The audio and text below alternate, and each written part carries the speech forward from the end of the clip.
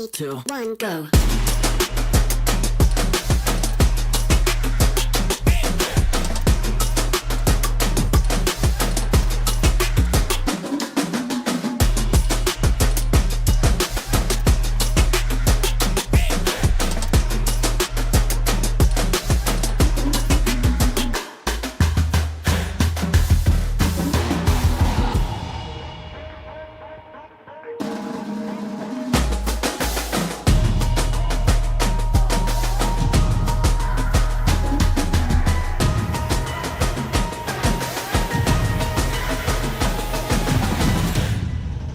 Three, two, one, go.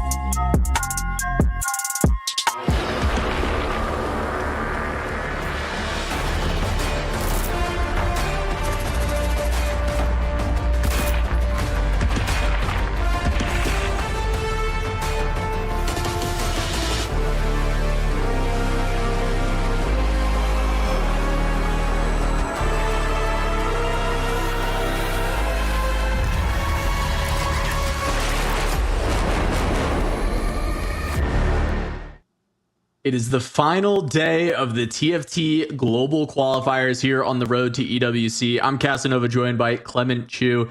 And Clement, we've got 4 teams remaining, only 3 advance. Heartbreak for one, triumph for the others, and this should be an exciting day of TFT. All your favorite names are in this tournament at this point, and it's very surprising that a lot of them did fall into the last chance qualifier, but this is their chance to redeem themselves. We have so many still world champions on the line, especially with a team like 100 Thieves with Dissoap and Replay. Yeah, and 100 Thieves falling to the bottom side of their group and having to crawl their way back, and their reward is Mouse in the first round to try and qualify in. However, with the format today, you just have to win one series to make it to EWC. We've got our first semifinals, Mouse versus 100 Thieves, and ROC Esports versus Al Qadsiya Esports. Winner of each of those matches directly qualifies through. The losers will play each other for that final spot. 2 teams from the EMEA, an APAC team in ROC, and of course we have the American team from 100 Thieves. It's all going to be best of 3 today, so there's still a lot of variance. And like we saw yesterday with 100 Thieves, if you have those, prismatic portals, you have to make a lot of adjustments on the fly.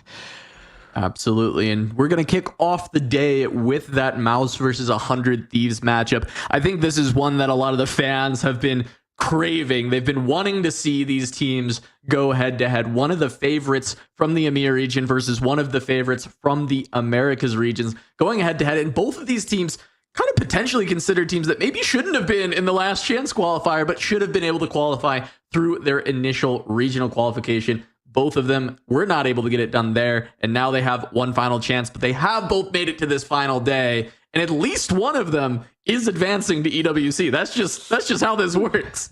And let's talk a little bit about how these teams actually play. We use the term schematics a lot, and what that means is how they divvy up basically the forecast among the compositions that they like to play. I think 100 Thieves is pretty much the blueprint for all the comps here. The way they like to play is you have one Anima Marksman player, you have one Amp player, and then you have one player that breaks all the lose streaks on the opposing team. That player is usually Spencer. He's usually the last place on the team, but his function is very, very important. He's taking all the blues off your carousels and just making sure that the opponent isn't that comfortable on the amp boards that they're playing. For Kiyun's spot, he's usually going to go for the rapid fires because you are taking Sejuani, Zed, and Zeri. Those 3 forecasts usually nobody else plays on the other 2 compositions, and also just trying to cook something up with the Dynamo board. So he's kind of the flex player on the team, while the other Replay and Dissoap, you usually see them trading back and forth on the Marksman or the Amp. Yeah, and on the other side for Mouse, I mean, the big thing that we saw out of them was their ability to play tempo. Solo Gasong had some very impressive showings across the board, being able to hold on to HP for that team. But then you have, you know, killers like Salvi, Wet Jungler, able to play the big loss streak and bring it back, Slingshot for that team. So we're going to see how these 2 teams end up lining up. Oh, no. We know that Morgana has been... I don't even want to talk about Morgana anymore. We just get Garen again. You talked about the variant. Clement, I feel like you curse this. Every time you talk about the variants, we get golems. It just keeps happening. And here we go again. 100 Thieves versus Mouse. And we're starting with 3 emblems on the golems. And as we talked about last time, you got to look for the Anima and for the Street Demon as potential ways to just immediately have a win-out player. Yeah, this is one of those encounters that you can have a very clear winner at the start of things, like Wet Jungler right here. What we saw yesterday, the way 100 Thieves played it, is that Replay actually sacked for 2 carousels just to get a shot at the spatula. And that's a very interesting thing because it is a high-risk play. If you don't find that spatula, you're losing a lot of HP, then, you know, things could go sideways. Yeah, as we're looking through, there's actually not that many players with Anima or Street Demon options. It looked like it was just Spencer and Wet Jungler to have either of those. Spencer having Anima, Wet Jungler having both. We do see a fair bit of Boombot and then a bunch of these Marksman emblems popping up. So it does feel like a lot of players are kind of stuck with the same emblems, and how they navigate this if there isn't just the clear win-out players is going to be very interesting. Last time around, we were kind of blessed by no spatulas showing up, no +1s, silver augment, not letting anybody run away with it. We'll see if that remains the same. I think this is a pretty good tempo spot for Kiyun. I expect him to kind of play into Boombots and Strategists, because if you think about those forecasts, they're the 3 most unplayed forecasts in the game right now. Ziggs, Brand, and Cho'Gath. Nobody wants them. It's very easy to kind of tempo out with those. And once again, we're hitting silvers, so nobody immediately going to be able to get that emblem unless we see, of course, a branching out roll from Spencer or Wet Jungler that hits. That's going to be a big thing for us to look at as we're looking through and just seeing what other things can be grabbed. Kiyun, of course, just going to go for the Pandora's items. Going to allow him to tailor what he wants. Branching out. Dynamo, though. That was on Spencer's board, so that could have hit. Replay gonna be able to play defense with that Young, Wild, and Free. And just as we said, Wet Jungler doing the full open, just like we saw yesterday, the same thing that Replay did. AFK coming in from Losher. And what we typically see from Mouse is that Salvi tends to be their win-out player. They give him the highest risk lines to kind of battle it out. Meanwhile, for Sologasong, I really like the way he play. His tempo play is very unique in that he tries to get a lot of these 3-cost 3-stars to kind of up his composition in the 4v4 format. Yeah, and it's big because usually the 3-star 3-cost is not really possible because it's easy to get griefed, but because he's applying a lot of pressure early on and keeping a high life total, if he's also forcing the other team to hold a bunch of those 3-costs, he is actually affecting their econ. And if they're able to deny him the 3-star, he's still held on to enough HP that he can share with his teammates. And if they don't deny it, he suddenly is threatening to win from that top spot and that high HP. Absolutely. Salogasong here getting a free Shaco off of his Golem and already sitting on 5 copies. So looks like he will be committing into this line. This is one of those lines that I have to say you need a lot of tempo early. It can be a little bit risky, but we have seen teams like QAD pull it off. Yeah, and it is going to be nice. Actually, this Golem is just kind of perfect for the Shaco composition, right? +1 Syndicate, +1 Slayer, +1 Bruiser. All of it can be utilized, right? Especially within the early game to be able to just build a really nice tailored composition, get the Syndicate and the Bruiser online very easily with just finding a Darius. Yeah, very strong Golem for this line, certainly. Disup, on the other hand, it looks like he is going to be on Bastion Morgana duty. We see him already with the 1-cost Pandora rerolls. Already sitting on 5 poppies, so he's fairly close. And does have the additional dynamos to go with it as well. So this is, you know, he's already 2 emblems used right off the bat, starting with a tier. This looks like Spencer and Disup might be trading their spots. Yeah, and Disup's going to have to be the one to contest Wet Jungler for the spatula on the carousel if it shows up.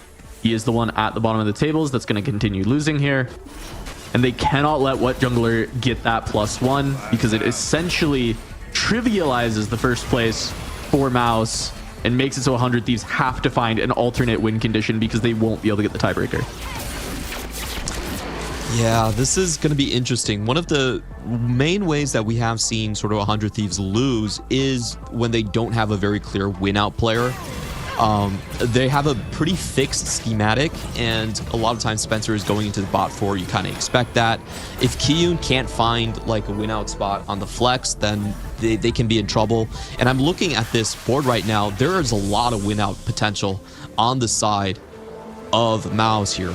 Golden Ox, Anima Street Demon, 2-way open on that Golem. Looks like for now 100 Thieves do dodge a bullet. Yep, and Dishsoap able to steal away the tier. It is on a 1 cost, which is a little unfortunate, but he does need that tier for the Morgana. And I believe Wet Jungler was also looking for that tier. We see one on his bench, potentially looking for the amp. We see that come out of Lost Streakers a lot. I know you've been partial to when the Win Streaker actually gets to play the amp. It tends to be an even stronger spot, and we've seen it be able to contest the Lost Streakers pretty heavily. But it's been very common throughout the tournament that the player who just full opens, full loses, tries to dig for Cypher, full pivots into that amp line. Yeah, for sure. This is something that we see 100 Thieves do a lot. I think Dishsoap is so good at this, just playing it from a winning spot. Even without the blue buff, you know, we saw him play the line. He was willing to slam things like the static shiv early, not hold on for the Annie blue buff. Typically the way the line works is you stabilize off Nico and Annie both hitting 2 stars, but P-God is just like, you know what, I'm just going to play tempo into it and we'll find the tier later on. Yeah, for sure. And it was very successful when we did see it being played from tempo, especially when you are contesting a player on the other team going full loss streak into it. Because even if you both aren't able to fully hit the board, the player who is losing into it is just going to die off, and then you can hit the board a little bit later. Do you want to see what Spencer is playing? This has been, I usually see him in the losing position for the team, trying to break things. But this time around, he is getting tasked with something different. Okay, so this looks like he's going to go for most likely the Elise route on things, since obviously Morgana is being held by the dish soap line. Yeah, especially with that +1 dynamo that was grabbed from the branching out. I like the idea of Elise. You do have this the +1 Bastion, +1 Bruiser to try and decide your front line around. Plus this +1 Anima might even come in for just 3 Anima later when you're playing around the dynamos, especially once you are able to find the Aurora. Yeah, there's a lot of strong Anima potential here. I think there's 3 players sitting on +1 with their golems. So any single spatula appearance could swing the game massively and just instantly give you a win-out player. Yeah, definitely looking at the augment selections as well, if anyone's able to get that crest. Or even if we get Prismatics getting the +1 as well. Plenty of ways for it to happen. Salvi and Spencer, the 2 with the large win streaks. This is when things start to get spicy. If you start to see those golden orbs pop up. Oh, yeah. Oh, maybe? Yeah, I was thinking maybe Disso could go into a Vexo line. He certainly has all of the emblems for it, but with Pandora's, it's still most likely him being the Morgana player. Yeah, it does feel like he's locking in for it, especially, I mean, we're looking at those poppies already. He's rolling some 2-star 1 cost trying to find the Morganas.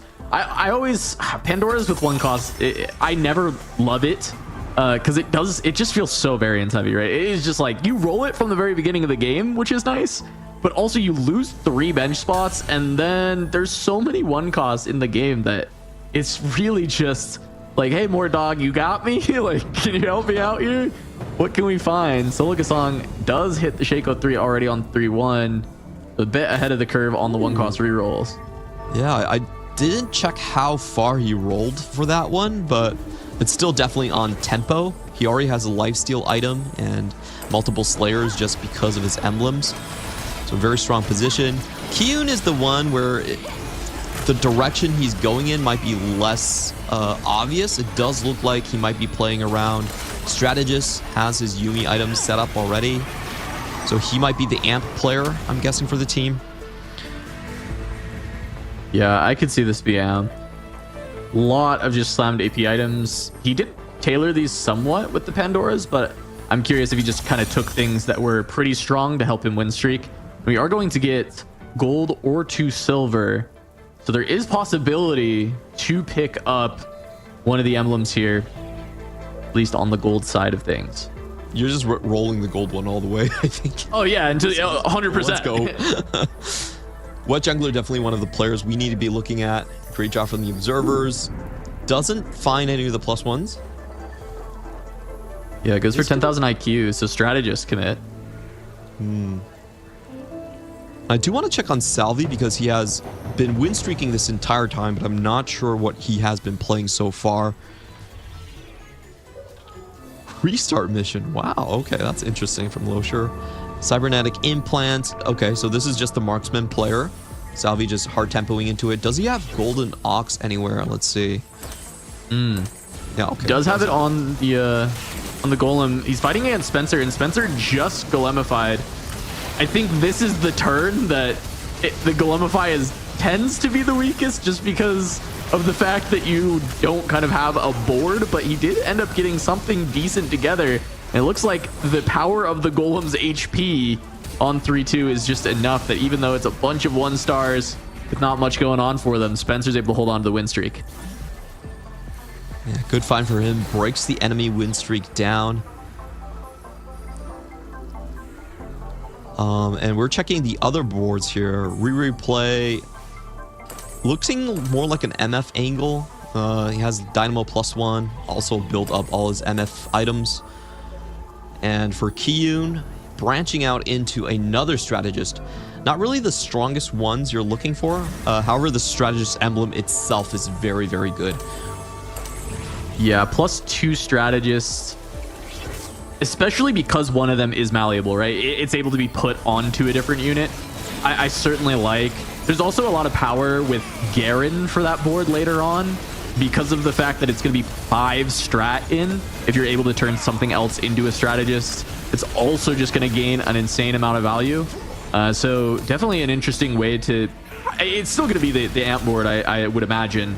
But it does open up the Garen to be much more powerful, or at least a decent amount more powerful than normally you would look at the Garen in that board, as it's usually kind of like the 3rd option of legendaries. Yeah, you can put 5 strategists on anyone. Taking a look at the options here. First thing, no spatulas. There is a Ziggs open for Kiyun if he wants it. Round out his comp nicely.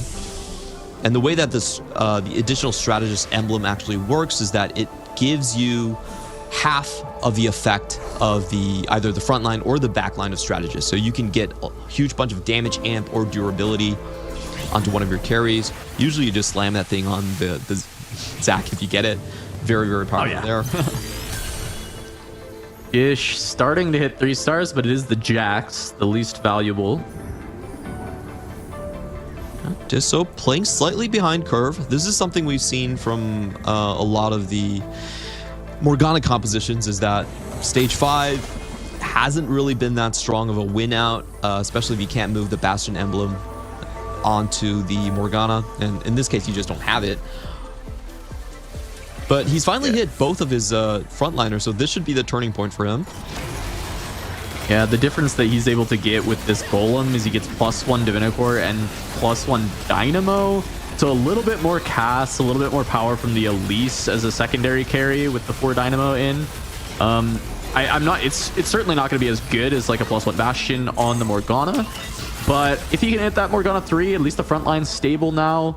He might be able to try and find a couple of extra placements, but yeah, I think the win out will be a struggle in this massive, 3 emblem golem boards for everybody else. As we take a look at what jungler, 4 Cypher in now, 123 stacks, 1 more round to try and gain a couple more. This is the danger of falling into the, hey, let's just gamble for spatula and carousel sort of trap here. He is playing with the Cypher in, and if you look at his items, it's very clear that he has that sort of amp out on the back of his mind going into this. But he is going to be low HP. There are going to be a lot of contests out there, and he's also not found his double tier for the Annie. So there's a lot of things that could go wrong for Wet Jungler on his board. Yeah, he's going to...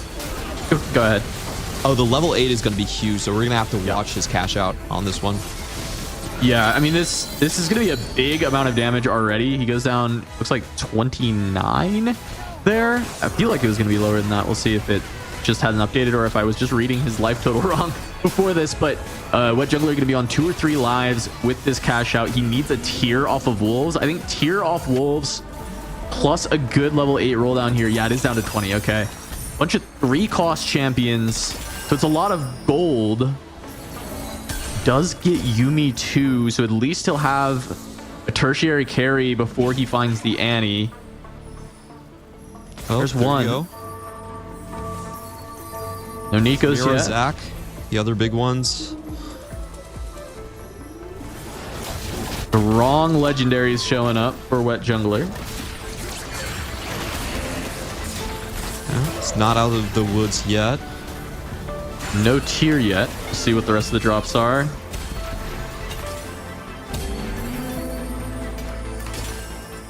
No tier.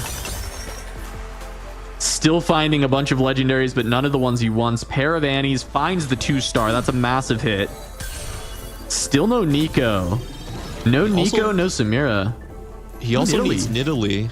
Yeah, good point. Okay, but finds... Wow, he found everything in the last couple of rolls. Samira, Nico, and Nidalee all showing up. Just missing that tier, which I do think is important. I wonder if he just slams second Chojin. And he does, yeah. Just needs to get as much value on the board as he can. But he also picked up 1 item for Samira. I think this is honestly a pretty decent spot for Wet Jungler. I mean, he did find the Samira. He got the 5 amp online. The front line leaves a little to be desired, but it is an Annie too, so the Tibbers will supplement.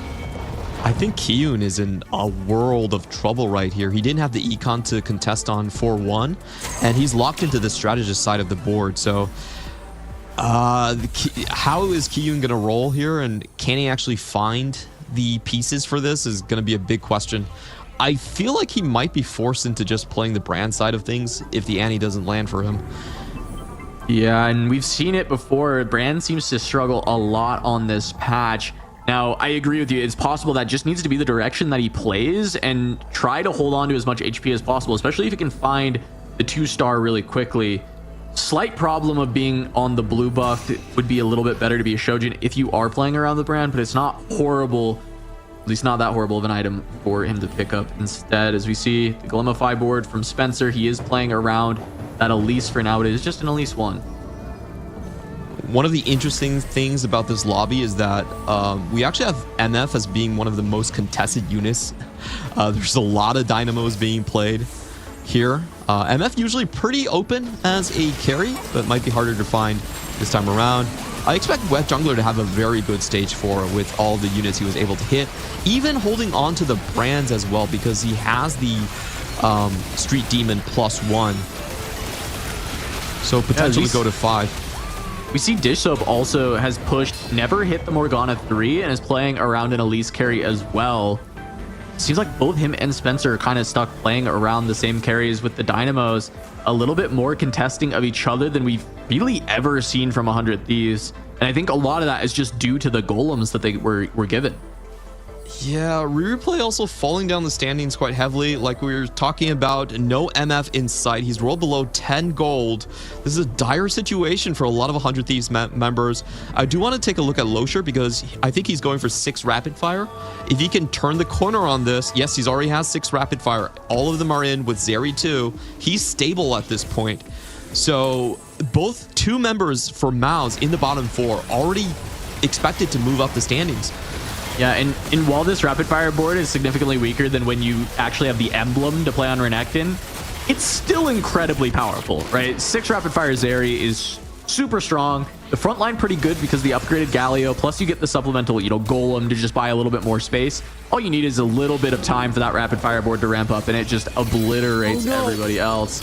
And Dish Soap loses to Salvi. Feels like Mouse is winning across the board. Solo Gasong, the only Mouse member to actually lose the round there.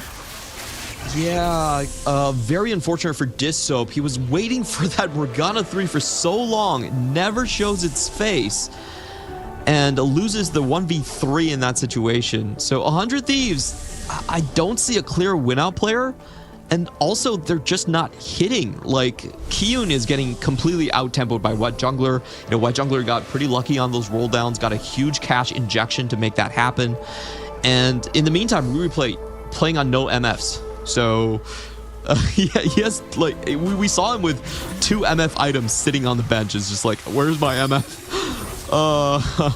Yeah, it's a bunch of 100 Thieves players running into each other, and yet none of them hitting. It's not even like they're holding each other's units necessarily, because none of them are finding the unit that they want. Meanwhile, Mouse have been able to play a couple of different lines, and because of that, they're able to kind of hit everything that they're wanting. They're thinning the pool for themselves, and also, I mean, to be fair, Wet Jungler did hit very quickly on that roll down. I think that the cash out from Cypher being all the 3 costs was maybe the perfect thing that he needed, because he wanted to be able to roll ahead of Kiyun. Yeah, it was a very good out plan from them. I think overall, Kiyun's board is probably the most pivotal one to see where he goes. I'm not even sure where he ends up landing, because we saw most of the brands being taken out of the pool as well. Spencer looks like he has a good chance of stabilizing here.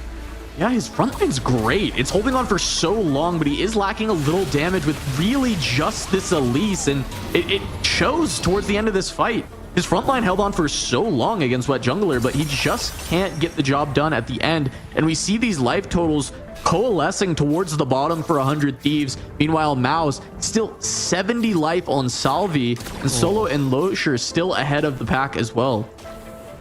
I guess you can only play Pandoras if your name is Volta. This is what I'm getting out of the tournament so far. We saw Nanda for first place. Picks Pandora, never hits. Same thing with Dish Soap. I think Kiyun's board is the critical one that we were just looking at. I didn't get to check in fully on how much he was able to hit here. Does go back into the amp strategist like we were thinking, but hasn't hit the Samira and is very far behind tempo compared to the board from Wet Jungler. Yeah, and it looks like 100 Thieves fully agree with you, Clement, as Dish Soap is at least somewhat sacking for Kiyun here. Only putting the blue buff in to try and at least kill some units, and it looks like this might be a perfect sacrifice. It's actually very close. The Poppy's a little too strong, so even just weakening the board only can make it a softer hit into Kiyun, and he is going to go down to 1 life. I like what Dish Soap is doing here, because honestly, Kiyun is the only player with win-out potential left. We've looked at all the rest of the boards. They're very far behind tempo for Replay, very far, and like Replay and Spencer are both contesting each other on the MF. So Kiyun is their best option, but as we just saw, like Kiyun could not even beat Dish Soap that was already trying to sack for him. Yeah, and the issue is Dish Soap's not really beating anyone else either. So the fact that you can't even beat a weak member of your own team who is sacrificing for you, it's going to be a problem. 40 gold to roll. Kiyun has to send it now. Does have a potential of a Yuumi 3 as well on 5 copies. There's a 6th. Only 10 gold left, though. I think we're a little far away from there. There are some extra 4 costs on the bench, though, to sell. Getting a lot of blobs. Samira's a huge pickup. That's the 5th amp that gets to come in. But the frontline upgrades aren't there. The backline upgrades aren't there. The upgrades just aren't there. Spencer finds an MF2. Finally, one of the teammates finding something, but Kian's going to run into Wet Jungler, and I just don't think he found the heat to try and get out of this. 3 items on an Annie 1. A bow on his Samira. It's all up to just a Yuumi, and there is just not enough gas on this board. Kiyun gonna go down, and that's the biggest win out potential that they had. Oof, that's really tough. Dish Soap sacked for Kiyun. Knew he was the only chance left on the team. And this is the thing about emblem encounters. It's that it really messes up with the team schematics. A lot of times you have to think of how you're going to fit these compositions on the fly. It's just not about your own board. So unfortunately, I felt like Maus, they just had much more separate, clearly defined lines on where they were going. You know, it's Shaco, Slayer, you have a Marksman, you have a Golden Ox, you have a 6 Rapid Fire, and then you have an Amp board. So there was a lot more clarity on Maus' side. They weren't contesting each other. It just fit the natural schematic a little bit more that most teams are running with. And they're just running over 100 Thieves at this point. Yeah, because, I mean, honestly, from there, Maus just plays TFT, right? They see these lines. They're like, okay, we're not really fighting each other for it. We'll just play some normal TFT. And these are 4 incredibly strong TFT players. And I think it was made a little bit easier for them. And because of that, you just see them dominate, right? It's not close at that point. The second you are given an advantage, when you have the players of this level against each other, both of these teams being incredibly strong individual players, one advantage towards Maus. And look what happens. They're going to essentially just 4 top 4 against 4 bottom 4 for 100 Thieves at this point, because Wet Jungler might just be able to out survive here. I don't think he loses to the 100 Thieves members. This is just going to be a full domination in game 1. Very well might be. I think we have to take a look at Dish Soap. If he goes down, the game is effectively over. 10 HP left. Let's see what he was able to gin up on this Bastion Morgana board. No Elise 3. This is 14.4 Aurora, so a little bit stronger than 14.5, but this is not enough. I mean, it's a bit of a cook, but I agree with you. It's not gonna. I don't think it gets there. I think the Aurora 2 being like kind of the quote-unquote bailout, try and find something to carry this board.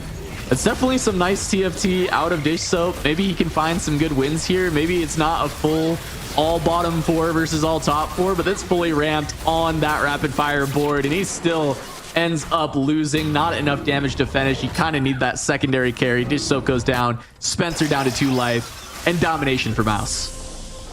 Ooh, what a rough loss for 100 Thieves right here. I think the Pandora play was totally fine. It's just that he never hit anything with it. Got the Jax 3. I was like, okay, but no Morgana 3 to make sure that he had stage 3 tempo.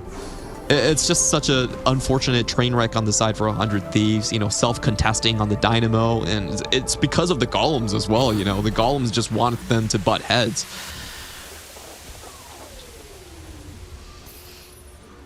Yep, butting heads because of the Golems leads to the Maus domination. Maus picks up the first game. Spencer just trying to hold on to some pride here, not getting completely put with all 400 Thieves members in the bottom 4. But I look at this board and I just don't see him finding wins against these Maus boards. Yeah, that's the unlucky branching out. So there was 3 members playing Dynamo lines on the side of 100 Thieves. Even though Replay did pivot out into a Z line, just by the way he was building his item, you could tell that he wanted to aim for Dynamo initially. It's like, wait a minute, my roll down has no MFs. I probably have to play something else. So very unfortunate for 100 Thieves. And this is the big thing about 4v4. It's not about figuring what you yourself want to play. You have to figure out what everyone else wants to play. You have to figure out the schematic for the entire team.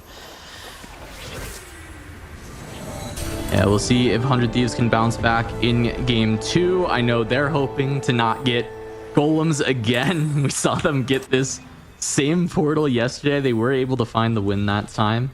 Definitely not having as many golems that were directly contesting each other in that spot. Well, checking how much damage this Shaco has. Thank you to our observers. 1,300. Not that much, so it is a slightly behind tempo, but hey, it's getting the job done. No complaints there.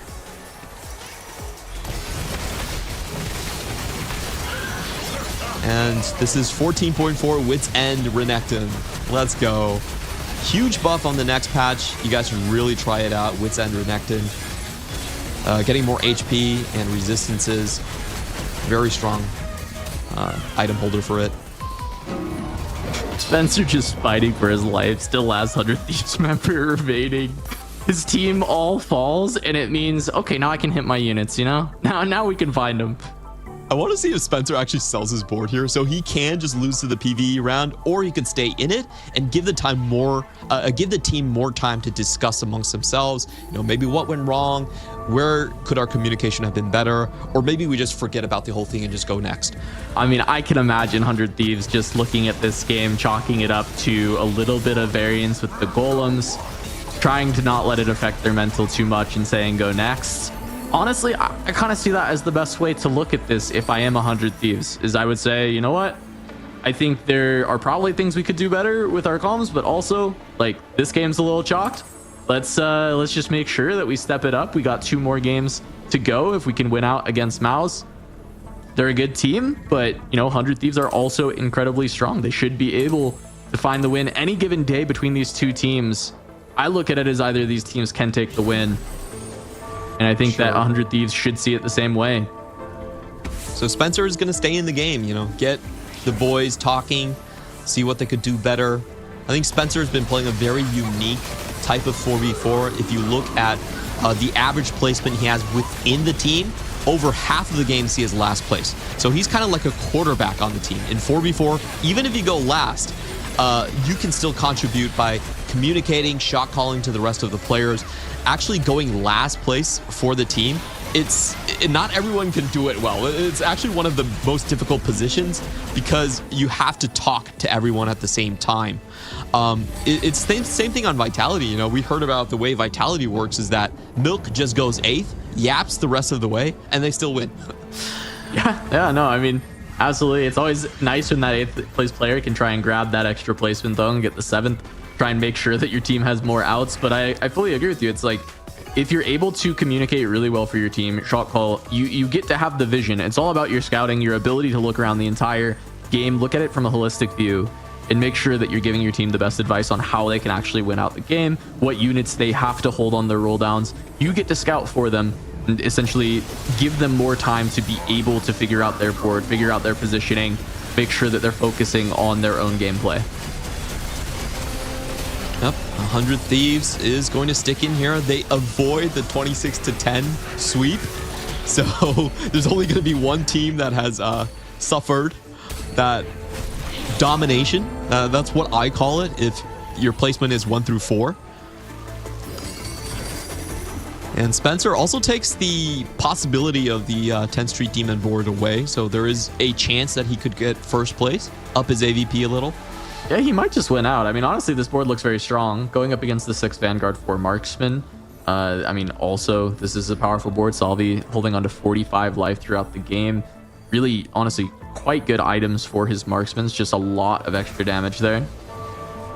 Yeah, Salvi just in such a comfortable position. There was 0 contest from any of the other boards. So I believe his 4 cost would have been extremely easy to find in this scenario. Is able to tempo out a great win into the final top 2. Even if he loses here, the job is already done.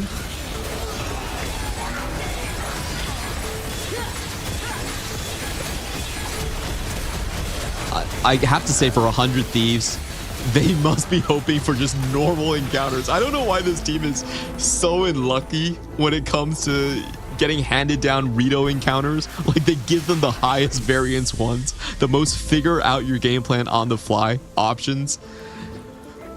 Yeah, their run has been fraught with variance for sure. It has been quite a lot of I mean, we've seen 2 golem encounters from there already. We've seen lots of prismatics.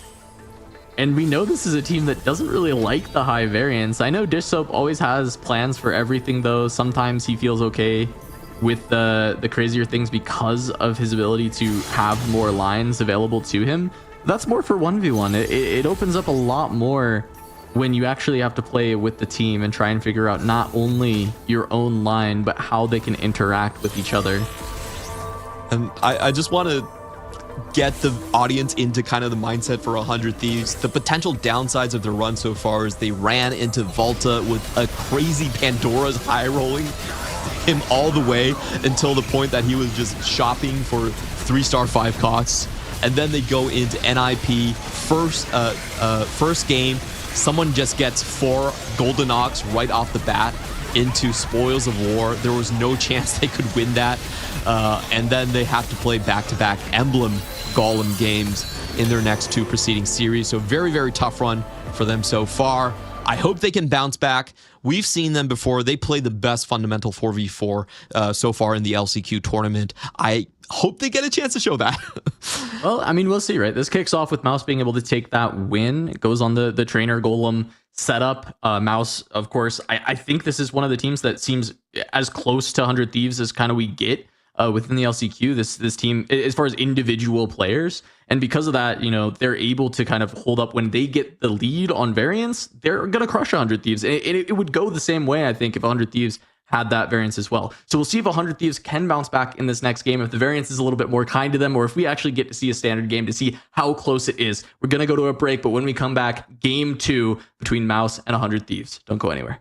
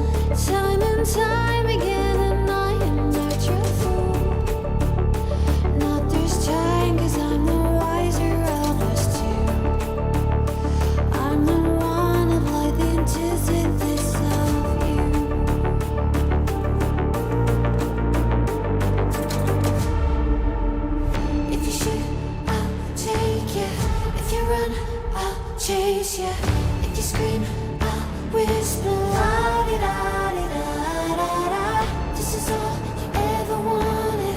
Take it all, you deserve it. This is how we're gonna end it. La-di-da-di-da-da-da. Take it all, you deserve it. Take it all, you deserve it.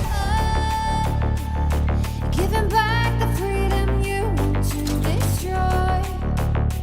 And my power's way too strong for you, so try. 'Cause you can't dominate.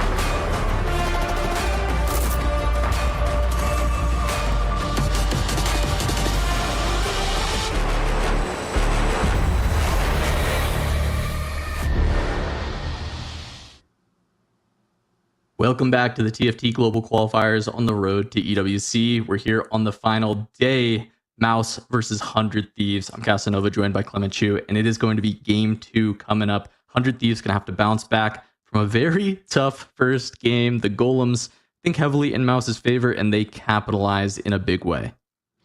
Yeah, I think for 100 Thieves, they just have to chalk it up to variance, get their head back into the game. If you look across what happened in game 1, there was 3 really big points where they lost the RNG rolls. Very bad Pandoras for Dissoap to start things off. Never hit that Morgana 3. And the branching out coming out from Spencer made that they were 3-way contesting amongst themselves for Dynamo boards. And then finally, Wet Jungler able to hit the most gold cash out on his Cypher to then just shoot ahead of Kiyun. So everything that could go wrong did go wrong for them. It's a new slate. It's a new game.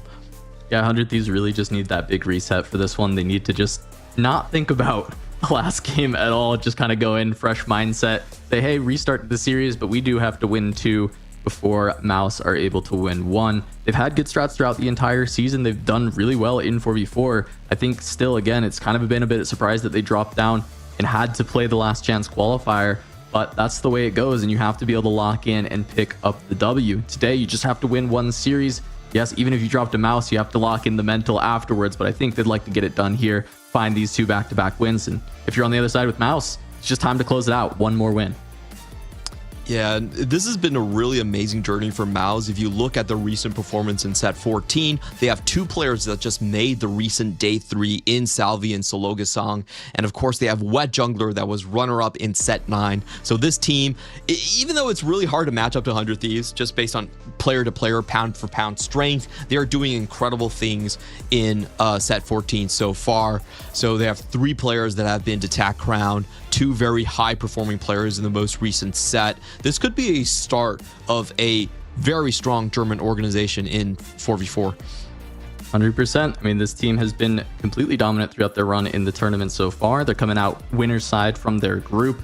Every single match we see them, it feels like they are just putting all the pieces together. And I think a lot of that has been their ability to play tempo really well and then have their win-out players. A lot of that has been Wet Jungler and Salvi. And it feels like the tempo player has been Sologasong to watch. And I think Losher has always been that flex. He's kind of in that Kiyun spot from 100 Thieves, where he's often just playing kind of whatever he is given and trying to stay out of the lanes of his teammates. Absolutely. Kiyun, I think he has the hardest job on 100 Thieves. If you look at the comp list, he's basically filling out what the other 3 players have already selected. So a lot of the times, like, I think he's playing basically handicapped.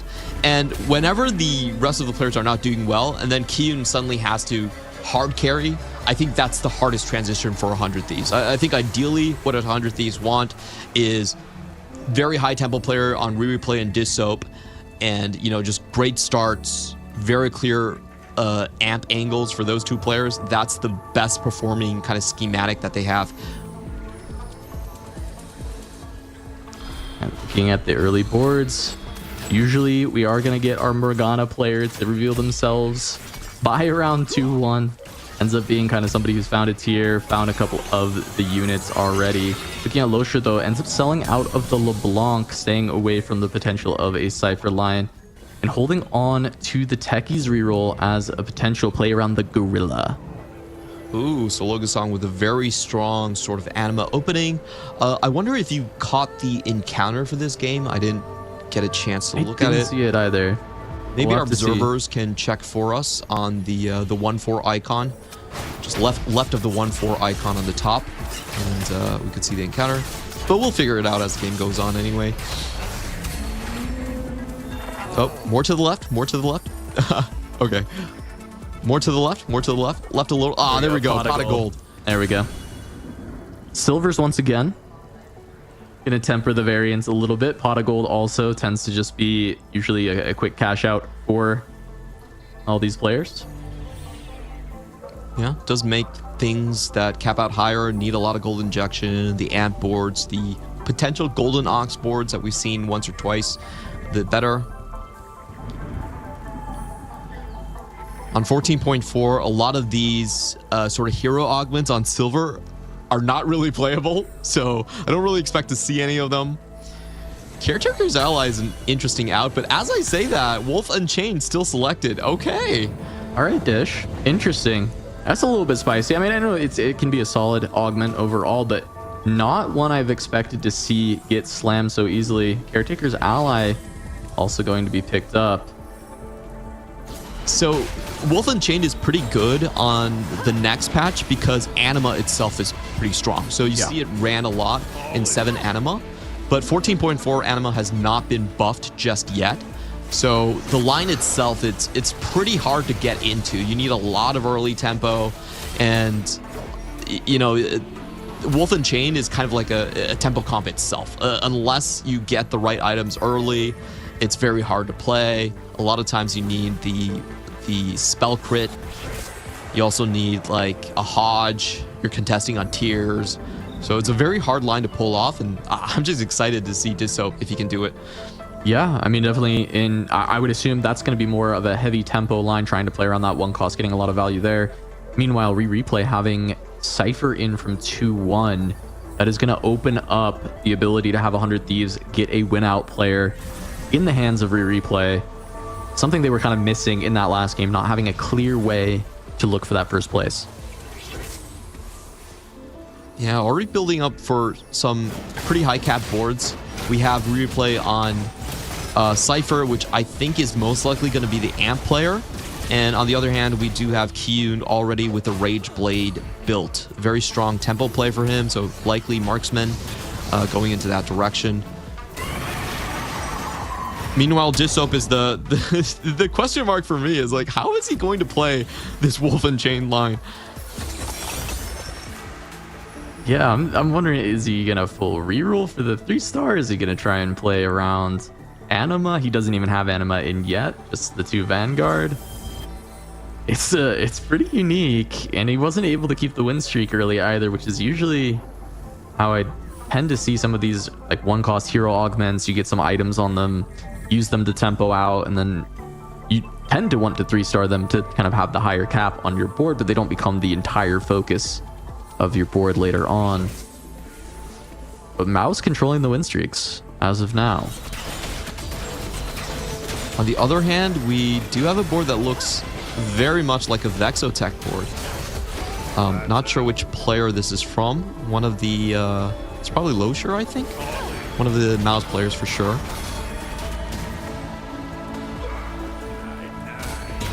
Yeah, this is going to be Losher's board.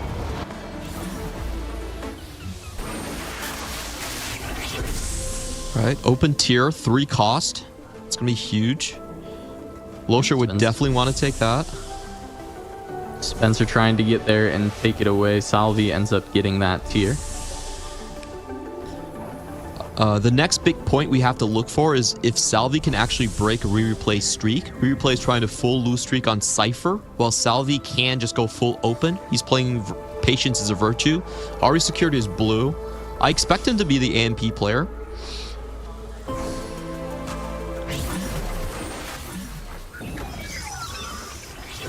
Taking a look around here, Losher.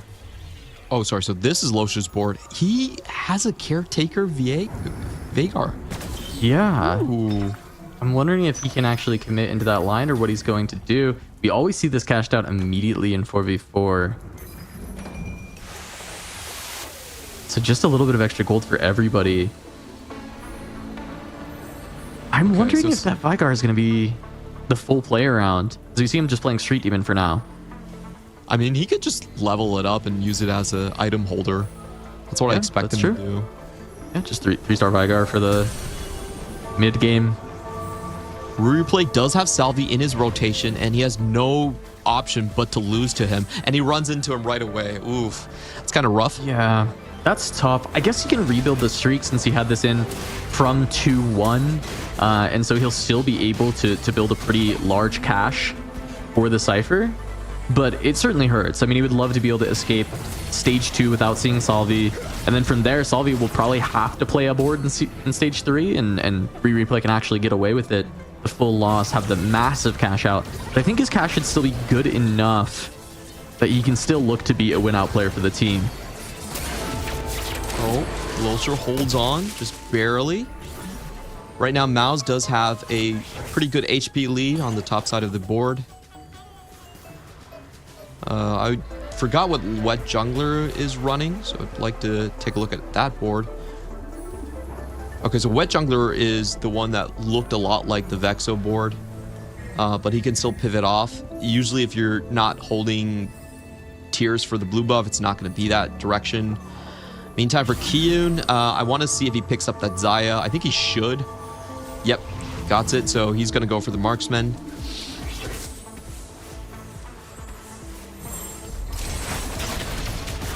So that's very interesting because if you think about the way the boards are set up, Dissoap is playing Wolf Unchained, which usually is an anima board that contests on the Xayah. I wonder how Kiyun and Dissoap, where they're going to land up, because it does seem like they're going to be ending up on the same forecasts. Yeah, because they'd be fighting over both Xayah and Leona. That certainly hurts their prospects. Once again, kind of running into each other, and that was the big problem last game. And last game, it wasn't really their choice due to those golems. This time around, though, I mean, they definitely have more room to try and swerve away from each other. You see Dish is rolling heavily for these early vanguards, trying to find the upgrade on this Sylas. Get to Sylas 3. Rolls down to 24 gold here onto 7. Okay, so he is going to go into the full anima option. I don't really remember seeing this being played on 14.4. We'll see how it goes. I'm cautiously optimistic. I think I'd put it that way, but he needs the right items. Yeah, I'm certainly a little worried. You know, you're cautiously optimistic. I'm wary of this this line, but I do trust Dish Soap. I feel like he always kind of knows all the different lines that he can take. Is you look over at Spencer, and Spencer actually playing for Nitro, using that to tempo. Sylas 3 hit on 3-1 for Dish Soap, so a bit ahead of the curve, but he did roll very deep. Yeah, we do expect him to full win streak here, and he does find the AP, so very good items here. Gets exactly what he needs. Yep, you need the Jeweled Gauntlet on this unit. Without the spell crit, he just doesn't get enough damage. So at least that's a good find. Positioned it perfectly to go into the backline as well.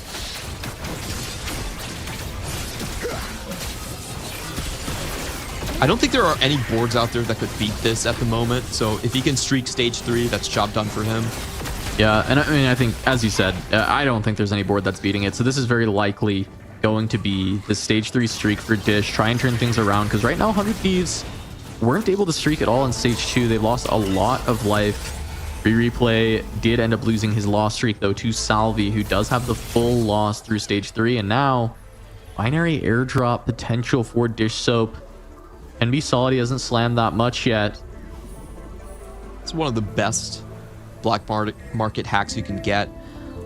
This was a 2-item start, so everyone is lacking on items, but he's not going to take it. Okay, probably rolls it all the way down, I guess.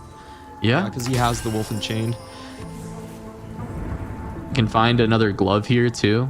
A Hodge going, get better crits, as well as Radiant JG. I think that puts your crit, I mean, it's really high. That's where it puts your crit.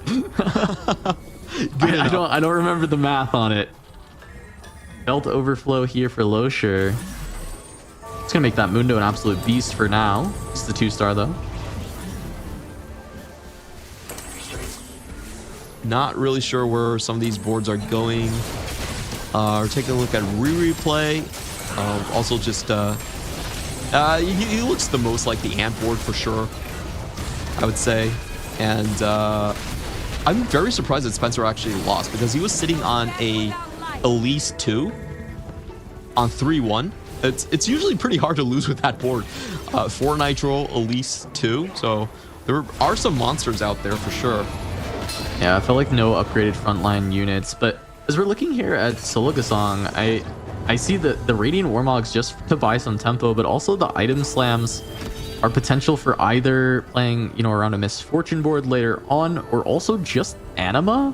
You know, you have the ability to just kind of slam these on the Seraphine for now, but then later into the game, it's a good Xayah item and a good Aurora item, and potentially just trying to run into this lane that you see multiple 100 Thieves members wanting to be in, trying to hurt their prospects and open up the door for the rest of your teammates to try and win out.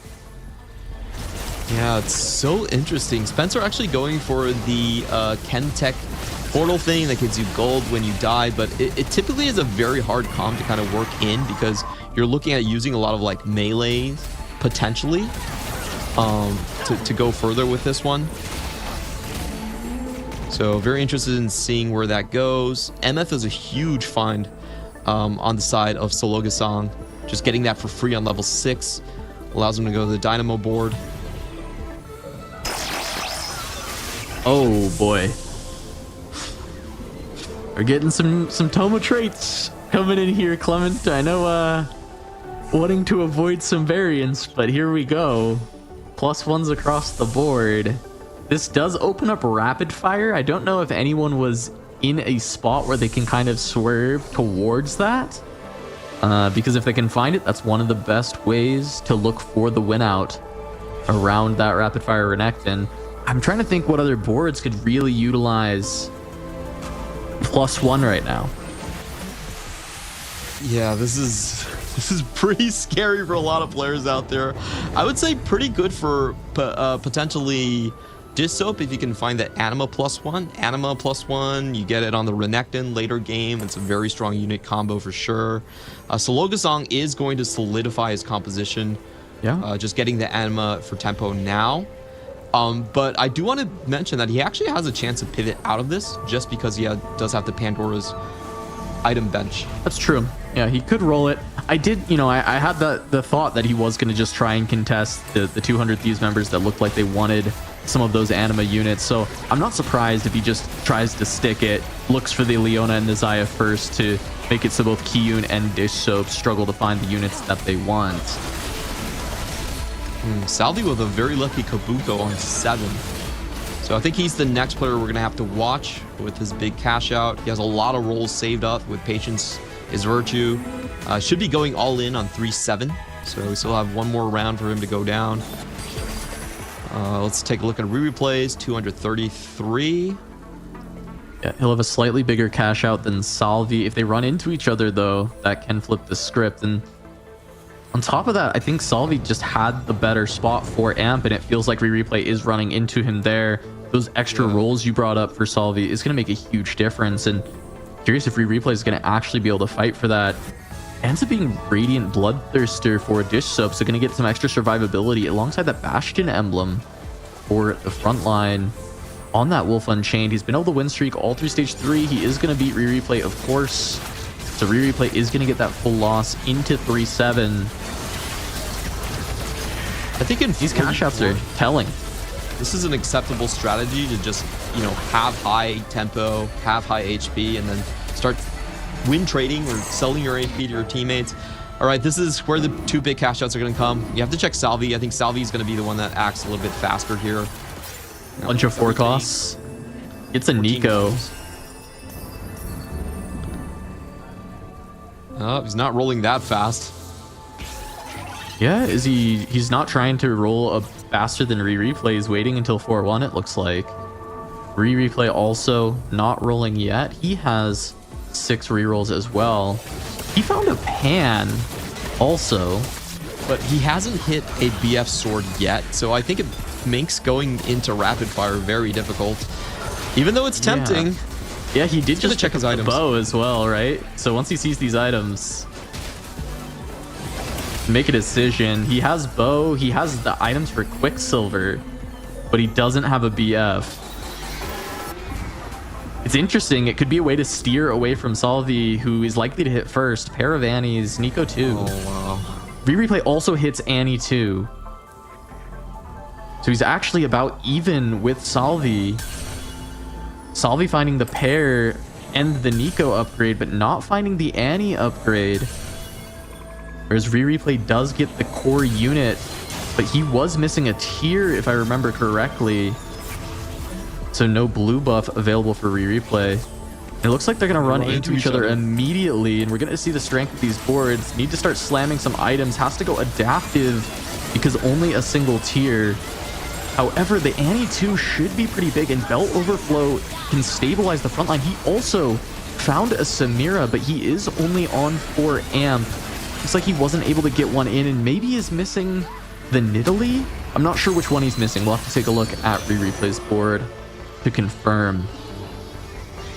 Yeah, this is a little bit unfortunate because it means that Replay can't really use his cash out. He got the pot, not going, no swords whatsoever, so is forced into just contesting against Salvi and loses the round right after. So I think the big problem here was obviously no Nico. So frontline just with the Echo 2, even with Belt Overflow, was not enough for him to hold steady there. Finally gets the 5 amp in with the Nidalee, but losing that first round against Salvi is huge. Salvi holding an extra 3 copies of Nico currently. Spencer trying to stabilize around. I mean, I don't know. That was a lot of random stuff kind of on the board there. Losher finally getting the Vagar 3 coming through. This is the big problem because if Replay loses, I don't think there is a clear win-out player on the side of 100 Thieves. 100 Thieves, they have a Wolf and Chain player, they have a Marksman player, and Spencer is doing some dynamo stuff that it's actually very easy to stop. So Replay has to be the one that turns the corner. Yeah, and I mean, the emblem he got from his Tome of Traits to get the Strategist is actually a pretty big hit, but the problem is when you're missing the Nico, you're actually losing so much value on that ability to play around that Strategist. I think that Kiyun might have pivoted into a different composition. We saw the Zeri there, so just checking. Okay, no longer on the Marksman route, is going to move away from Jisop's potential route. Going to go with the Zeri Exotech. This is again a tempo comp. You don't really expect this one to win out. Ooh, Call to Chaos. Triple snipers from the Call to Chaos. Maybe not the most ideal, but it's going to give some backline damage as well. It's maybe not the worst hit that's ever happened. I just want to say, I play a lot of Anima, and if you check up the stats with the Sniper's Focus, it's definitely a plus placement. So, yeah, not really what you want to see. This is danger signals all along the way, but okay. Still able to beat Losher though. Keep the win streak going. Replay wins. Sologa-san might be in free fall, so we'll check his board next. I mean, Riri is so close to stabilizing. I feel like if he can find that Nico, his board is a really good spot. Salvi's like, use for this I'm pan on 6 as well. Nikos. I ain't giving him up. Well, so I now see 4 strategists in. I'm curious if that was the Nico found for replay. Okay. Just a single copy though. We'll see in a second. I believe it is when I'm looking at the traits here. Most likely is. He has 1+1, an Echo, and a Yumi, so that's 3. Probably the Nico makes 4. There it is. Yeah, and a Zac found. Zac with the 3 Warmogs. Just needing to actually stack up the blobs though. He's gonna start with 0 here. Just finding it, and I know he really wants to go 9. Sologa-san, I don't think he's making it out though. This is a terrible roll down. Not even a Zaya, not a single one. Just found it. So he's gonna be able to get 7 anima in now. This looks like a fast 8 for Sologa-san. I agree. I don't see the items coming together in a way that allows him to start winning out. Maybe his teammates can sacrifice for him a little bit. Losher and Wet Jungler having a good amount of HP to spare. But it's hard to see him as being worth saving because replay is going to be very difficult to eliminate. And I don't know how many lives you can give to Solo. Great loss at the very least to slow things down, as Spencer is also losing. Yeah, 2 members of 100 Thieves on the bottom right here. Taking a look at Spencer's board. I think this is a mess. He's just playing for grief. Spencer's trying to make sure that Sologa-san finishes beneath him. That's all he can hope for realistically. Yeah, Dish Soap probably going to look to sack if he has removers. He has plenty of life to spare. And they think Solo should be in free fall. Salvi finds a Samira now. And the Annie too. So Salvi spot looking incredible once again. He is on 0 gold, so 9 is going to be a while for him. Can't replay fighting against Losher. That is going to be the 3-star Vigar carrying for now with that find of the Kabuko. So much extra value. The Zac splits, and it is going down so quickly. Annie, Huge 2v1. another cast. He barely gets there. That's such a win for replay. As Solo Gasong takes another loss down to 13, and Spencer able to find a win. Dishsoap took the loss. I'm curious if he was actually able to sack that time. Incredible ballsy play here from replay, sitting on 50 gold, knows he needs to be the win-out player, not rolling. Good team play from 100 Thieves. Dishsoap able to sack for Spencer, trying to send Solo Gasong in 8th place. And we have to check Solo Gasong's board. This is the most critical roll down for him. If he can turn the corner with Leona too, that would be the critical thing. We did see Spencer holding on to 2 Leonas. I doubt he's going to be selling those. So with a very minute amount of gold, Solo Gasong needs to stabilize. Let's find another item for Zaya. Oh, he finds it in 1 roll. 1 roll gets the Leona, trying to stabilize the front line. Still, his damage is lacking, having to rely on the Anima pretty heavily. 1-starred carries. Does have some combat augments. Does have, you know, a little bit of increased power. But I don't know if he can beat anyone, but maybe Spencer, who is in his rotation, finds Salvi. I don't know that Salvi was able to sack. I don't think he had a remover. It looks like this is full power Salvi. So he may just be sacrificing Solo in 8th. Solo Gasong has 13 HP, so he needs to lose by less than 3 units. If he loses by 2, that's ideal, but I don't think he can. It's not there. Solo gonna take the 8th for the team, it looks like. Replay finds another win. Kiyun now dropping for 100 Thieves, and we know Spencer's in danger, so Kiyun falling to 20 is a bit scary here, because this very easily could be a 6th, 7th. 400 Thieves. Kiyun looks decently stable. Of course, he's missing the MF2, but I mean, the boards out there are not incredibly strong. Spencer pretty much in free fall, also contesting on MF2, not what you want to see out of the schemes. I think Replay has to win it out. It's basically Replay win. Dishsoap holds hands with him in the top 4, and that's the victory condition. The other 2 players, it's like, do your best, but that's kind of the call here.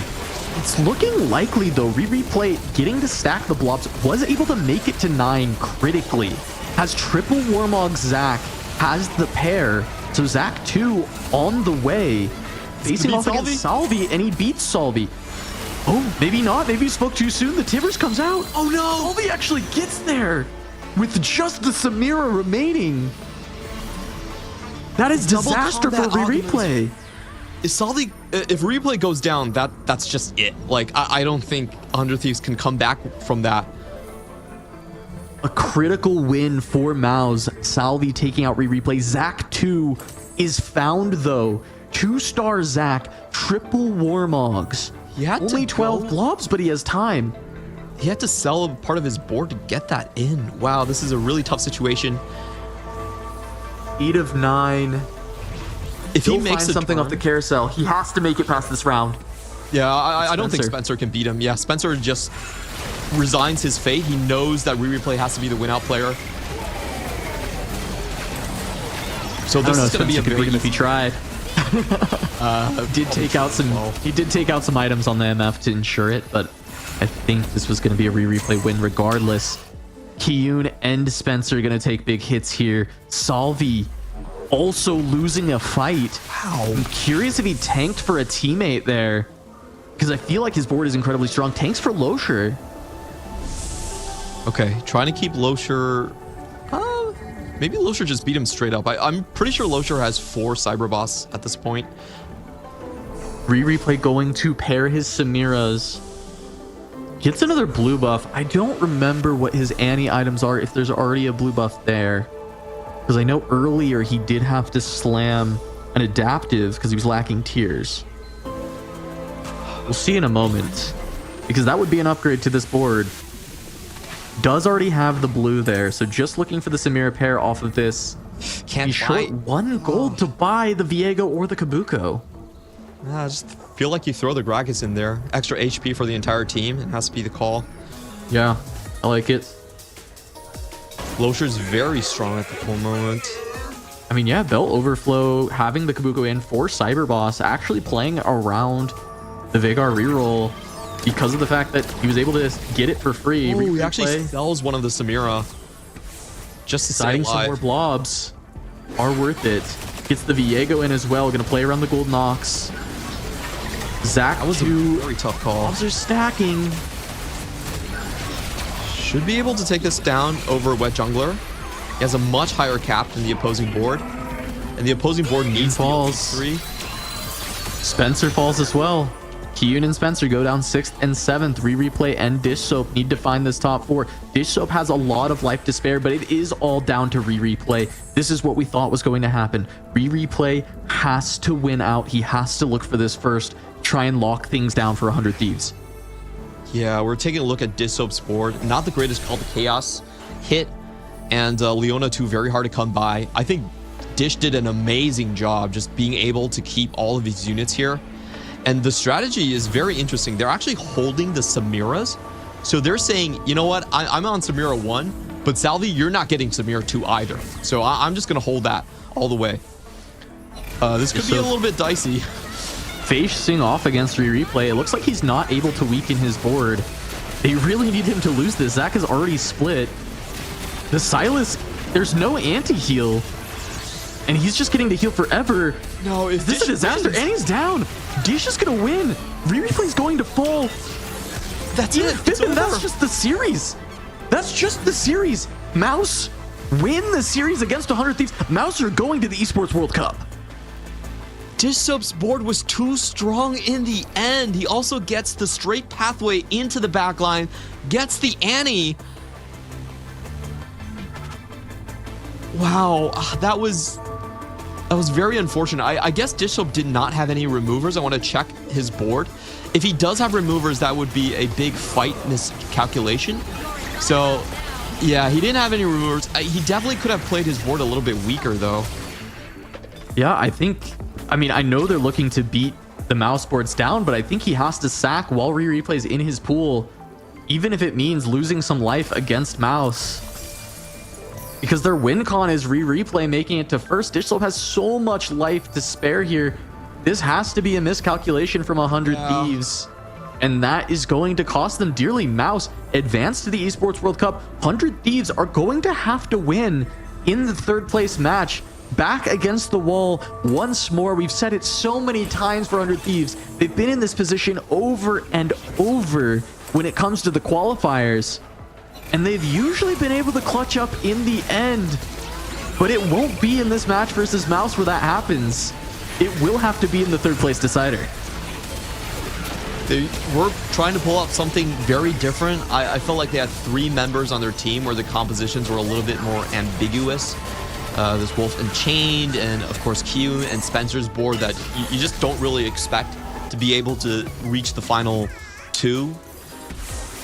And at the end, it felt like a little bit anticlimactic of an end to just kind of bow out in the middle there. And it definitely could have kept Replay alive for a little while longer. He had Belt Overflow. He had Zach 2. There was a chance for him to turn the corner.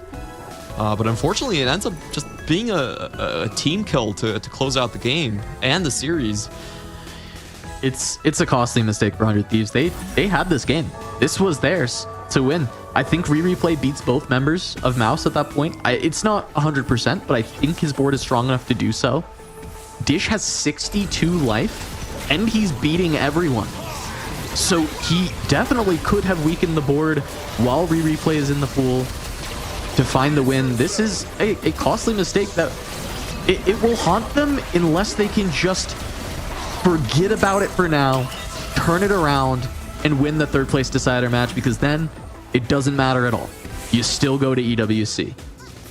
Yep, they still have that one last shot on the board. The other side of the bracket is going to be ROC versus Al Qadsiya.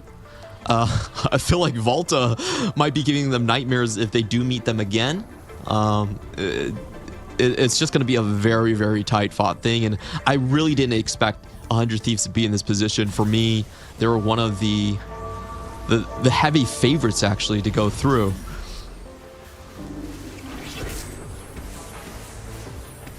We'll see if Dish Soap can take one more fight. The Wolf Unchained, we were questioning how good this would be in this lobby, and it turns out a little too good. Being able to beat Replay with it, finally getting outscaled by the Kabuko 2. But even then, close fight. Almost able to take down Losher, but now it might have been the corner turned for Losher. I really like this line from Losher as we're talking about the 3 least utilized 4 costs are Brand, Ziggs, and Cho'Gath. And this composition is able to get 2 of them. So he probably didn't even have to roll very hard to get into this spot. Was able to just hard level with the Caretakers and get that Vygar 3. So very lucky and interesting plan from Mouse that worked out beautifully.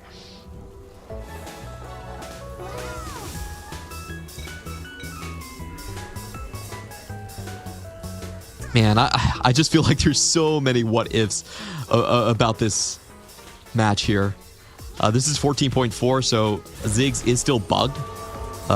Pretty weak when it comes down to the 1v1, which is actually huge when he's facing the Samira. There definitely was a world where Replay could have just swept the rest of them. Salvi was not going to beat him. Wet Jungler was not going to beat him. Wet Jungler was just holding hands with Spencer this entire game.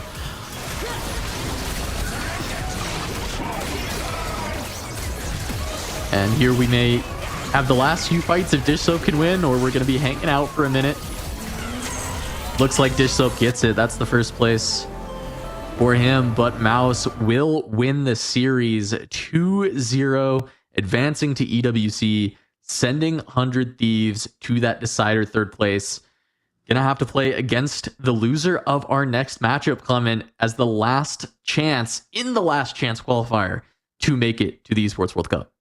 Yeah, a big congratulations to Mouse. I think they have been the most flexible team that we've seen so far. They don't really follow a very set pair of schematics. They're willing to play all these different comps. We saw a lot of Slayers for them. I like the ballsy decision to go for Caretaker from Losher right there. And they beat 100 Thieves in a clean sweep, 2-0. They must be feeling great. Congratulations for a homegrown organization going all the way to EWC. I can't wait to see, these players gel together, talk together. They're going to be creating so many more study groups. It's a new page for TFT.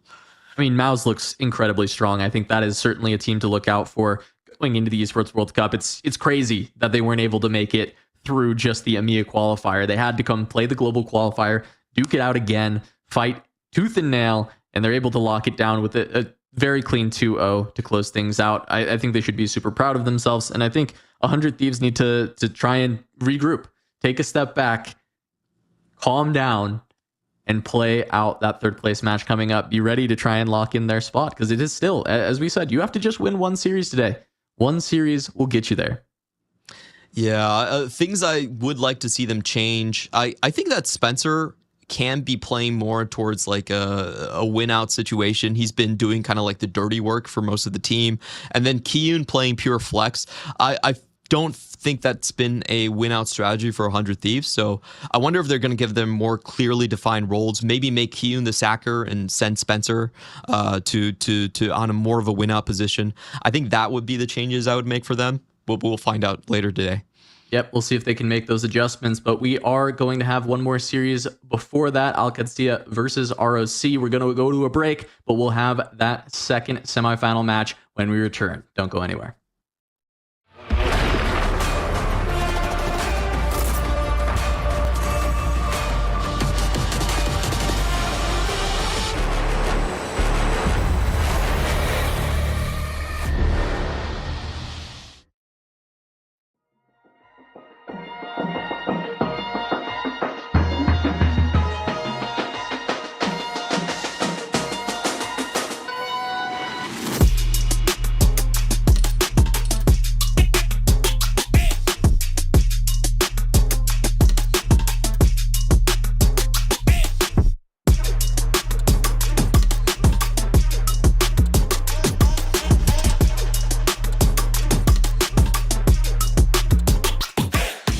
Three, two, one, go.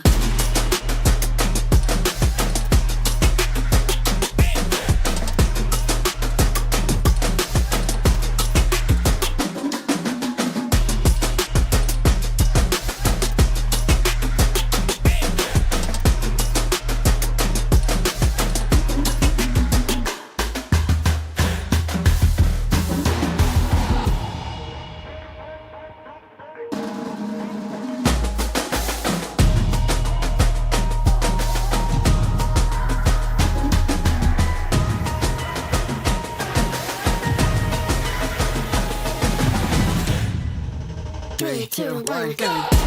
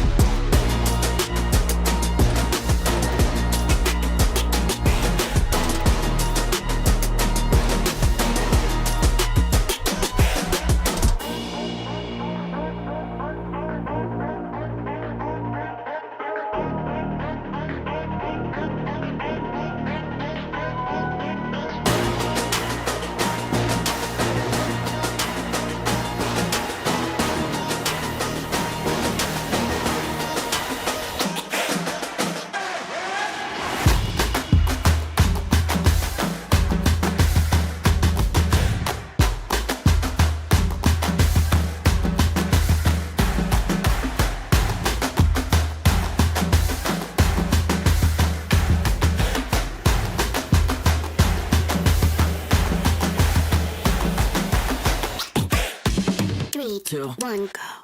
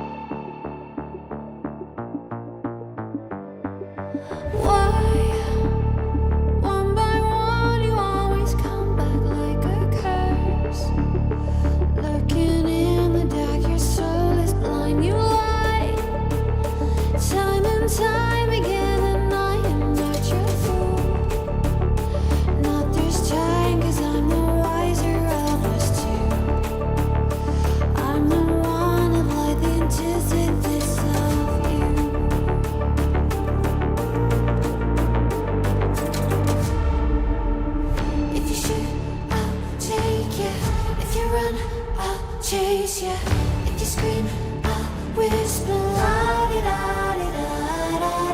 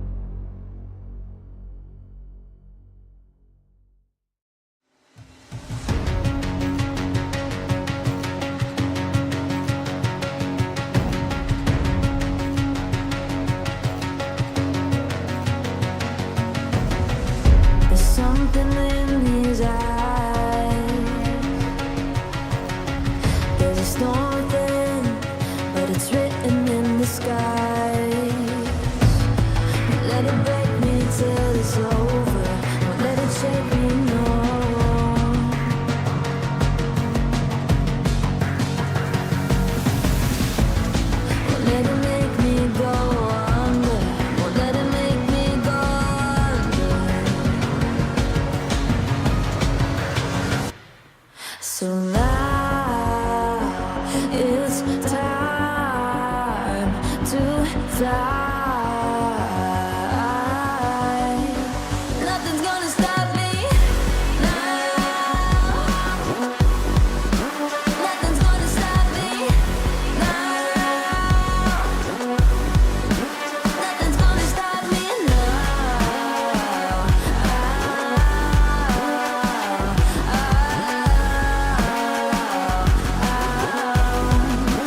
Nothing's gonna stop me. No one will ever get left behind. A million more before I've tried. Let it break me till it's over. Let it shake me, no.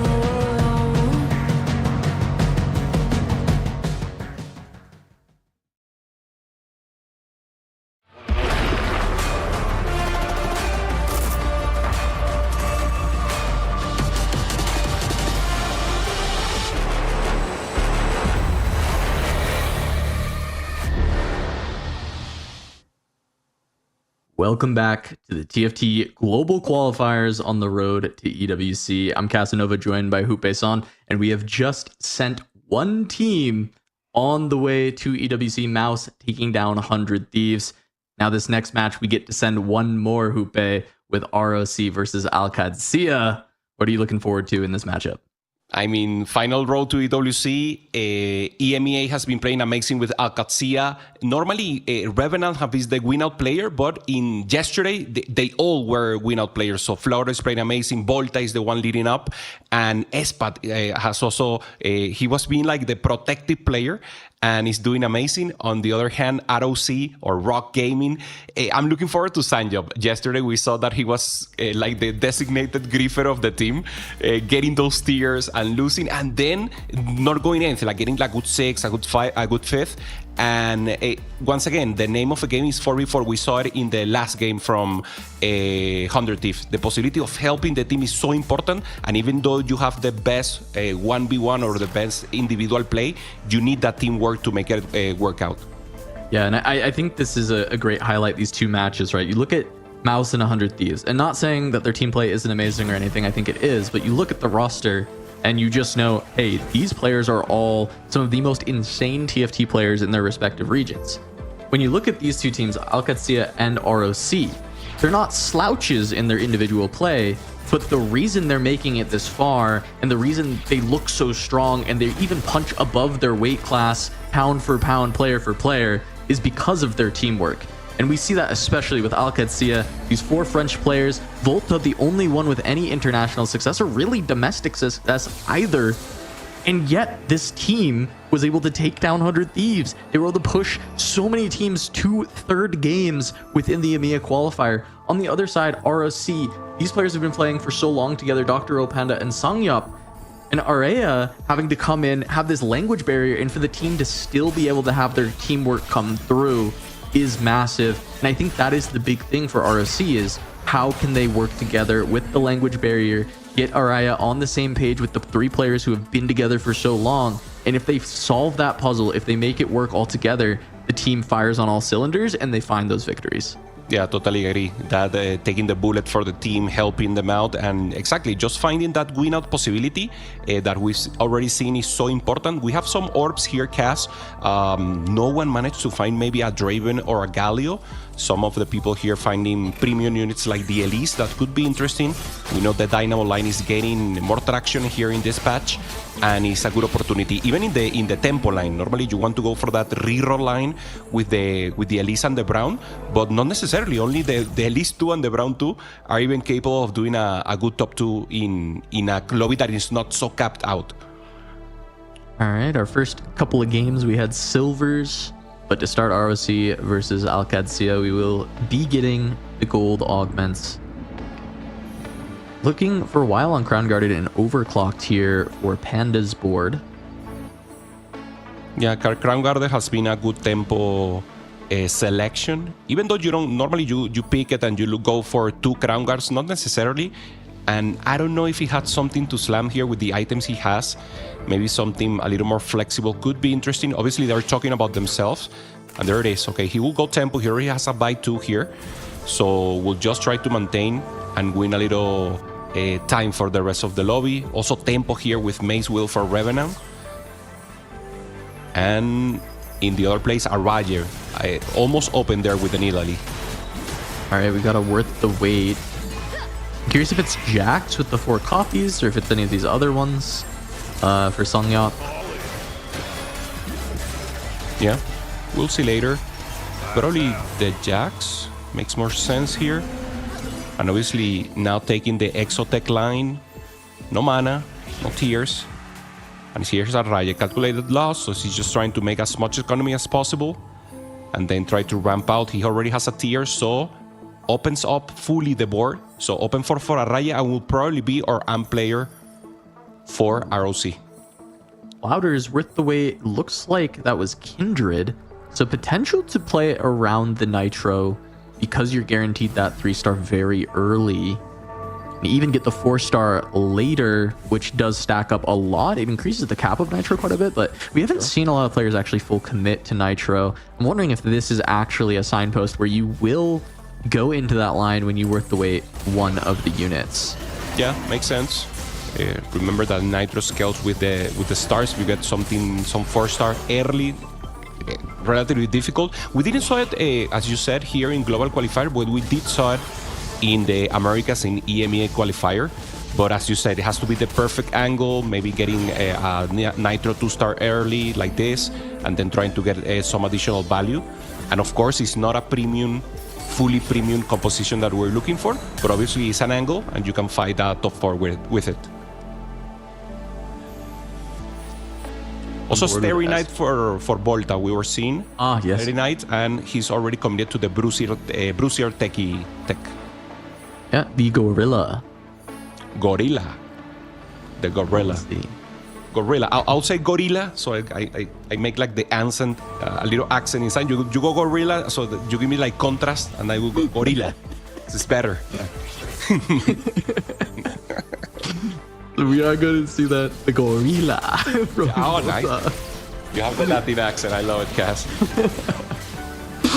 See if we can put together that board. Starry Night always going to make you hit a bit quicker. And with the 1 cost coming out, I am curious if that does open up the Nitro a little bit more as well. Especially with the wait, if you can find the Nidalee alongside that Kindred, I kind of want to see it just because we haven't seen it so much. And I do feel like the conditions of finding the 4-star does improve the cap, and it still is a pretty good tempo line. But I mean, it might just not be what the team needs, so we'll keep tabs and see how that goes. Araya actually able to find a Draven on the carousel. I believe he sold out his board and bought a Vi, so it really just comes down to if he can find LeBlanc or the Galio to round this out and actually get the Cypher online early. Yeah, I like it. He could have gotten the tier, but he said, okay, no, I just want to try to get the Cypher in as soon as possible. This Draven gives me so much value. And if I manage to get Cypher here, only finding that LeBlanc that you just mentioned could be huge for him. There it is. You already had it. Yeah. Wow, that makes so much sense, right? I think you have 1 tier already. Yes, you would have the blue buff online, which is great, but you can pass that up. Get the Cypher in now. 2-5, relatively early. Often we're even seeing people put it in as late as like 3-3 and still try and play around it because you just are the open forwarder for your team. So having it here is going to be nice for Araya to be able to just try and look to be the win out. Going to be the AMP player, it seems. And Flouders actually is committing to the Nitro. I'm very happy to see that, honestly. Has 4 Nitro in. Not a lot of upgraded units, though, so the stacking is slow for now. But it will ramp up relatively quickly because that Kindred 3-star is going to be very fast. And then late game, when you 4-star the Kindred, if you're able to survive, you actually are going to get just an insane amount of stacks every single round you live past that. I believe it's 25 just from the 4-starred unit. And at that point, you'll probably have 3-star Kindred as well. You'll have the upgraded Elise, upgraded Shyvana. It's a lot of stacks. And yeah, 3-star already for the Kindred on 2-6. That's 7 gears every single time towards the mech. Yeah, this is amazing for him. Sanjop also getting here the Jax 3. Going for the Morgana line. No, okay, obviously that was the worth the wait with some possibilities here. And I'm this is perfect for Araya Cass also, because none of the ROC players or none of the Alcatsia players has the possibility to grief him. They're already committed, so they're playing a Nitro. Volta is playing staring at Bruiser, so they cannot full sell his board just to grief here Araya. So Araya has the perfect spot to do full loose streak and even maybe kill some units in the process and not be full open. No, that is a great point. There's nobody who has the capabilities of open fording. So Araya has the green light to actually attempt to kill a unit, which with Cypher is neat because if you do kill units, you actually get more stacked. Yeah. So by being able to play on the razor's edge of those losses, not just full open, you actually get a lot more value out of Cypher. Only having 3 Cypher though for now. If Araya can find the 4th Cypher for stage 3, that's going to increase that cash out so significantly. 20% for the Galio, 2% for that set that could appear here. And also the next carousel could be important also. He will have priority for sure. And now trying to play. Normally, as we know chat, we normally see here could be a rapid fire, obviously, if he gets a pan. But normally the win out play here and the normal play is playing amp. So important and so easy when you have additional resources to be able to roll on level 8 and try to find those premium 5-cop units, especially the Samira. Yeah, doesn't end up finding a tier off of Krugs because found one earlier. So this next carousel, we may see Araya have to go for a tier to ensure that there's a blue buff available for Amp, because there's also not a Shojin or Nash's Tooth available to be slammed. So certainly going to be looking for that. Volta starting to hit some of his units for that Techies comp, finding the Alistar 3, but still just now finding the upgraded Mundo 2. Does have actually 5 copies of that Mundo though. Yeah, that's huge. It was a Starry Night Mundo in the shop. Okay. Yeah, makes total sense. Now we're seeing Panda. Good combo here with the Static Shift and the Guard Breaker, getting some additional damage here, maintaining tempo. Still trying to hold up here, Panda. And we see trying to hold out the 100 HP, and he's going against the Nitro player. So Flouters will be able to break the streak, and Sanjo can maintain it. So ROC in the perfect spot here to preserve HP and then manage the HP. In the end, this is good news for ROC. Yeah, Flouters does have the potential to just kind of push levels, not needing to roll for any 3 stars because of the worth the weight on Kindred. You could kind of just ignore the Nidalee 3-star, maybe 2-star it and play it on the board, and then just go from there, which I think is kind of nice for that Nitro line to play even heavier tempo and just get towards the stronger late game, because you know the 4-star is going to be able to stack your Dino even more heavily, and the fact that you hit the 3-star early means that you're already stacking quite well. Makes sense. Streak Tracker as an option doesn't get grabbed. It is Flouters, so that makes sense. Yeah, Playing around this Nitro. Yeah, it's difficult to put it in. Revenant also with the Nitro here. It's just looking for possibilities, but very far away, not even close to what his contestant is doing right now. And we have Not Today, that we've seen has been flexible, already having crit, and this is interesting. This could be just maintaining the line and maybe use this Not Today for the backline that we've seen, or it could be maybe the Dynamo line. We saw the Senna there. We haven't seen that line so much, Cass, but it's possible to play set and just go Divinicorp, I don't know, like more flexible, maybe go a little Slayer and go into the line that requires so many crit items. Could be a possibility, and it could be interesting also because it's not a normal line we see.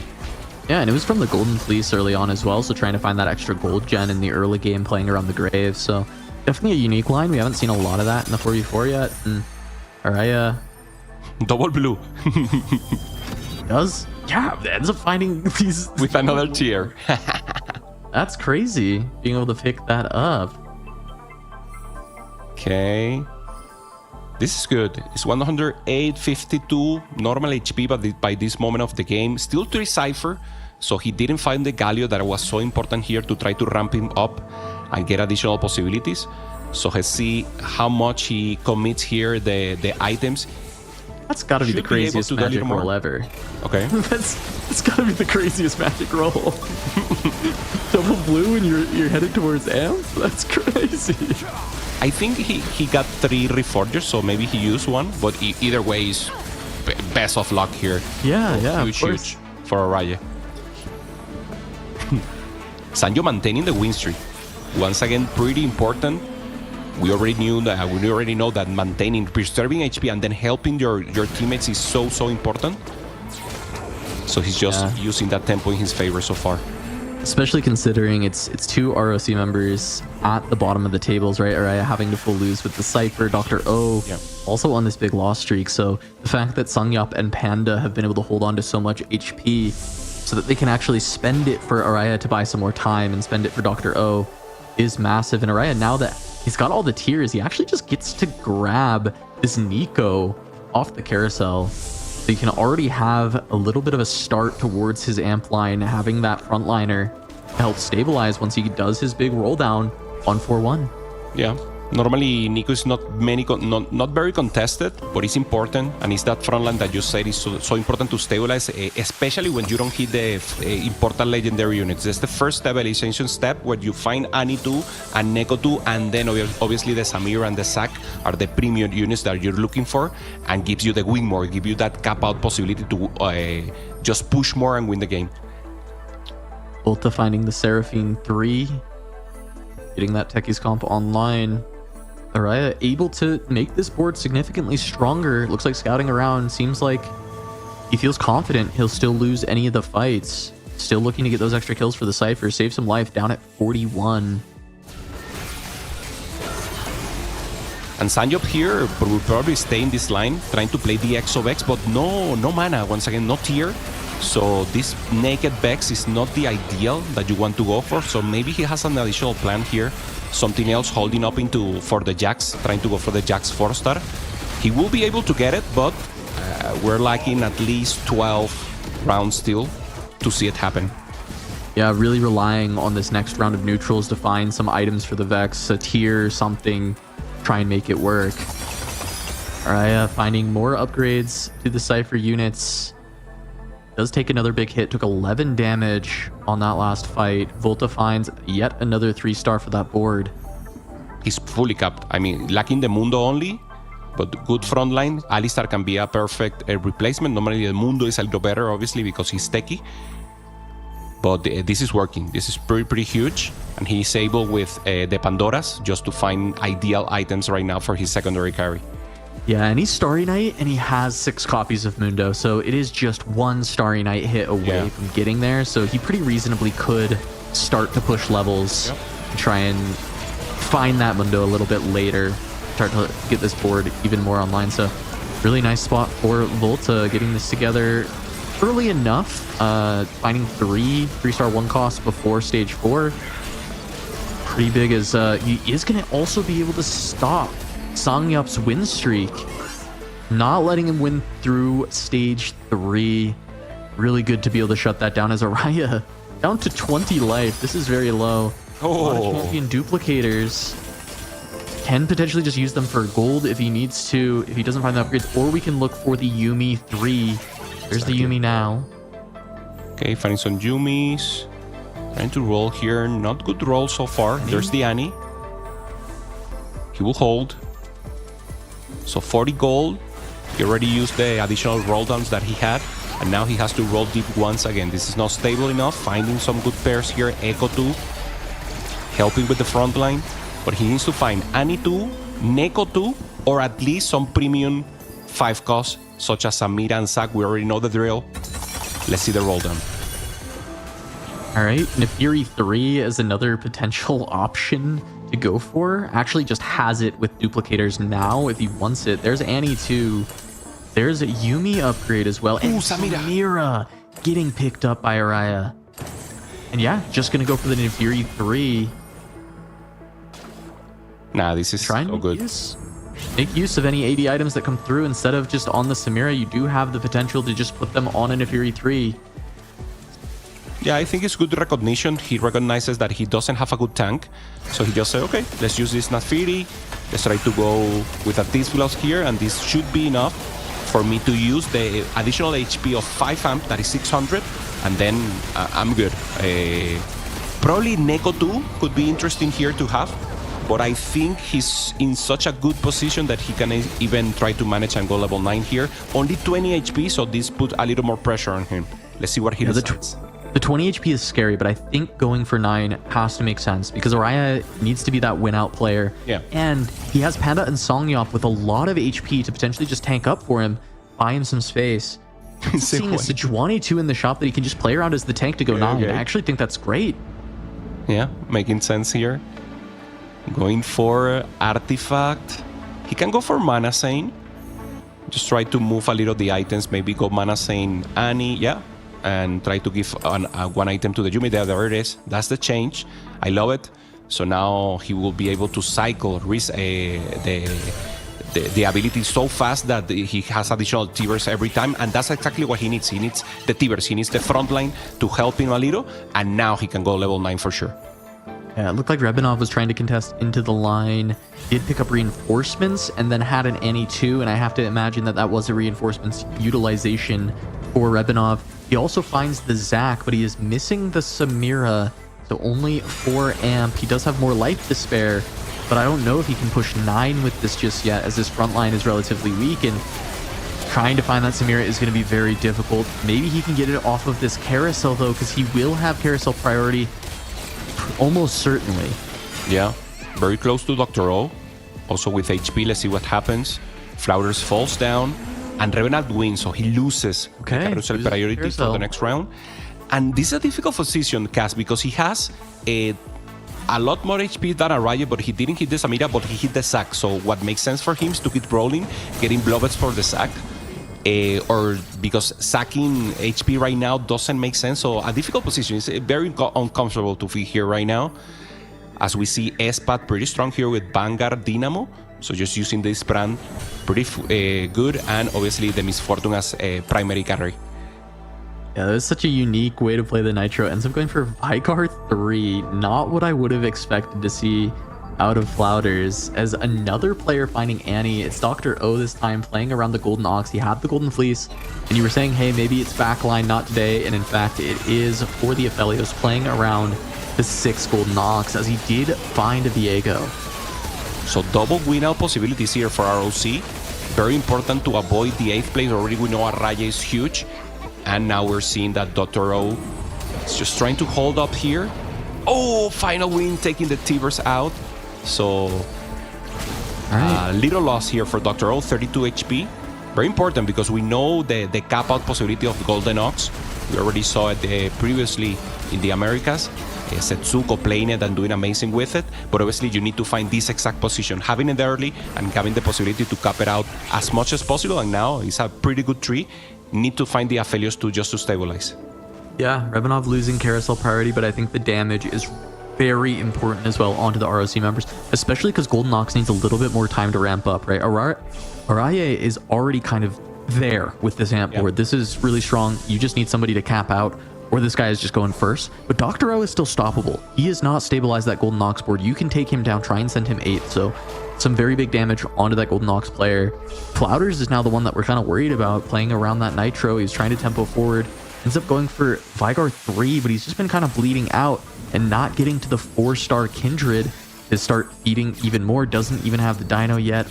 Did end up 3-starring the Shyvana, so kind of opting to reroll even further instead of pushing the levels and reroll around the Veigar and the Shyvana. I don't know if this is enough though to really get the job done, and we see him now go to level 7 to play just another 3-star Kindred, but 3-star Kindred with no items is really not that good. Yeah, 153 here on the T-Hex. That is still small. Trying to get additional damage here. He needs the T-Hex. He needs that additional damage, the beefiness also that you have. And he's very close to having it, but yeah, it's not looking good here for Flouters. We know that Nitro is not in the best moment. He had the angle, so I think it's good that he decided to go for it. But at the end, didn't find the 3 stars as soon as possible. And this Veigar doesn't look amazing. You said it. It's just like a decent unit, lacking the 3rd item. And he's just bleeding out right now. As Clement is saying right now, new term from Clement I was hearing, the free fall right now for Flouters.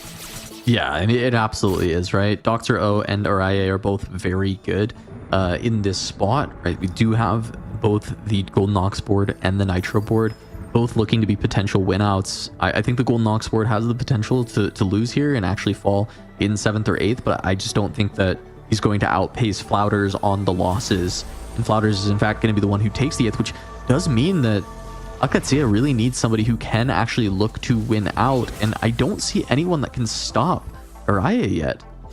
Yeah. No, it's just too huge. Araya is going for the first, and yeah, there's no one, at least for now, for Alcacea, with any possibility of ramping him out. Look at that. He has the Nafiri with the pulse. So, such additional possibilities here with the Exo, and this is just too good. Also, he had the duplicator, so he can go for UB3. Now he can go level 9. It's just everything. Birthday present overall here for him. And Flouters, as we say, free fall, only 9 HP, still hasn't found, and now this is just not enough. Trying to go for defense. But the Veigar is just not enough damage. And Kindred with the Thief Gloves is just so much randomness that you cannot commit yourself and you don't know exactly what to do. Okay, he gets the Demon, so pretty good here for Araye, trying to get the higher cap out. On this case, not good. So Dr. O finding also a Street Demon here in the Golem. And +1 Syndicate for Bota. Not good at all. Yeah, the RNG Golem is so funny. It's such a cool addition, but it does create some very weird spots. Looks like Espat just needing some more damage, goes for the damage Golem. So we see a few damage Golems, few frontline Golems, and a few RNG, so a good spread between all three options. It finally is the Exo Vex here for Sanyo.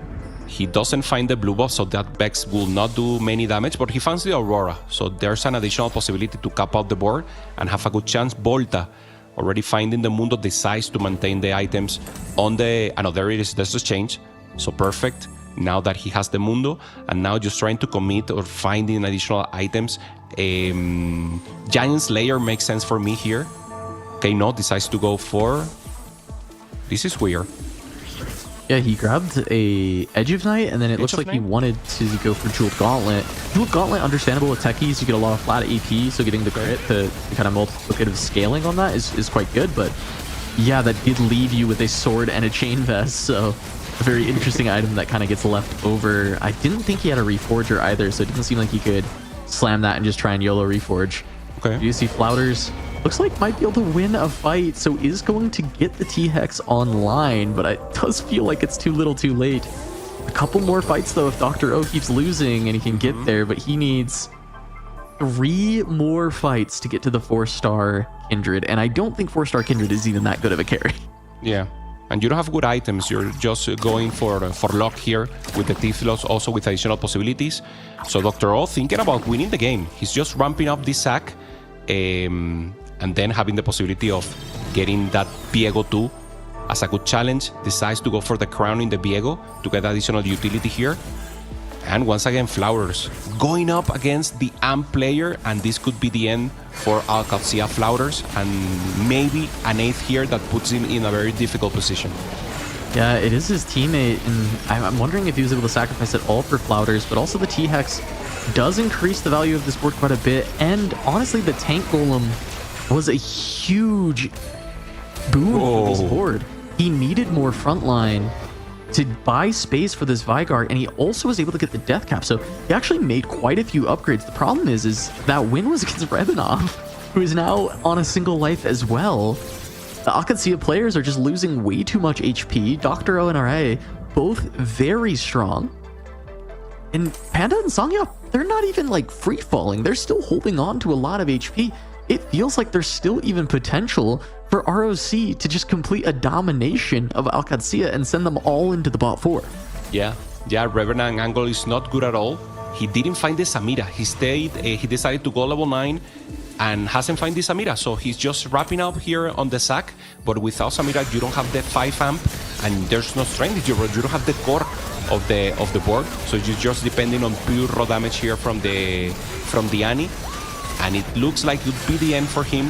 Frontline still holding up. Tivers trying to get additional units here. Huge CC for the Sejuani. And one of the possibilities of win-out players. Both Alcacea players are down here, Cass. And this is 7 and 8 for Alcacia, full dominance for ROC.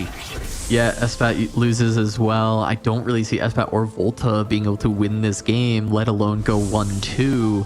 Feels like ROC is going to be able to wrap up this first one. We'll see if Espat can find anything to turn it around. We know Volta's board strength is, around that Techies board, that's not been played to win out. It's been played to go for third or fourth. It's been consistent in doing that. It's been a strong comp, I think, for teams to look at when they have the spot, but it's not going to be your hero. It's not going to be the one who wins the game. Yeah, makes total sense. Yeah, it's too difficult. You need a 1-2, and as you say, you don't have a cap-out possibilities, and then you have the Exodia. You have to win against the other fully capped AMP player, and it doesn't look good here. We see Espat, decent comp, trying to go for the Vinicorp, no reroll, doesn't find the Aurora here to have a good possibilities, and he's just depending on pure raw damage from the Misfortune that we know is a good unit, but it just doesn't look like it's enough. Alright, Espat going up against Dr. O. This is one of the boards that is just so strong. Playing around the 6 Ox. 52 is the next breakpoint, so much damage amp for this board, for this Aphelios. And it has the Edge of Night, which is now just procced. The damage just isn't there. The front line can't hold up. One more cast for Misfortune. She's not going to be able to get the job done. Annie takes her out. Espat down to a single life as Panda tanks for the team some more. Songyup falls.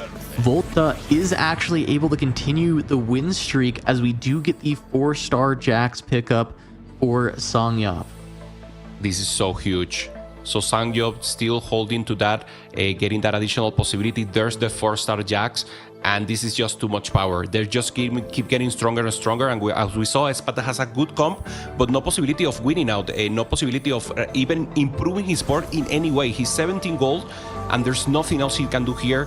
Maybe the Aurora, but that's still not enough, and then the Aurora maybe try to pull the sack. That was the idea, and now going up against Songyup and this Jax 4, this could be the end, at least in this first round. Remember, it's best of 3, and whoever wins this series is confirmed to go to EWC. Yeah, that Jax 4 just not taking any damage with that double crown guard. Finally, the shields are down, and that's about all you're getting through on this Jax, as that is going to be Espat falling. That's the third Alcacia member in the bottom 4, and that is going to be game 1 going to ROC. And now Alcacia has to figure out how they want to adjust going into the rest of the series. They're not out of it. They're no stranger to being down a game in a series and still being able to bring it out. Yeah, Flouters don't play Nitro. Maybe that's a good adjustment for the next one. And then Rebena, I think he did okay, but he didn't. He rolled down, and the difference was his opponent hit the Samira and he didn't. So that's the RNG right there. He hit the sack, decided to go level 9, and in the end it didn't work out. That's the gamble that you have to take here with the AMP. And I don't think there were huge mistakes here for Alcacia. They've been playing good. They're doing at least they had a good plan. They had the win-up player. If you say, okay, they didn't have any possibility of winning out, or didn't have a plan, or everyone was just going bot, but I think Alcacia is doing good. They just need to adjust. Maybe the luck being a little underside. Araye funding here. They got into. And yeah, ROC played perfect also, Cass. A good spot recognition, using the duplicators here in the best way, and Araye just figuring out that the Nafiri was the win out possibility and the way for him to stabilize, and in the end, we have this beautiful board to enjoy. Yeah, even having the pulse on the 3x attack, we saw that Sejuani to just stabilize around, but it actually just makes the board when you have the 3-star Nafiri, so really nice spot for Araye to cap this as an even higher capped out amp board than we normally would see. Dr. O also with the golden ox, so just setting up 2 potential win outs, and they're both able to beat Volta at this point, so looks like Volta will be falling down soon enough. Just a couple more fights to see who actually was the strongest, and I think it is Araye over Dr. O at the end of the day. I still feel like that amp board is just so disgusting. Samira 2 even being added to it.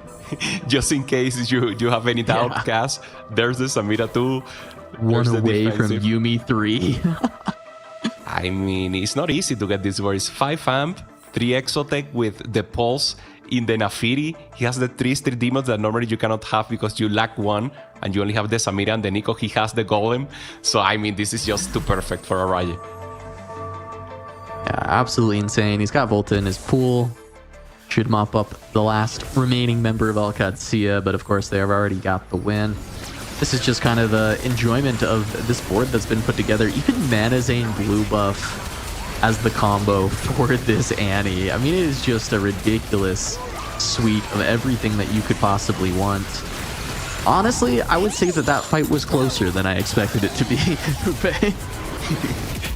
Yeah, huge win. So we already knew the result, and now it's confirmed. So ROC taking the first game of this series. Remember, this is day 3 of final road to EWC, and a huge win. ROC full dominance cast, playing the way they should. They already know the meta, and they're not trying to be creative unnecessarily. They're just hitting, they're just taking turns, finding out the win out spot. And in this case, it was Araye finding perfect angle here for the amp, using the duplicators in an ideal way. So I mean, this is the most important, finding that win out, and then Volta once again doing as much as he could just to preserve HP and to manage to be in the top, but it's just not enough.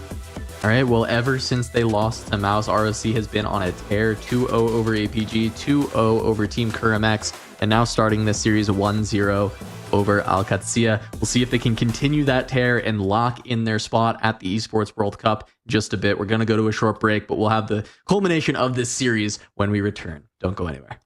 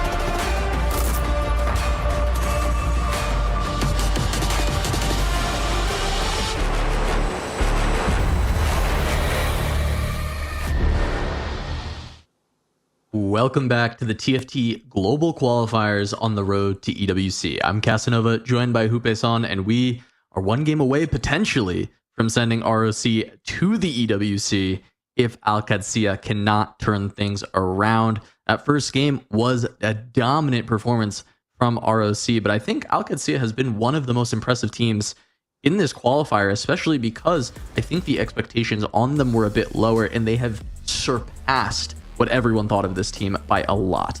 Yeah, Qadsiya overall has been playing amazing, and each of their players have been playing well. Each of them have been the win-out player. They have been playing for them, so they're pretty capable of just turning down and turning back this probably. So extra augment in round 2. We have seen that this gives maybe a full funnel of economy and maybe some combos that are pretty broken, Cas. So this could be interesting. Maybe this beginning will be so important for everyone because 2 augments already give you direction. You know exactly what you're going to play in the beginning of the game, and that's exactly the way you want to go. So whoever gets an angle, whoever gets a path for these premium comps that we already know is the one who will have the advantage in the early game. Yeah, we've also seen some boards that we didn't expect to perform as well do so much better when they end up with the quadruple combat augments. Yep. It's also going to increase the economy of items. You know, we have that item recession currently, but if you're getting 4 augments, that can definitely increase the amount that you're able to get. So the power level just going to go up significantly of having that additional augment. It does mean that, you know, it does open up more economy options as well, but I did think it was unique that we saw some weaker boards with the 4 combat augs actually be able to kind of turn the tides against boards we thought would be much better. Yeah, we see some orbs there with some premium 3 cost, some LeBlancs there with possibility of Cypher, holding Bruiser and Tekis here for Araye. Yeah, Veigar 2 here. Not the best unit in the early game. We have good items. He can do some work. And Volta just trying to find an angle. It's not enough. Dr. O finds a premium. Draven here finds the buy. Only links the blank. So Dr. O could be the one with the possibility of win out. So far, no items. Yeah, it looks like he's also holding on to the Morgana board, but I see that the Draven being pushed to the left side here. He's organizing his bench. It looks like Draven buy will likely be help for Dr. O. Makes total sense. Holding into the Morgana Poppy also and the Jax. With this possibility, getting a bow. So maybe the Morgana will not be the chance. But of course, we need to wait for the augments that will give you something additional. Pandora's bench, not ideal for 1 cost, but could work. And of course, if you have it early, you can have some possibilities. Decides not to roll. Rolls middle, placebo for a little tempo and gold. Actually, more for gold. And the dummy, also a good possibility to have the chance of getting that support item in the mid game. Yeah, dummy going to be better scaling as far as power budget, stronger than most silvers, but you do have to wait to actually get it. What is the pick here? Trying to talk to the teammates to see what will be the angle here. Yeah, Latent Forge also higher power budget than most silvers. Going to end up going in that direction as well, and finds the LeBlanc. Wow. That is a 2-1 Cypher for Dr. O. Araye going for risky moves with a very strong early board. So going to be able to try and play for carousel control alongside Dr. O. Nice. I think fortunately for Al Qadsiya, Volta being able to play full open should be able to try and deny Dr. O the full loss through stage 2. And we'll just see if Dr. O is able to avoid Volta or not. Yeah, Flouters with Jung 1 and 3, so I like it, Cass. It's like, okay, the winner possibility of Cypher, Bolt is already getting it. Jung 1 and 3 for Flouters, just making sure that they also control the carousel. So any advantage that we saw ROC had, Al Qadsiya is just looking for what is the angle to prevent it and to obviously maintain the tempo and not make an advantage in any other way. So for Volta, very important to face off as soon as possible the Cypher player and then try to build out his board. It's just Araye taking those risky moves off of the orbs, dropping a 2-star Veigar, actually having a pretty good item to slam for it as well with the Nashor's Tooth. Has 4 copies. I'm curious, he could actually just play around a Veigar reroll. Usually I would just say play around the tempo for this though.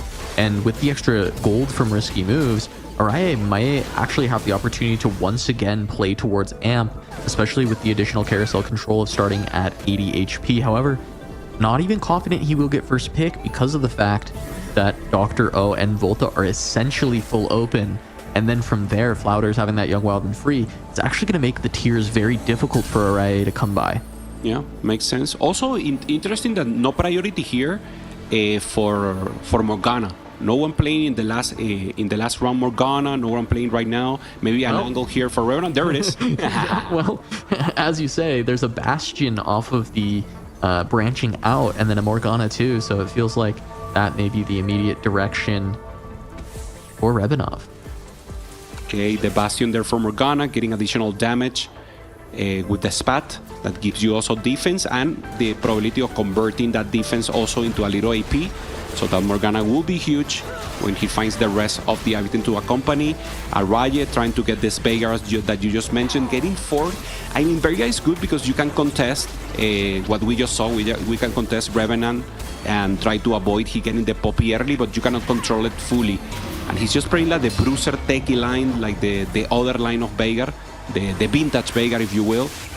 And let's see, maybe that will be the angle here for Araye, but of course, unless he managed to get a Kobuko 2, also first the Veigar 3 and then find a Kobuko 2 in the late game, this is not a win-out comp by any means. Now, only one tier, Volta able to take it. Flouders was playing defense, ready to grab it if necessary. It's nice. Not able to get that for Araye. He does still get a Rod, which can build towards another best-in-slot Veigar item if he decides to stay in that direction. It's really interesting, the spot for Araye, though, because he does have options. He can play for Veigar, and that's why he's holding the extra copies, of course. He doesn't have to. He is a little bit broke for now. He still hasn't even... Yeah. Well, now he'll be able to make 10. But he's win streaking, and he has the risky moves gold to pay out, so... It will come back around. It's not going to actually be behind. He will be ahead in economy, but it's just not by a huge margin. Flouders just with a little tempo. Also tempo play here for Espat. Not having something significant. This Jin 2 is a good possibility, but once again, maintaining his flexibility and maybe just having a possibility here to play around the Divini Core, playing around the Dynamo, or just playing a standard, playing maybe AD into some additional. He's holding also the Vanguards to have that possibility in the late game to transition into Vanguard Marksman. So, I mean, good tempo play. No one, I thought it would be more commitment, but now the commitment will come, Cass. Remember, this encounter will give us right now the second augment, and we will have 4 augments on this game. It's going to be gold this time. A little tough for Alcatsia. The Espat and Flouders had to fight there. They can't maintain their win streaks even further. And Volta also running into Rebenov, so the two kind of lost streakers for Alcatsia hitting each other as well. No scout, no pivot showing up is very funny because this is quite late for that to be something that shows up, but it is still stage 2, so you can see it. All that shimmers still early enough that could be valuable, but Portable Forge on the other side to offer more artifact options instead of just the gold gen. Thinking about it, Portable Forge could be good, but of course you need to... Okay, there it is. Okay, what's the angle here? Rapid Fire only good for tempo. Ludens is not in the best pace. This is difficult. Nothing premium here, Cass. Yeah, and Prowlers, I mean, you're already too late to try and play like Prowlers Shaco, or even Rapid Fire Cannon Shaco, right? Playing around that melee carry. Death's Defiance, I think, makes sense as a very flexible item. It can be played just with your frontliner in the early stages, and then it does open up some potential late game lines. You can play Zed with it. You can just put it on something like a Renekton late in the game that can be very strong with that item. A little bit more flexible in its ability to be used on multiple different units, and in a pinch it can just technically be a tank item at a certain point. The full Caretaker line for Panda, double to Caretaker. Nice. The Bard Legend was still in the game. It's very nice for Sanjob. So just trying to commit here with some rolls, trying to go for the Super Silas. Super Cache, getting Moonlight, Moonstone. So additional shielding for the rest of the team, always good. Okay, trade sector. So good rolling capabilities here. Should be able to get the Morgana as soon as possible with this augment. And also... I like the gold sector here. Especially already having the Bastion emblem. You got a lot of bonus power from your silver. So getting kind of more of an econ gold afterwards, I think, works out. This is very interesting because Dr. O decides to slam here. Of course, he didn't have any tiers, so he's just going to go for AD. This is Cypher into AD. Normally, we're seeing only people go to AMP when they get the ciphers just for the additional cash out, but he recognizes that the items will be very difficult to manage, and he doesn't. It could be a Samira, it could be a Draven turning into a Samira, but of course we'll need some additional items to be able to transform and get the Annie that is the most important in the comp. Yeah, it could still also be Draven 3. I mean, we don't see playing around the Cypher that much afterwards. And in fact, I can't remember a game in this tournament that we've seen it. But it is certainly a way that you can play this, especially if you get the duplicators or you get like one of the cash outs that's like a Draven 2. It's an out. Doesn't usually seem to be the best. I mean, there's always Misfortune that can be played around as well with those items. A lot of different AD potential spots, but usually it's been amp out of that Cypher cash out. So definitely just a different look from Dr. O as we get our third augment of the game here on 3-2. We'll have one more coming up since the bonus aug was just in stage 2. Rebanov finding Morgana 3 trade sector, paying dividends already. Poppy 3 hits for this with the Bastion emblem. There's actually cap out potential with that Morgana board. Sanjop getting closer to that Super Silas, having good possibilities also. Portable Forge didn't find, we already saw the Moonstone, trying to find the Mana Saint, that was the out to try to play, obviously, the Veigar. Cloning Factory, playing Dynamo, so trying to clone maybe the Aurora, and that will be the tech. Magic Roll, getting some additional resources here, and just Pandora's item here to make sure that he has ideal spot for whatever Espat is planning to play here. Going for crit like blue Zed. buff. Looking at those slams, i.e. Death Defiance blue buff.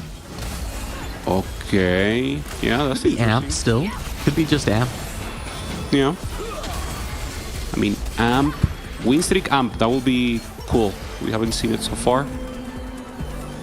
Espat 154 and making good tempo. This is not a regular board, just trying to play around the Jhin and some good tempo. He had the possibility of doing whatever he wanted with the items. Of course, he needed to slam to maintain tempo.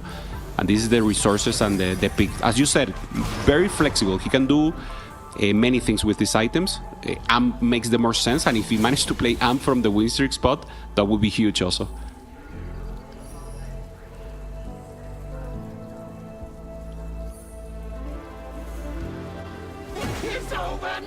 Here, Rai still able to maintain the full win streak, 7 wins in a row with the risky moves, playing around the Veigar. Dr. O still ramping out the Cypher, trying to get a good angle. Volta finds a Yumi here with the Lich Bane, also good combo to try to make sure he gets a little more damage. Remember, Volta had to open and had just to try to grief Dr. O into the Cypher line, and I believe he didn't, right? They never had a chance to face off, and he still tried to grief him, and this is total good news here for ROC gaining or winning the face off. Did lose the streak at some point, and okay, I don't know if it was Volta. I assume it was Volta. Yeah. Okay. Revenant trying to find another tier here in Carousel. That would be the priority. So let's see if Dr. O will grief in. There's 2 tiers. Yep, 2 options. Flouder's just going to protect one of them. Will they protect both? Yes, they will. Volta, yeah, doesn't actually get the tier. Maybe he just doesn't need it. Ends up grabbing the Nico. We've seen this before. Okay. You got the blue buff, you got the mana items. Just grabbing one of the units for the amp comp can be very good. Makes sense. Volta going to get that frontliner, try and look to stabilize around it. I mean, last time we saw this happen, the amp player did stabilize very quickly. Now, of course, it's not really a correlation with grabbing the Nico, but it is about finding those hits early on. Dr. O does see an Annie in this shop naturally on 6, but I don't think he's looking at all towards that amp line. Didn't even grab the tier when available there. Instead, grabbing more AD items. Yeah, one Annie there, and he didn't get it so far, at least in the shop. The Latent Forge giving him the additional artifact. Volta just playing tempo here once again. Will be interesting how he managed to accomplish the rest of the lobbies. Sanjop not finding still the Silas, even though he has resources to do it. So a little low roll there also for him. He will need to roll deep into stage 4. and try to have at least the base of his board that is Seraphim 3, Silas 3 already in place. I mean, Alcazia completely holding on to the streaks, right? 8-win streak through stage 3 here with Espat. Full loss streak for Volta. He finally snaps his loss streak against Dr. O, who is going for the cash out. Volta fine to save life here. I think snapping his streak is actually okay, because when we last checked in on him, he was level 7, 65 gold, and 14 banked rerolls. Now it's 16. He's going to go to 8 with like 50 gold and 20 rerolls to be able to find this amp comp. I mean, Volta should be able to get fully online at that point. It is just going to be a matter of, does he hit the Samira? Because the low percentage chance still on those legendaries is going to be tough, even with that many rerolls. Yeah, Volta has a possibility, as you said, to roll early. Normally you roll at 4-1 when you have good economy, but here even roll at Wolf and maybe maintain around 30 gold and roll like 40. This is just too much economy for him. So let's see what he decides. Let's see the fight, and then the priority will be to check on Volta and check especially on Dr. O first, just to see the cash out in Cypher. Yeah, let's see that 3-7 cash out from Dr. O. Volta gonna lose this one. Alright, be able to hold on to the streak with the risky moves, playing around the Veigar. I think this is a really cool line that he's been able to play. Potentially setting him up for a very strong economy into the game and holding on to 80 HP. So the risky moves paying off, I would say, this time around. 266 on this cash out. Oh, it's the Mundo cash out. This is so bad.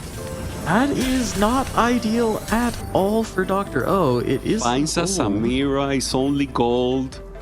Yeah, and the Samira, it's crazy because normally that would be the biggest high roll when you're hitting this cash out, but he's not playing amp.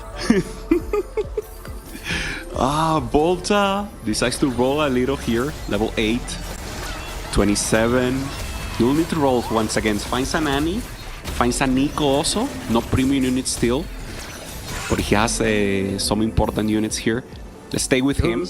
He goes early. He still has these 8 bonus rerolls, so even though his gold is not looking great for trying to hit here, he does have essentially 16 more gold than we see, which feels pretty decent. So far, though, looking like misses. Gets a pair of Nikos. Samira. There is the Samira, and that might be able to lock it up for Volta to be able to get to 9. He has the upgraded front line. He has Yumi 2 item carrying. I think it's possible this is good enough. It's going to depend more on the rest of the boards, and the fact is his items are not incredible. Does have heal cut, death cap, but now he's left with a Sunfire, and he already has the heal cut with the red buff. Okay. Yeah, I mean, it's looking pretty good. He also has the Viego for additional utility, getting the Golem, getting some additional defense. And of course, you will see the rest of the lobby here also capping up against the Morgana. Morgana is huge here. Morgana 3 with the Bastion. I think he didn't have the Poppy 3 still. And Dr. O taking a hit. After the cash out, he gets a pan also that he's not able to use. And this is not good news at all. He has the potential, though, if he can survive to Carousel. Okay. If he finds the bow, he's 6 rapid fire. But the problem is I don't know how he's actually going to live to that. He doesn't have the upgrades. The front line's not there. There's a Z2, which would be great if he had the rapid fire emblem already. But he doesn't. He only is on Draven 2. Zeri 2 gets picked up, or Draven 1, sorry. Zeri 2 gets picked up by Dr. O. I think we need to see his fights because this is so impactful. Dr. O making it to Carousel could be the difference between ROC taking the 8th place and Dr. O actually having real potential to win out. We've seen it so many times with the rapid fire +1, and he has all 5 of the rapid fires that he actually needs. He just has one benched currently. He has the pan ready to go. Yeah. He's up against Panda. I'm curious if his teammate was able to sack for him at all, because we still see 3 items on the Elise. Z2 having to get the carrying done, but he's playing around having a Shojin. Not great items for the Zed. It's enough for now. Not great at all. There's a tech now, new tech with blue buff set. He has low mana, so it's pretty good. But yeah, Shojin this is not looking amazing. And well, he has Prio in Carousel. Blue buff Zed. Right here. Got it from SBAT. We were talking about how this Nice. might be a Z board, and he ended up going that direction when we saw the IE blue buff earlier. All the Death's Defiance might go there as well, but Renekton makes sense as the one to carry that instead. Yeah, huge Renekton here, good items, good set, and maybe not premium like for the late game, but with the HP he has, this is top 4 for him. And now we're seeing Araye. Already huge, pretty strong, finding the rest, decides to drop the Viego and just go for the Gragas here. 12 win streak for him. He is not Huge lost. once again. Yeah. Risky moves. That's the only thing that's he's only done damage to himself through his augment selection. Right, has been a big carry for this team so far in the series, and contesting the amp line, he is weaker than Rebanov's or Volta's amp board, but he has so much HP to spare. And this is a big win for Dr. O. Raya able to hold on to so much HP, being able to sack for Dr. O here is so good. Makes it to the carousel. Can he get griefed on bows? There is a Young Wild and Free in the lobby. I wonder if they recognize the pan open with the bow. That is the out. It's on an Aurora. It's the only one, but you can't grief both that and the spatula. The bow so much more important though. Wow, Flouters Dr. O. Yeah. Just decides to get the +1. Nice. Says, okay, I will give up on 6 rapid fire, but I am going to get a tactician's cape. Yeah, this is good for Dr. O. Oh, it's difficult. He's playing Cypher. He will have. I mean, he had the win out possibility, obviously, with the Rapid Fire +1. Now, with the Cypher cash out and with the rest of the board having the +1, he's just in, okay, let's try to go 5th, maybe try to go 4th. But obviously, avoiding 8th is what's much important here. Yeah. So, good spot for Cypher, getting the +1. Could go for Exotech if it has a good item here, maybe for the Sejuani. Finds a sack, a little too late here, cast no gold passes it. to get Blobets. I'm a little interested in passing it though, because it seems like a reasonable +1 if he decides to slam this. And that makes me think he might be trying to hold out. No, okay, there it is. The +1 just going to be another... Okay, a Mordekaiser. They're going to get the Exotech in. Nice. Yeah, makes total sense here. Just trying to get an additional value here. And I think this is just not go 8th angle. He has Volta, Revenant, also low in HP. Now going on ideally against Volta. Volta is pretty strong. Access to the backline for the set. And looking good right now for Dr. O. I mean, this Double access to backline, yeah. Both with the win. Raven and the set. Takes down the Yuumi right away, which is the damage threat for Volta. He's still on Annie 1. The contest from Araye has been successful in slowing down Volta from hitting his amp line. We gotta check Volta. He looks like he wanted to go 8, and that is the case, or go 9, but he might not be able to go 9 anymore. I mean, he's 1 life. He's got these extra 5 rerolls, but it would cost all of his gold to actually go to 9, and it's possible that he needs to actually roll down and hit Annie 2. He's looking at his matchups. A couple of ROC members and Flouters. Flouters can sack, but can he beat these other 2 players? Yeah. Looks like he's going to try. This Wow. could be disaster if Volta falls here. It's up against Panda. What does Panda's board look like? It's not incredible playing around the Dynamos. It is that double setup of the cloning facility on to that Aurora, but it is just an Aurora 1. The front line starting to go down already. This is so much damage coming out of that Elise. It looks like it might be too much. We're going to see if the Tibbers can come out. One more cast from Elise. Ooh, the Yuumi did Just so much damage here. Yuumi able to carry Songyup, able to stay alive as well. But that is a survival 2 neutrals. That is a survival 2 level 9 with 7 rerolls banked up. Volta has to hit. But Cass, this is the confidence. I mean, it's amazing from Volta. They're already down 1-0 against ROC, and he just said, okay, I'm going level 9. I don't care. I don't have any 2. I didn't have the ideal. I can roll for Blobets. No, he wants to go to level 9. He wants to go for the full cap of the board. And I mean, this confidence is just experience from Volta, and it's amazing to see, and actually working out even better. So Alcazia with a good possibility with Volta to ramp up, finding the pair, and now just rolling for Blobets and getting additional possibilities here.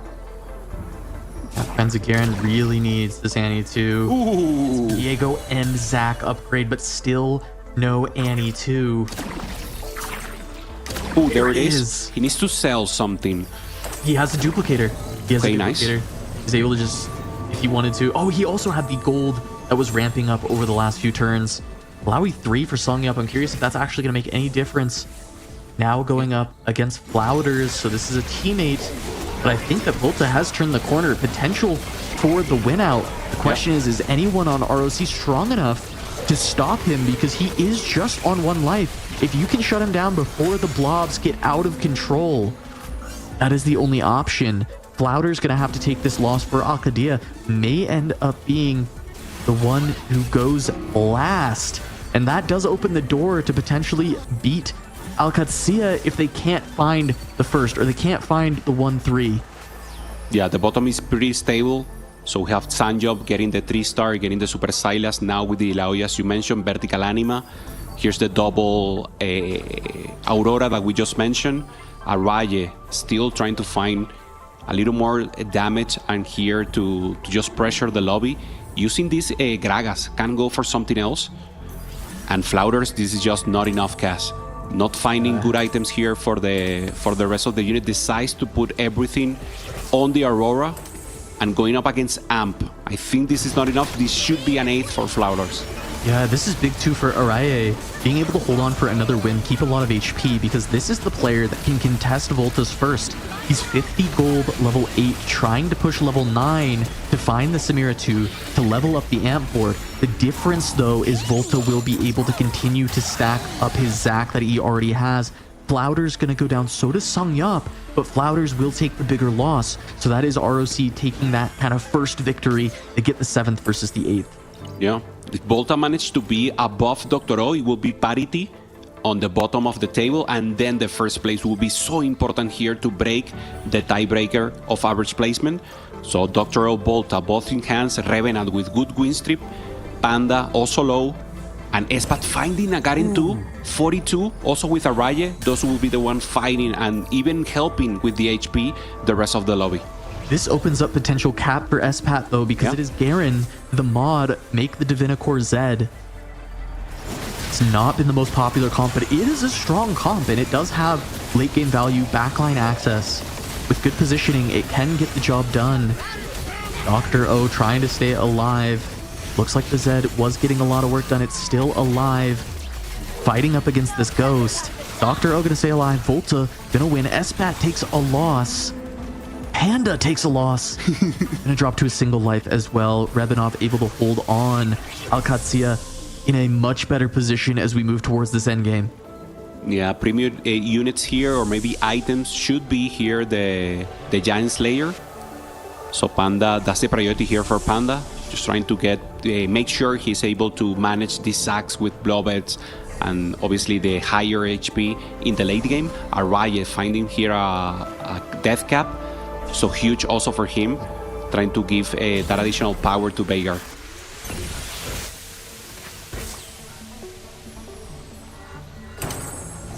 Ooh, so huge find here. This is Getting clutch. the Elise 3. Yeah, fully clutch. In the perfect moment. Right now, 3 gold, going in rotation. Volta finds Samira 2.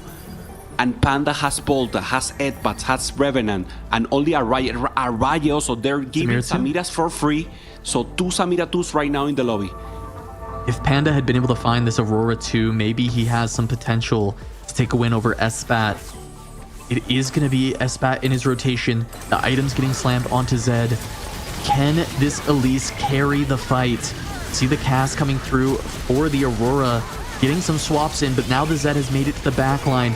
This Elise, though, is just firing away, completely shredding the resist. It looks like Elise has turned the corner. Panda gets to survive, drops Espat very low. Dr. O down. Falls, though. It looks like he must have run into Volta. So Dr. O, one of the bigger players for ROC, gonna take the loss. It's up to Araye and Panda. If Panda can beat Espat, then it just has to be Araye beating Volta for the first place. I'm Volta in win streak right now, and look at this. It's just too strong. He has the Zac 2, pretty good. Finally, items on the Annie. Even though it's not the best items, now he can, if he manages to win here, he can itemize also the Samira. He has possibility also to itemize the Viego 2, that is also so huge. Normally, it's not the premium one in this comp, but it's working. Panda managed to get a ghost. So this will be a huge win for him.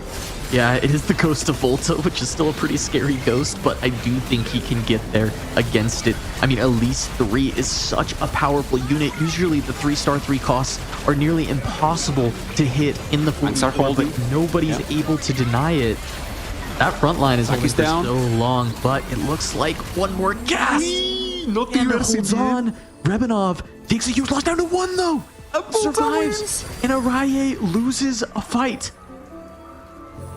Okay, so according to what we're seeing, Revenant should go 5th in the next round, and that will mean parity also in the back. And Volta has the huge ramp-up possibility. Araye, Spat, and Panda are losing, so they're just in the downfall, and Volta is just trying to take the win. So Volta, his bold decision preview to neutral, when he said, okay, I don't care, if I lose here, I need to go for the win, was the perfect scenario for him to get the possibility of winning. So I mean, it was a risk, but it was a risk that needed to be taken, Cass, and now he proves it. There we are, Araye getting a Zac 2. I'm wondering if he's been able to stack up enough blobs at this point to contend with Volta's Zac. Revanov trying to hold on, but this is the big play. It has to be for a first. Panda or Araye would have to get it done for ROC, and they need to hold on to that 4th place as well. So many upgrades across these boards. Espa, the Vini Corp, finding the Urgot 2, finding the Renekton 2 is just so huge. And now this is the final boss. Volta. Panda finds Volta. This is massive. Not able to get the Aurora 2, but able to swap in 2 Kabukos, trying to stabilize the front line with those casts. Does get a long time to delay for this Elise, but the damage from Volta is just so much. Couple more casts from Elise. It looks like he might be able to break through. And the access to backline. The Tibbers. Where's the cast? Panda goes down. What about Revanov, though? Does he lose harder? Revanov, it looks like he's going to be able to win. Espat able to sack the Renekton. Espat goes down, but Panda loses harder. Alcacia able to tie up the series 1-1 on the back of that risk from Volta that pays off massively. So huge here for Volta. Alcacia making the win, 35 blobets. This is just so important here. Araye also with the possibility of taking the first, but there's 3 players of ROC already in the bottom. So huge. Making the win, and Volta being the hero here for Alcacia. This is so huge, guys. Amazing game, and not easy. They actually had to outperform and had to risk it all just to get into this position. Yeah, Alcacia popping off, making sure they can tie this up. The spot was starting to look a little bit difficult. Dr. O stabilizing. Araye finding the amp board even after Volta does, but cannot hit it as hard. The Zac far too stacked up.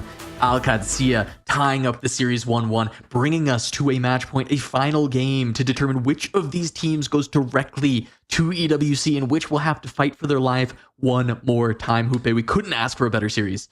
Yeah, as you said, one of the team the one who loses will go against 100T for the last spot, and one will go directly to EWC qualifier. We'll have a short break, and don't miss when we come back, because we'll have this hype game once again, and it will be the 3rd game. So only one will advance, so don't go away.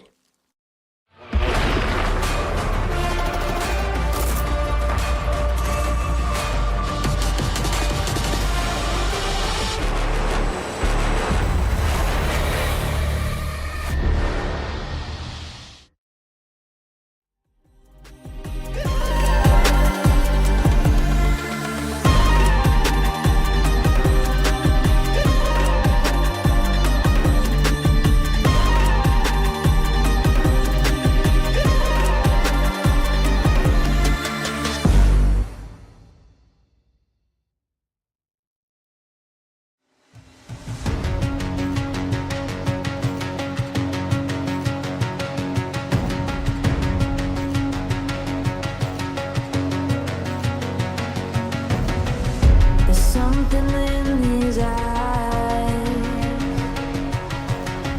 There's a storm within, but it's written in the skies.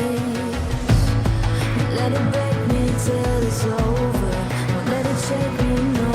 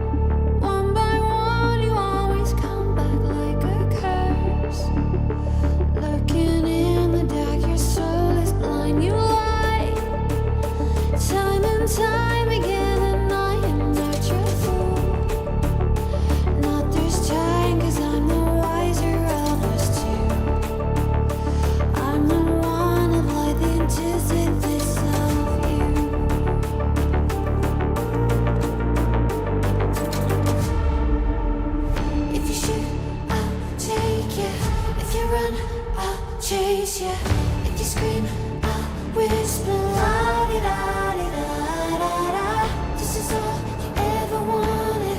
Take it all, you deserve it. This is how we're gonna end it. La-di-da-di-da-da-da. Take it all, you deserve it. Take it all, you deserve it. Giving back the freedom you want to destroy.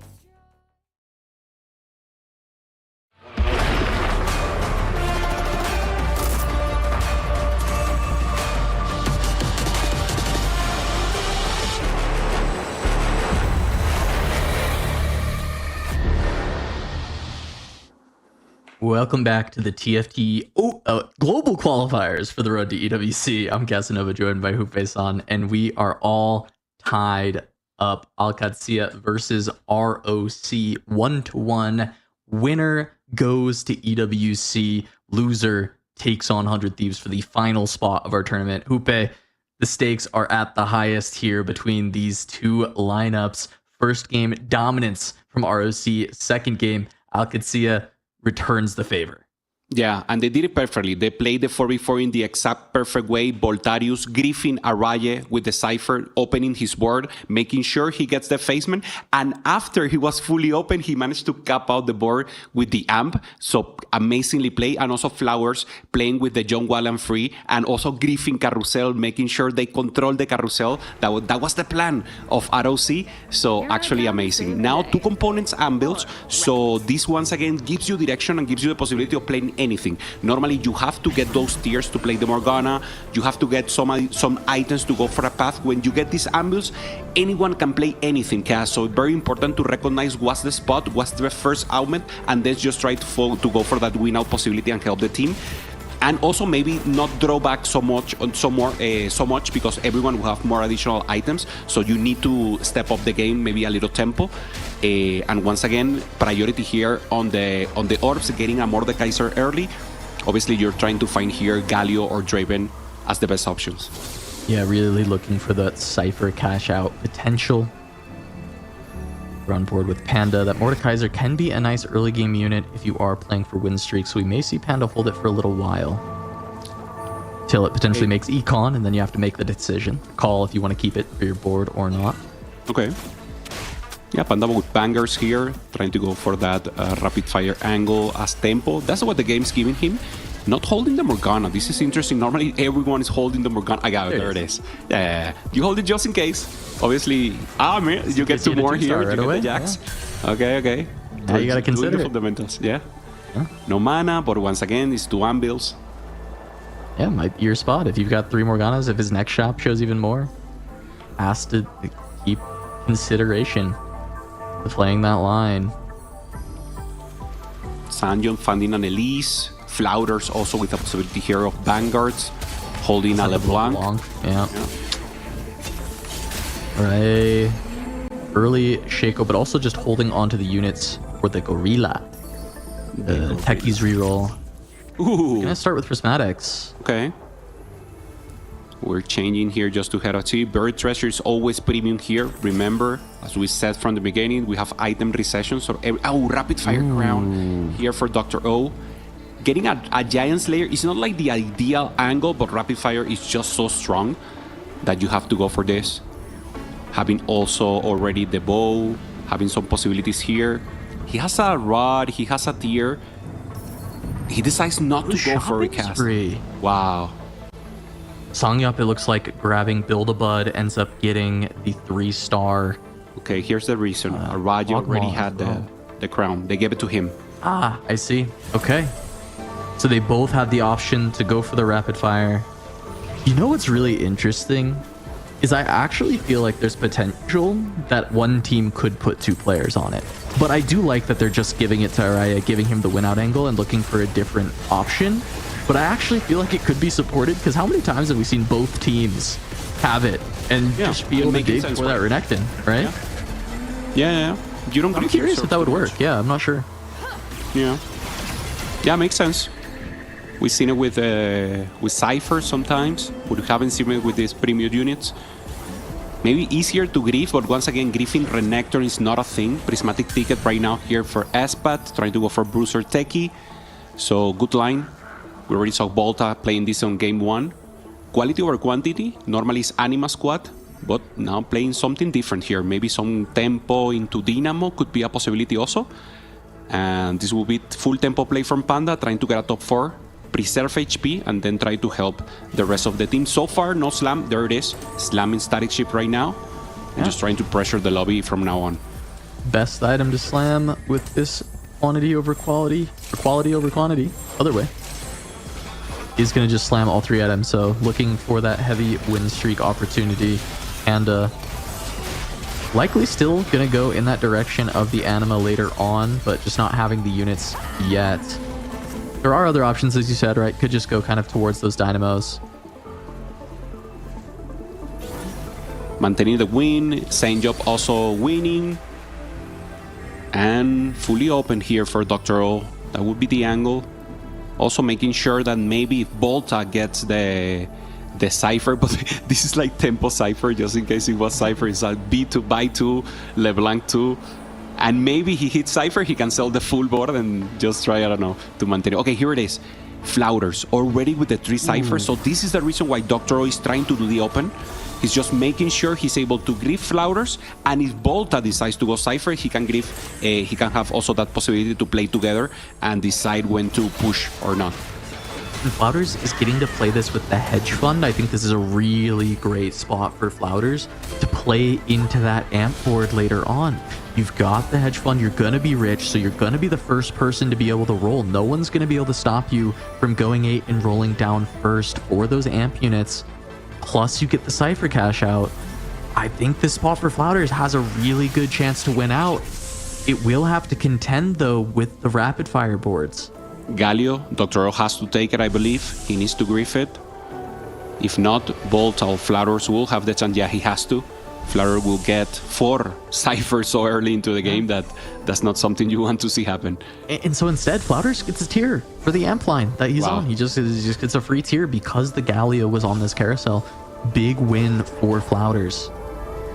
Yeah, has to play defense, and this is the best play. Obviously, not ideal scenario, losing the tier also, but he has to. So Dr. O, right now, he will need to sell the full board. He can make 40 here. Just doing some shenanigans here, but for sure he will sell and do 40 here. There's Flouters, trying to get some units in. He knows if he faces Dr. O, he will lose for sure, so he's just making sure that if any of the other face-off happens, he can at least kill 1 unit. Yeah, Dr. O is going to have to be on fully grief Flouters duty. Not only does he need to try and deny the Cypher, but also there's a potential that with his shopping spree, he can maybe get to 8 and start to contest towards getting the amp units and keeping Flouters from getting to hit for free. Yeah, Flouters doesn't get the draw, so he will maintain the lose streak. And now looking at Sanjop, Panda. Panda making here the difference pretty strong with the quality over quantity. And this is tempo quality over quantity. I like this. Not going, holding boombots, holding something additional, so we'll have some variation, like you mentioned, of this comp. It will be good to see what is the actual second possibilities that we go for. Full items here on the Boulevard Kotmak. So Sanjop trying to maintain this win streak and could face off with his teammate Panda. Both of them the only ones maintaining tempo so far. Yeah, I think this win streak is really nice for Sangyup. A little bit rough because his front line is all 1-star, and sometimes that can be an issue when you build about a backliner and you don't get a way to actually protect it. But fact is that 3-star Cog with 3 items just is plenty of damage to get the job done. Look, Flouters ends up running in there. Let's see if Panda and Sangyup pair against each other, if they're able to hold on to the win streak. Like, they do not pair. So Panda and Sangyup both might be able to hold on to these streaks. Araya gonna have to take a loss for it, but he is getting to slam some great items for the rapid fire setup already.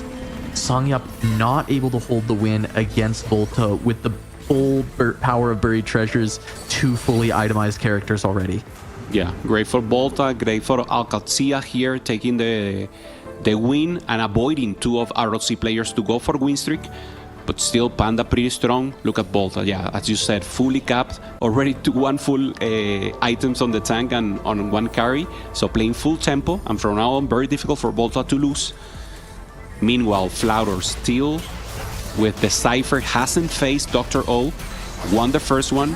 After that, he hasn't stopped losing, so making good value here of the Cypher. 76 so far, projecting more than 200 for sure, 250 per, at least, and trying to find the fourth Cypher that is so important. So Galio, with good possibilities here, could get a huge catch out. Yeah, I mean, this is going to be a pretty disgusting amp board, right? We are already looking at the blue buff in the Shojin for the Annie.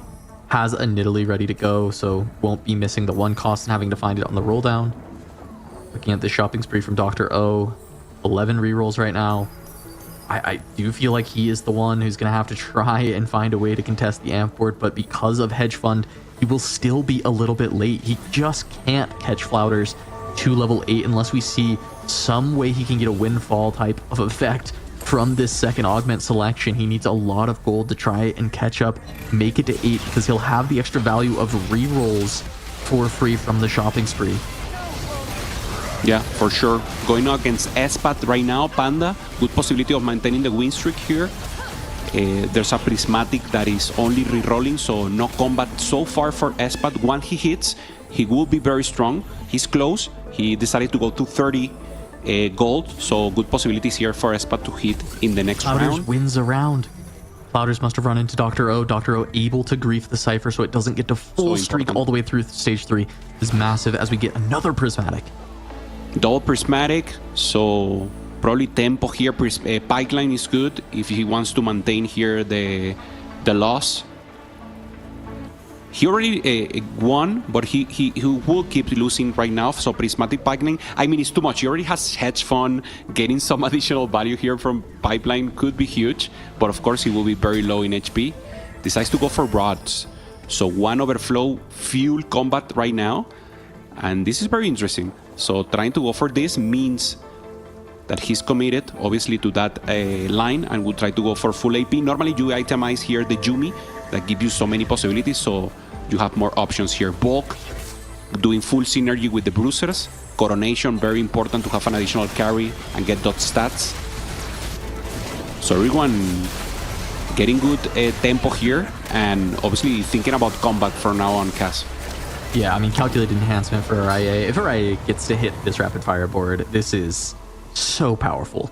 I think it's going to be hard for anyone to beat it. Even Flouters with the amazing spot to play around Amp actually take that down. So really looking at Araya once again as the big carry for ROC. Last 2 games really popping off in both of them. This time around has to be Araya once again, the player that does not share the language with the rest of the team, the one that it's so important that they're able to get on the same page with to continue their synergy across the entire roster, and finding spots where they can just say, hey, all right, we know you're just good.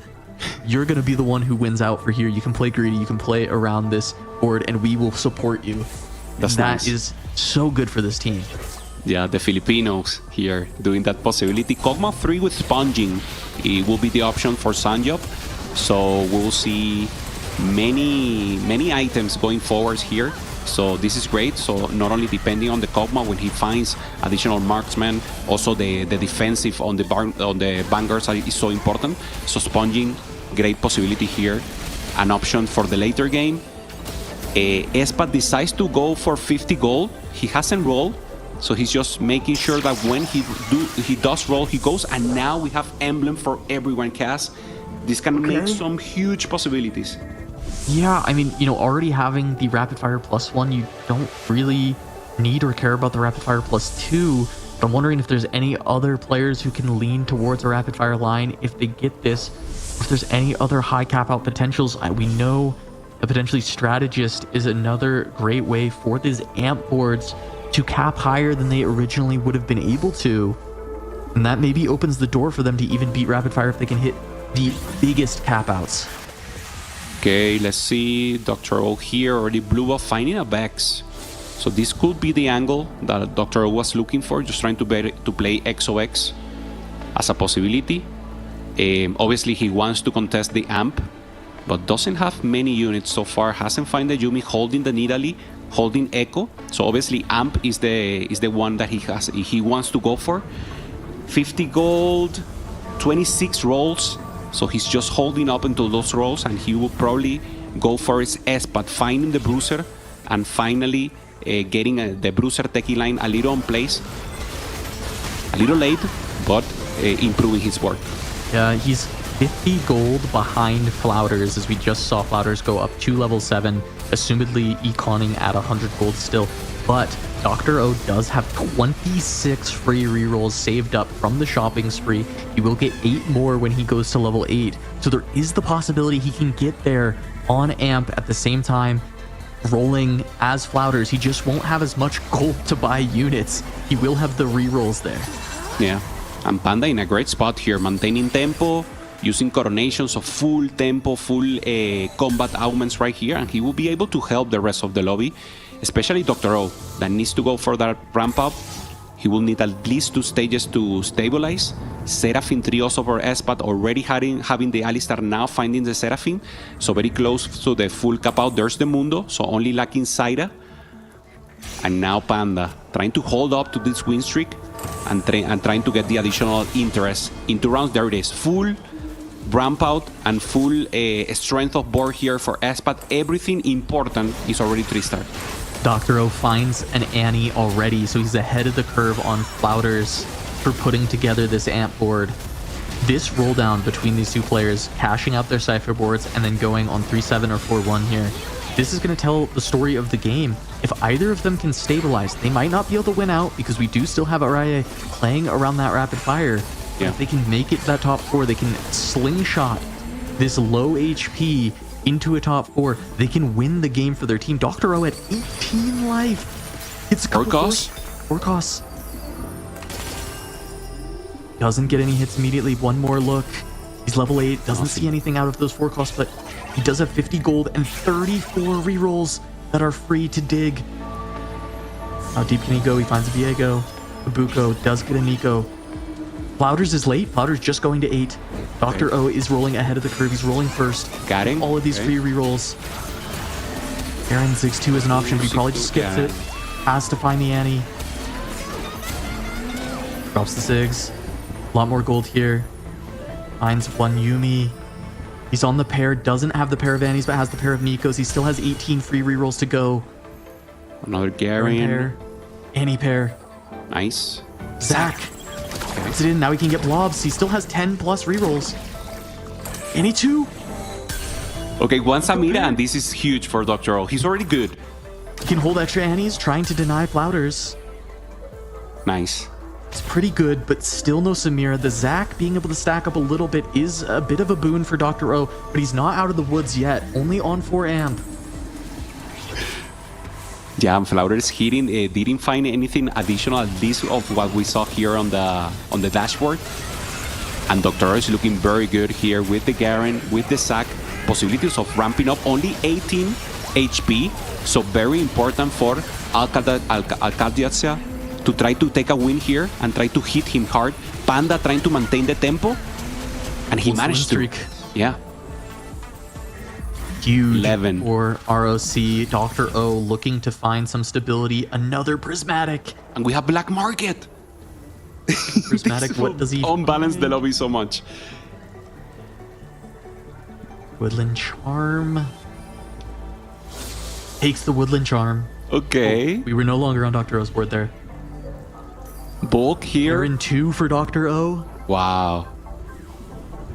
I'm still watching Flouters on the side. Binary, so huge also. We'll be able to itemize Binary for the rapid both. fire as well. Yeah. Inkfast. Inkfast. He used everything. He was just trying to do it. In the moment we saw it, he was just missing like, I don't know, like 7 gold. Yeah, Yeah. So even if he hits, he didn't have a possibility to buy many units there. Dr. O finding Belt Overflow, so when his Zac is upgraded, he has extra Warmogs to go there. Garen 2 with the Street Demon, so without the Samira, still getting 3 Street Demon in.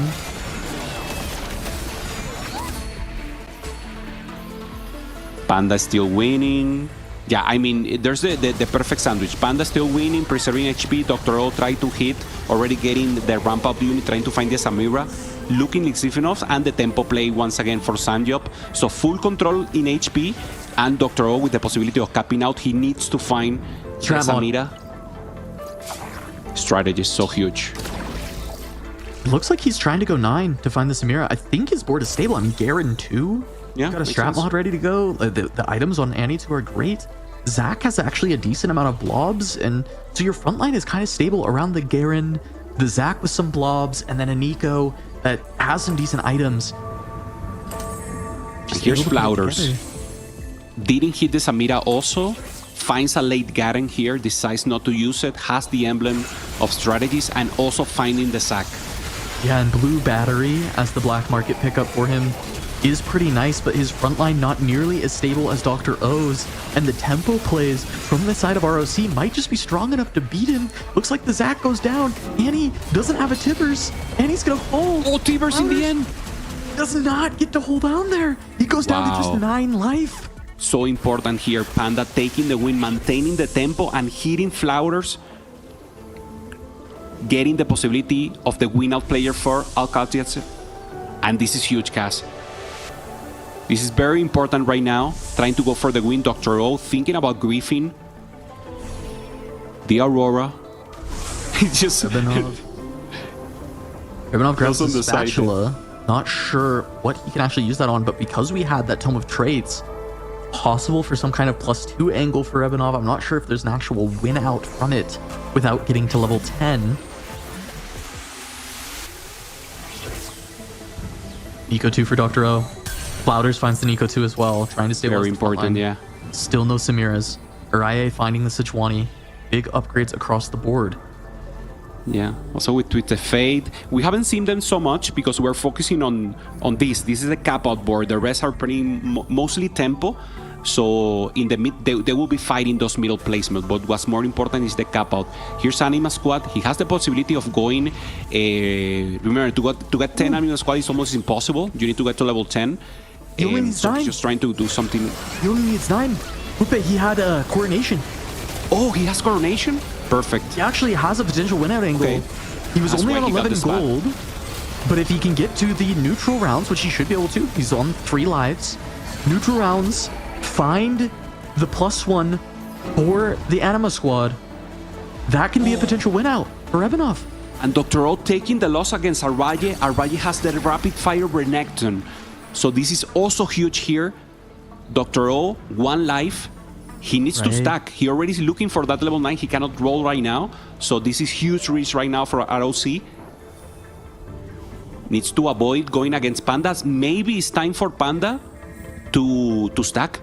Because Panda is very strong. He could be able to take out Dr. O here. Yeah, we see Araye ends up having the Zeri 2 picked up, playing binary around those rapid fires. Incredibly strong board. Araye very much could just win out for the entire team. Dr. O gonna go up against Espat. This is the Gorilla going up against Dr. O's board, and we'll see it is kind of the full cap for that Techie's board, but it's kind of hit the end of its rope. This is just gonna be a big win for the Amp board if it can break through this front line. The tankiness of the Tibbers, the Nico 2 still alive. Finally getting down. the Mundo. And that's enough for Dr. O to be able to take that round. As Flouters goes down. Flouters can never stabilize the Amp board. Dr. O actually beats him there with the shopping spree. This was the thing we were talking about. Can he outpace the hedge fund? And he does with shopping spree, and he gets there rolling on 3-7. Yeah, this is the worst news right now for Acacia. Flouters having a good possibilities here, but Dr. was stronger. We said it, he had a better possibility, he had better front line. And this board was the one who had to win. As you said, this is the fully cut board right now of Bruiser Techie. Also with additional items with the binary, and it wasn't enough to take Dr. O down. Dr. O with full path for going first, and just trying to avoid a lose right now. We need to go to Rebanov. We need to go to Rebanov. Did he hit? He did. Anima +2. Has to just go to 9, and he can play 10 Anima. 45 gold. One. Yeah. He's not missing. He has Aurora. Seraphine, what is he missing? Dun, dun, Ilawi, Yumi. He's missing Yumi. You're right. So he has to go 2-9 and hit Yumi, but then he has the 10 anima. That will win the game against these other boards, and that opens the door for Alcatsia to maybe find the win, because we can expect Dr. O and Araye to potentially be able to make it to the 2 and 3 position, but that doesn't necessarily win if Rebanov can win the game. No, in no moment in life was more important to hold Yumi right now. No Yumi there. And maybe he will not go to level 9. I think in his spot, he needs to make gold, try to roll right now for one Yumi, and then go to level 9. He just hit it. There it is. Oh my god, natural Yumi.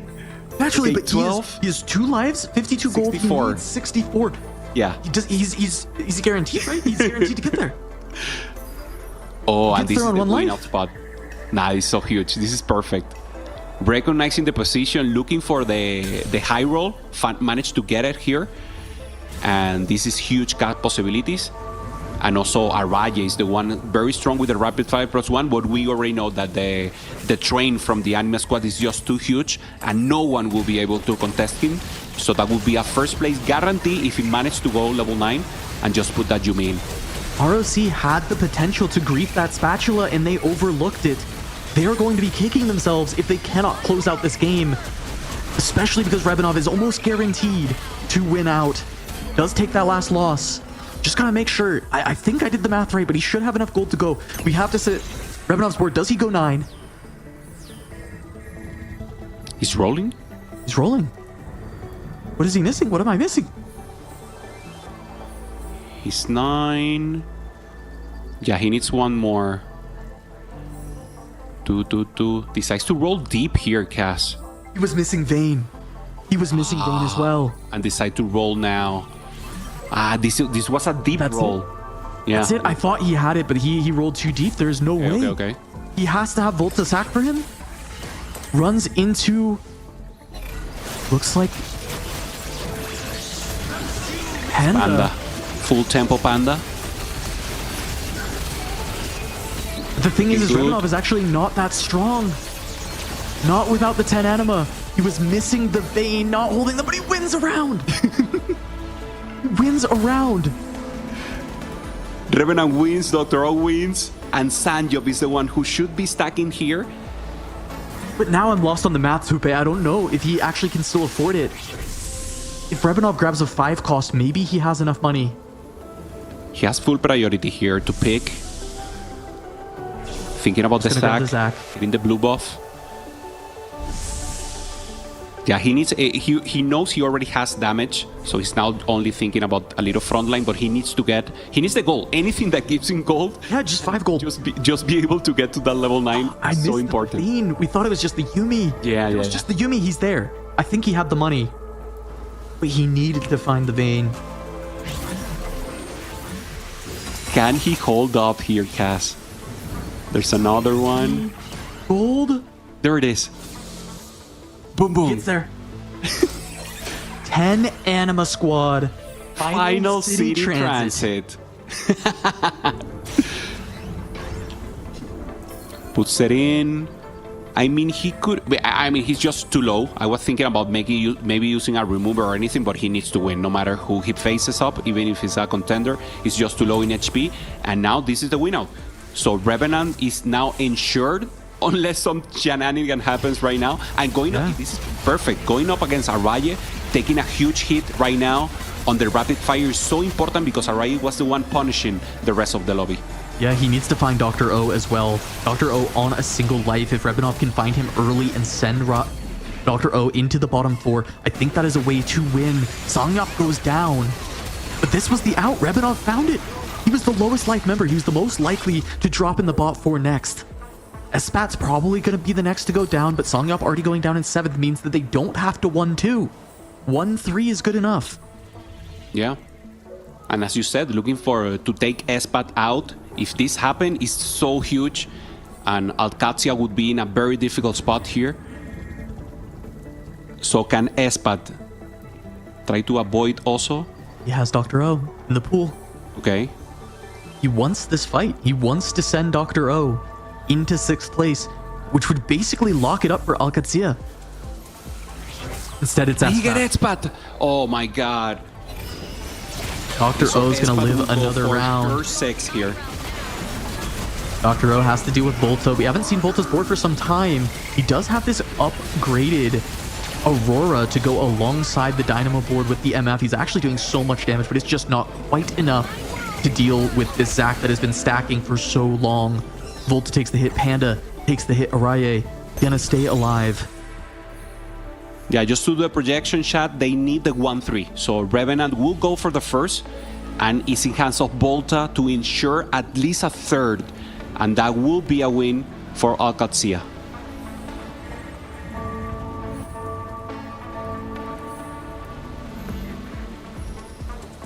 Volta has to hold on.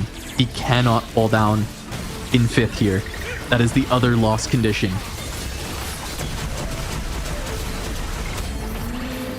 Doo-doo-doom.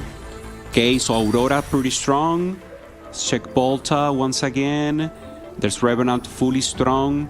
Trying to get a little stronger here. Already with the 4 Dynamo, not having that much of a front line, but this is just too much damage. The Aurora is pulling out some utility here additional with the Kobuko. So this is raw damage. Raw damage. Obviously the Brown holding up as much as possible.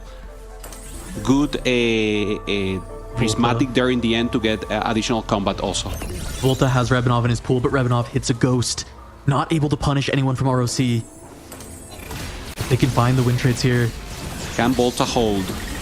Volta going up against the quality over quantity board. This is probably his best case. This is who Volta would have wanted to fight. But it's He's down, very no close. tanks. His full tank's gone. Volta, does he live? No, Volta takes the 5th. ROC just win.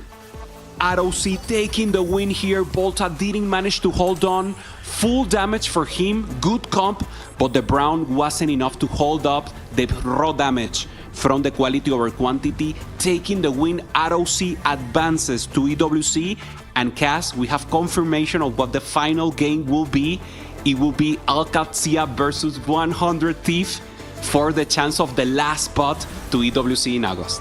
What a huge win for Panda with the quality over quantity tempo board, taking out Volta, but not only winning the fight, beating him so hard he sent him out of the game.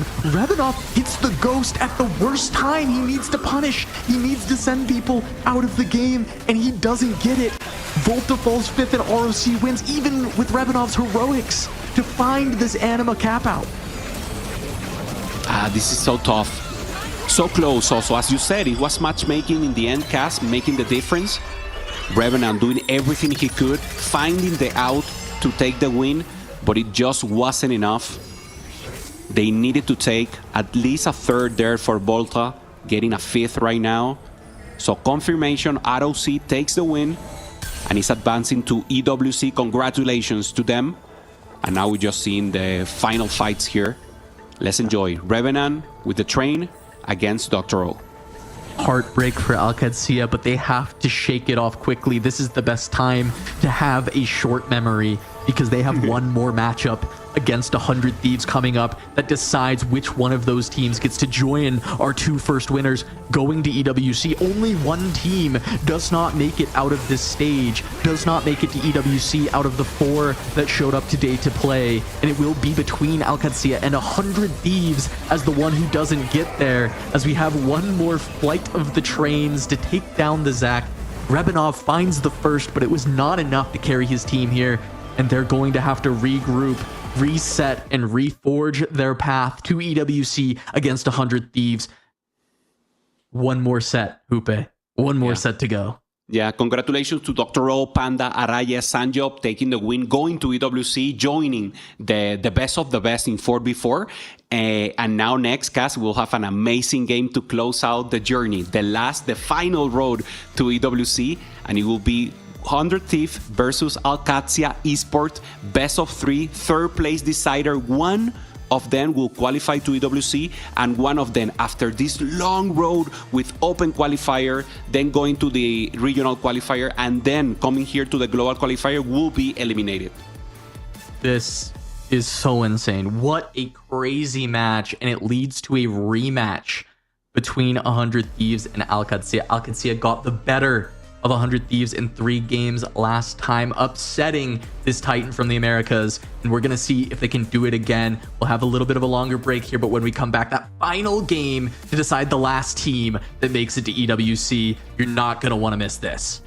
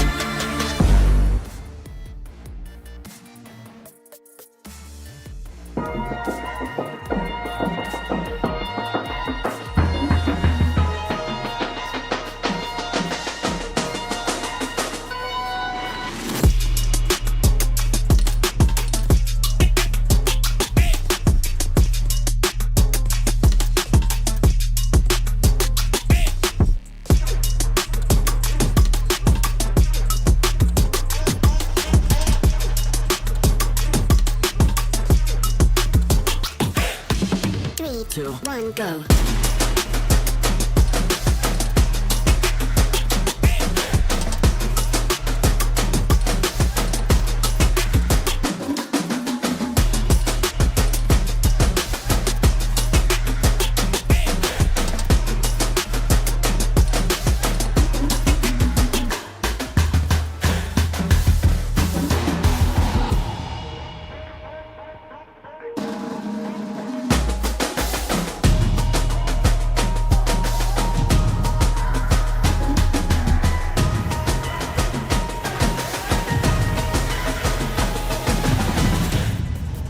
Three, two, one, go.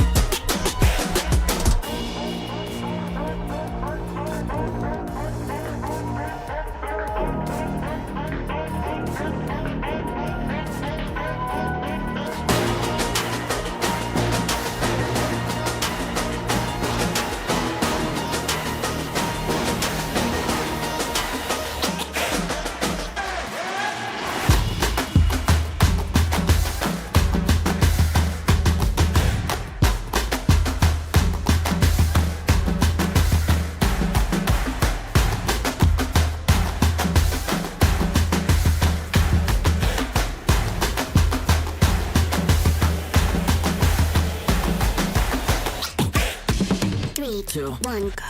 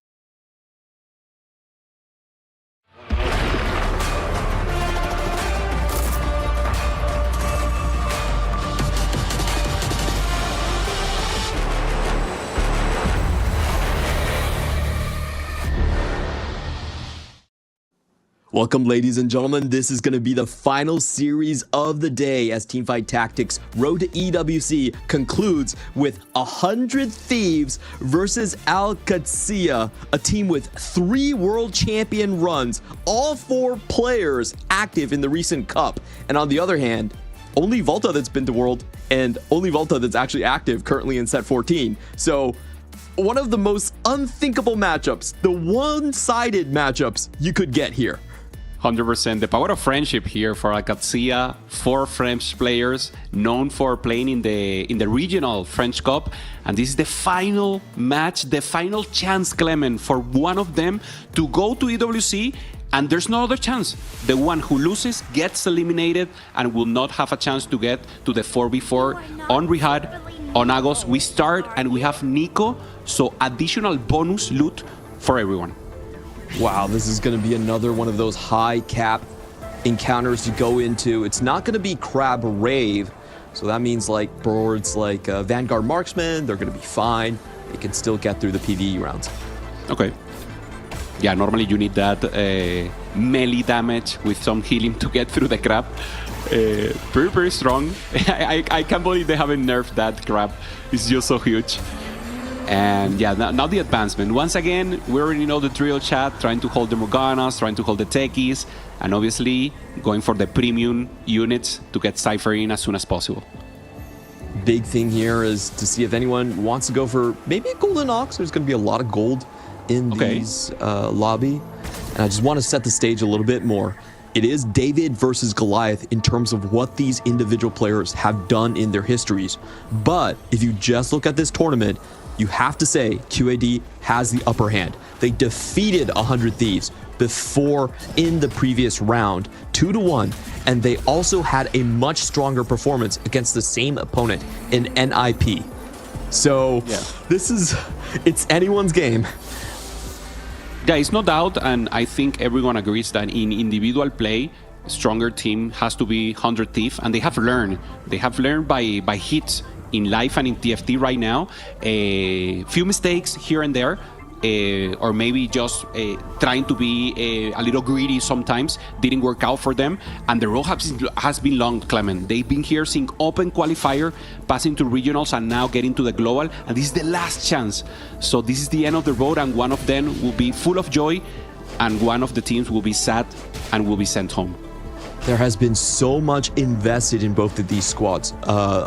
ROC, a new Saudi esports organization, 100 Thieves, taking their first try, trying to get the triple crown in every single Riot title here with TFT. And we're going to get a finale between these two. Now, to take a look at the board right here, Volta is going for 20 gold, very, very strong start, holding on to the Golden Ox units. Nice. So additional gold and resources, and now we have combat in the hack augment. So the line you just said, like who goes for Marksman, who goes for Ox, and trying to get a little tempo, goes for the Bramble, doesn't have a poppy angle, that is normally when we see it, but of course, good tempo right now, and trying to be good against those AD lines. Yeah, we have saw 100 Thieves come off of a pretty bad loss just recently. Prize Fighter, this is familiar territory for 100 Thieves. They love to play around this strong win streak, great tempo play from Replay, and Dish Soap is the way they typically win their games. Spear for Kyun also, doing some tempo there, preparation with the Cypher in. So he's able to think about what comps he's going to use and put it on the bench while making economy and making a good chance of cap out there with the Cypher. So good chance there. A lot of tempo play coming out from 100 Thieves. 2 members already leveling up to 4, both of them with double upgrades in Kiyun and Replay. It looks like 100 Thieves might be trying to run QAD out of the gym with how fast and how strong these boards are. And Espat once again with the Nitro. So it didn't work out in the last series. And I mean, but this is the angle. Normally Nitro can be good in the early game if you don't have another thing to play. No upgrade so far. There's the initial upgrade. Let's see if it's enough. But I don't know. What do you think about Nitro right now, Clement? Ooh, on 14.4, the buffs have not come in, so the Kindred is a lot weaker, the Nidalee is a lot weaker. We have seen some people be able to play this towards just shifting a Dynamo board, a good tempo Dynamo, but he also doesn't have the blue buff, so we'll see if he goes that direction. Okay, Flouters will be the one with Cypher, as we saw. So far, not preparing anything, but it will be an investment in the future. So let's see, maybe someone from 100 Thief will be the player to grief him. Replay, maybe the only one with a possibility. He had already slammed the Morello, but I don't think he's going for a techie bruiser line, so maybe he will be the one with the role of just making sure that Flowers doesn't get out of control and grief his lose streak. Yeah, big thing about Replay here is that he did lose to start the round off. He leveled and still lost. Yeah, and has the prize fighter. Yeah, you're right. He cannot do it. So no way here to grief Flouters. Yeah, he's trying to go with the strongest board possible. And wow, look at this board from Tissoap. So huge, finding early Nafiri. Hyperfan, not the best item, obviously. Can work a little better, but it's not terrible. Of course, if we got Pulse, this is premium. And just trying to get enough tempo here, holding the Dynamo and trying to go for the tech that you showed me, Clement, the double Aurora. As a possibility so far, still just maintaining tempo and giving Stromborg as possible. Revenant, already blue buff with the replication, and could be the Morgana player so far for Alcazia. Yeah, we're seeing a lot of HP differential. Top of board, 100 Thieves, maximum pressure across the board. On the other hand, a lot of loss streaking coming in for the side of QAD as they are playing, from what we have seen, a Morgana board, a Cypher board, both of these looking to full loss streak. The Satyr, also pretty important. No one still with the angle of playing those Cyphers. Should be Flouters. Normally that lose streak into AMP is the win out possibility, at least the standard one. Volta getting the Varus there with the bow, and nothing additional here. No one going for the gold, just making sure they get good items here. One of the things I do want to mention is for QAD, one of the comps they love to play is 4 Bruiser into Dynamo. A very rare comp that we don't see from other teams, but they make use of the Cho'Gath, which is almost completely free in all of their games. That's been one of their stabilizations. Looking across the board, we haven't checked Spencer's board just yet. Kiyun going to switch over to Cypher after looking like a marksman board. And Spencer with a very strong opening, likely going to go for AMP as well. Yeah, straight demon so far. Mundo 2 going up against Cypher, already 4 Cypher on the other for Flouters, so finding the rest of the unit. Flouter with a huge cap out possibility here, and Kyun with the chance of maybe only putting in 4 Cypher, Clement, and could be the way for 100 Thieves to grief Flouters and avoid him from getting out of control with this cash out. Yeah, looking across the board here, we really talk about the way that they like to build their boards. 1 marksman, 1 rapid fire, and 1 ANP. That is the 100 Thieves recipe for success, and they've already kind of set it up here. This is looking a lot like a more AD focused, potentially +1 board for the rapid fire. All they need is that cash out where they could get a pan. It's a 410 or a 200 cash out. That's a possibility for the rapid fire. Yeah, making sense. Already having a tier, so both options still open here. Espat still maintaining the Nitro, only the Nidalee 2, so not much ramp up. Volta, we see in Dynamo there with the Elise with the red buff. And Disho maintaining tempo. We'll take a win here up against another Cypher player. So him and Spencer, great tempo so far, and with the possibility of being the leaders in the lobby and preserving so much HP. I hope they use it in the end to help the rest of the team by the later stages. Very strong opening for 100 Thieves. 2 win streakers not facing each other. We're not sure if Spencer is going to win. He is. So that's 2 100 streakers. Now, on the other hand, for QAD, we have to check if both of them did get their full loss streaks. So it did work out for Flouters, and Rebanov, I believe as well, with 75 HP, did achieve full loss. So things are hanging in the equilibrium. These are your most likely players to get the win out. Yeah. Okay, Revenant having a win in the middle, so not getting the full value of the lose streak. Volta right now. Kyun with 3 ciphers. Okay, this is the moment. Will he sell maybe that 2-star buy just to try to grief? Or will he maintain? Full control still for QAD. They had full control of the previous carousel with 4 of the players in the bottom 4. And now only Kyun in the bottom. So once again, the second carousel, full control for them. And this is very important, Clement. Trying to get those important units and trying obviously to grief the tempo of the rest of the lobby. Spencer and Disho maintaining this 100 is so important. And now let's see if we have a face-off of Cypher players. Great items for Kyun here. He's already sitting on the 2-star Draven that I imagine he's going to pick up. Has all the items necessary. So if he can find that spatula somewhere, it's going to be massive for him. On the other hand, I do want to point out for Rebanov, he's not going to re-roll for that Morgana. Went straight to level 5 even when he had the chance. So going into most likely the Vex direction instead. Okay, yeah, we saw him with the Morgana with the blue ball, so should be Vex. Maybe some additional options we're not seeing, but we will check. Replay on the other hand, already slamming the Morello with the Press Fighter and not winning so much. It's 96, so he has won a little, but he needs to win hard here to make sure he gets as much value as possible. Remember, every 5 wins, you get an additional component, and you're looking for 10 wins at least, and getting 2 components so you get full value of the augment. And he gets 0 additional items going into stage 3 too, as he's broken again by his teammates. But they're still holding on to very strong tempo. We're going to be taking a look at Kyun's board here. There is hostile takeover.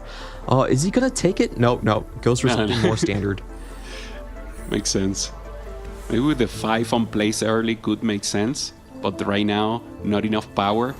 Flouters trying to... Okay, Golemify here for Spat. This is huge. He will be able to just try to maintain tempo right now. Trade Tracker, so this is the win out play from Revenant. Oh, this is giving me PTSD because this is one of the ways that QAD was able to beat 100 Thieves in one of their games. They were able to go the Vex route into the Trade Tracker for SPAT. We have seen this before. Golemify has a lot of units there, already level 6 Golemify, and he's likely going to be playing into the Divinity Corp. We have seen this kind of way to buff up your Golem as well, and also give that Renekton a huge bonus of stats. No, Guardbreaker now for Disho, maintaining tempo, will maintain the win streak, and Spencer taking the loss here against Volta.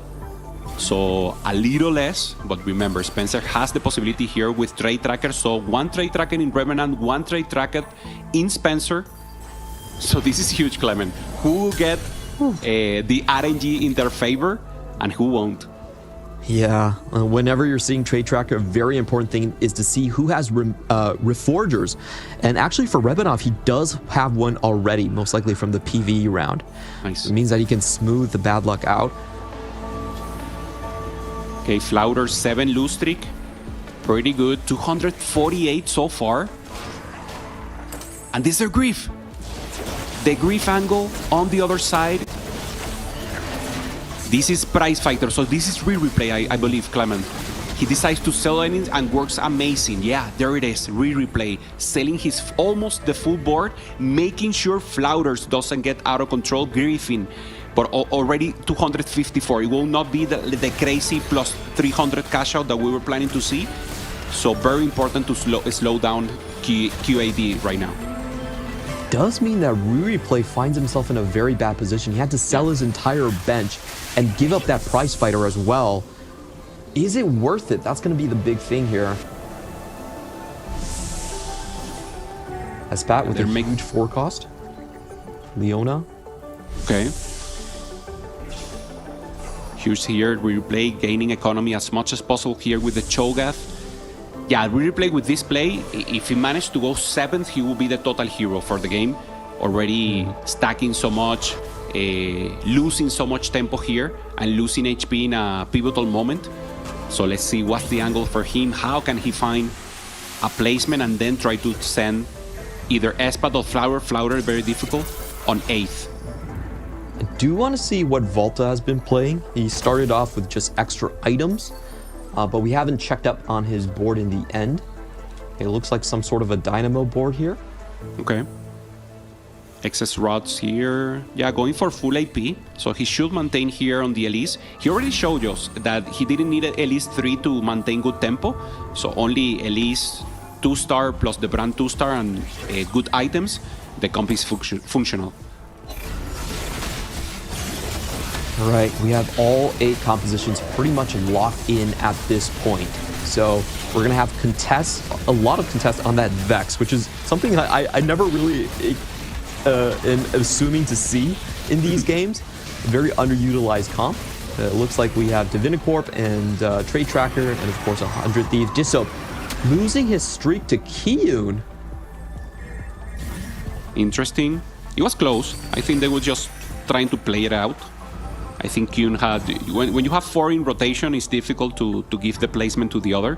But of course, very difficult right now for Disso. Disso playing full tempo. It will not be a win-out possibility for him. So managing this AP and helping the rest of the team is so important. 284, so close to 290. So 290 is already ensured. Let's see if he can get one more. Flouters 40 HP, so pretty healthy considering everything here, Clement. Kiyun just won when playing Cypher, so the cap out most likely can't come from Kiyun nor Riri play. It has to be from the other 2 players at the top of the lobby right now, Spencer and Disso, looking for strong wins. Disso has maybe more tempo. Spencer with the Trade Tracker, that's the option for 100 Thieves. So he really needs to get a good loot there. Absolutely. Flouters is going to find an early Renekton on level 7. So keeping his options open, there's a potential that he could still go into the... Oh, right. Never mind. Forge. We reforge Horizon always, right? Is there a way to use it that makes sense? I don't think so. Yeah, if he finds the Zac early, maybe. But... Okay. There's the Yumi 2. Roll down. So already good holder here. No Annies. There's an Annie. Nothing premium, but funding one Annie, funding one Neko is good enough. Let's see if he managed to put maybe items on Yumi just to get a better holder. Yumi 2, a little better than Annie 1. Ooh, okay. So there is gold orbs and the potential for pots on other places. That means if Kiyun also gets that pot, that could be huge. He didn't looks like Flouters preparation much here. Ooh, Samira! Wow.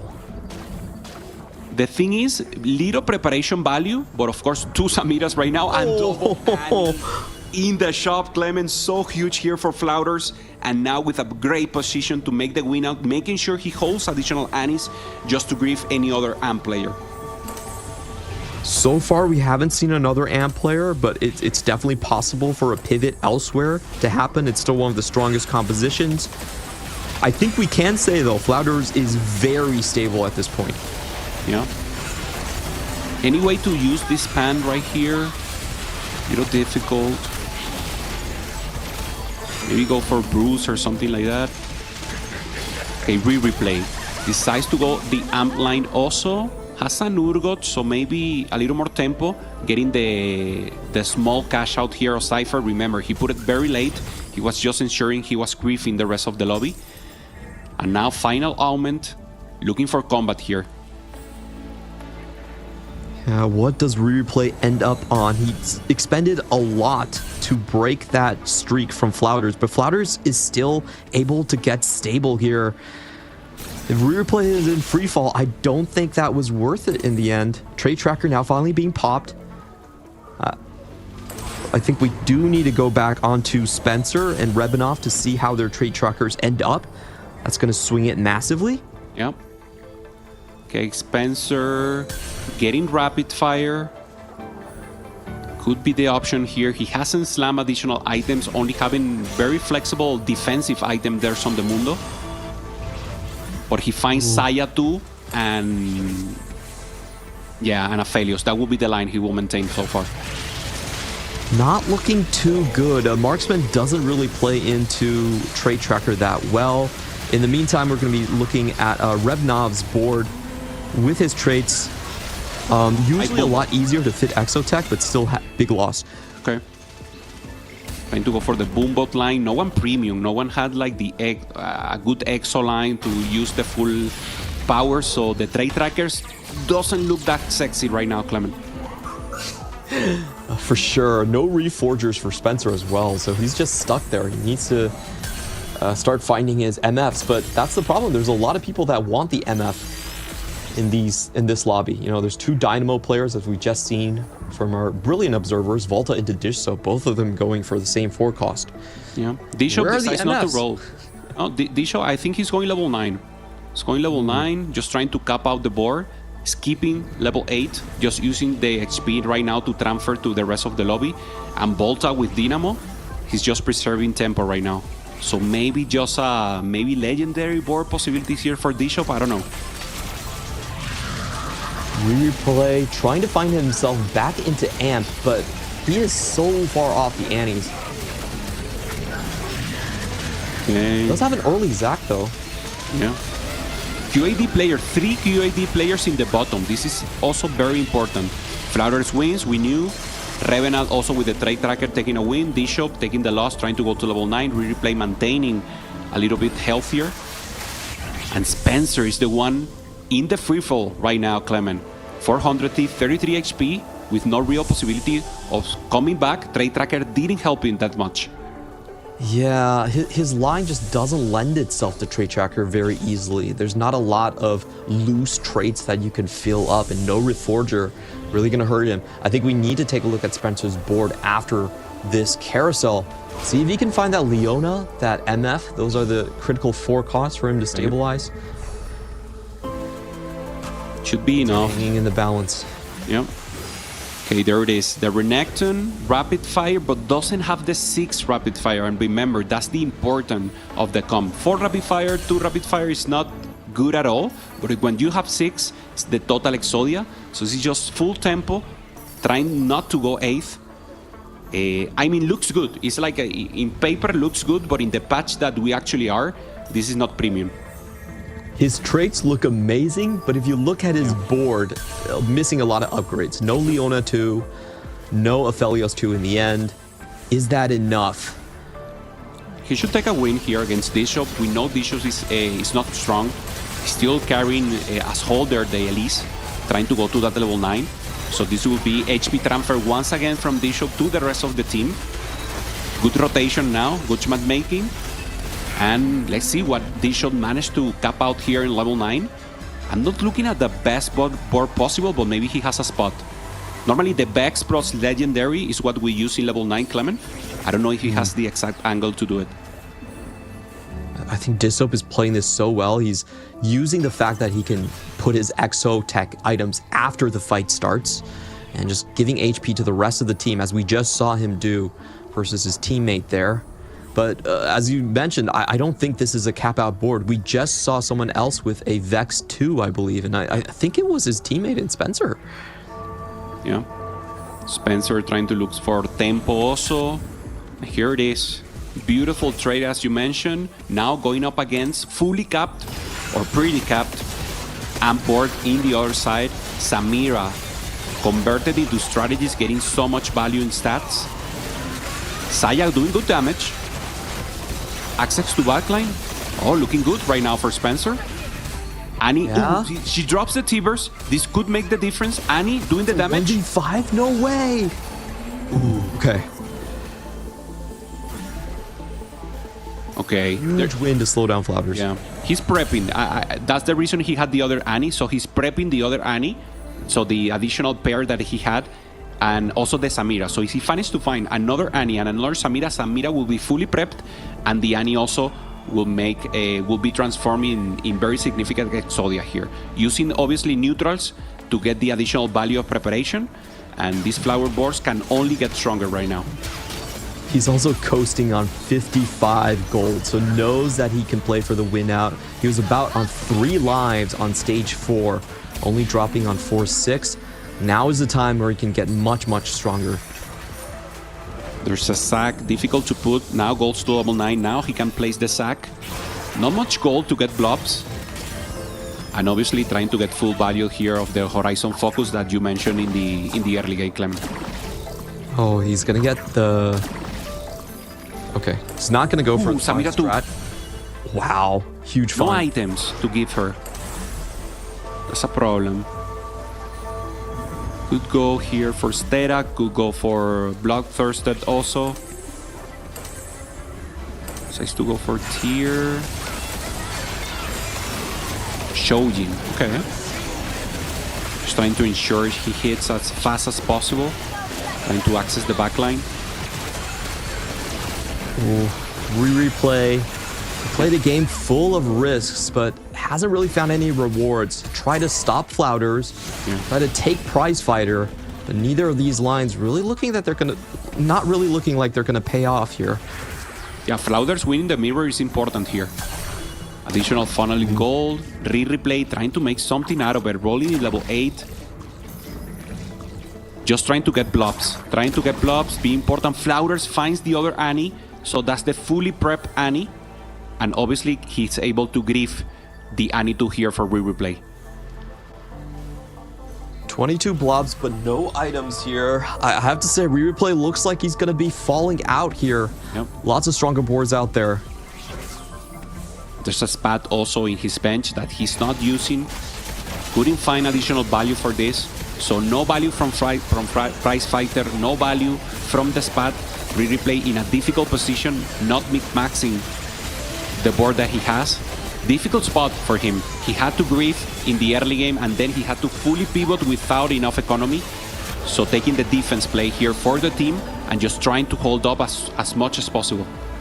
Spencer takes the loss for him as he removes his items. We haven't seen how Espat is doing. 9 HP left. This is getting so close. Both of these players on 1 life. Wow, no Aphelios 2, no Saya. Totally grief has been Espat.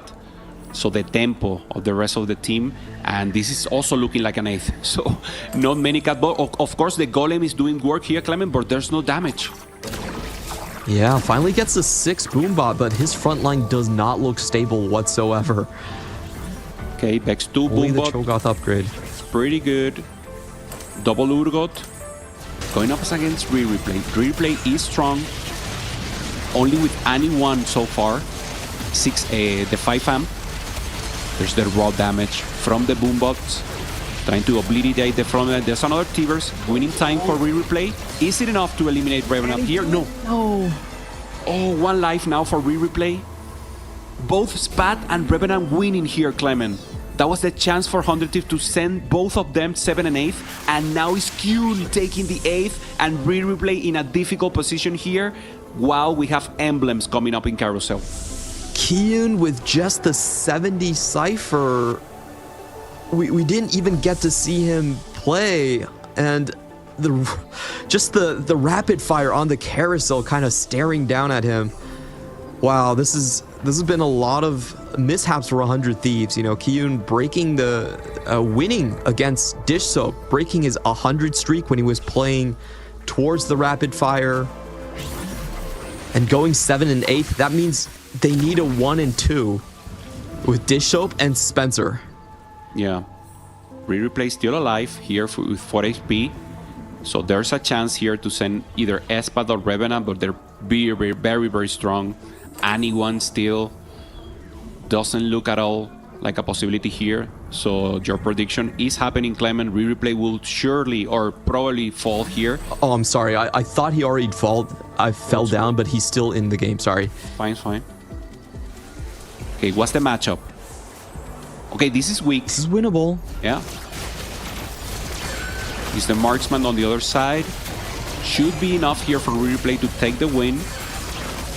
Alcazia trying to send replay here 7 to be in a perfect position to take game 1.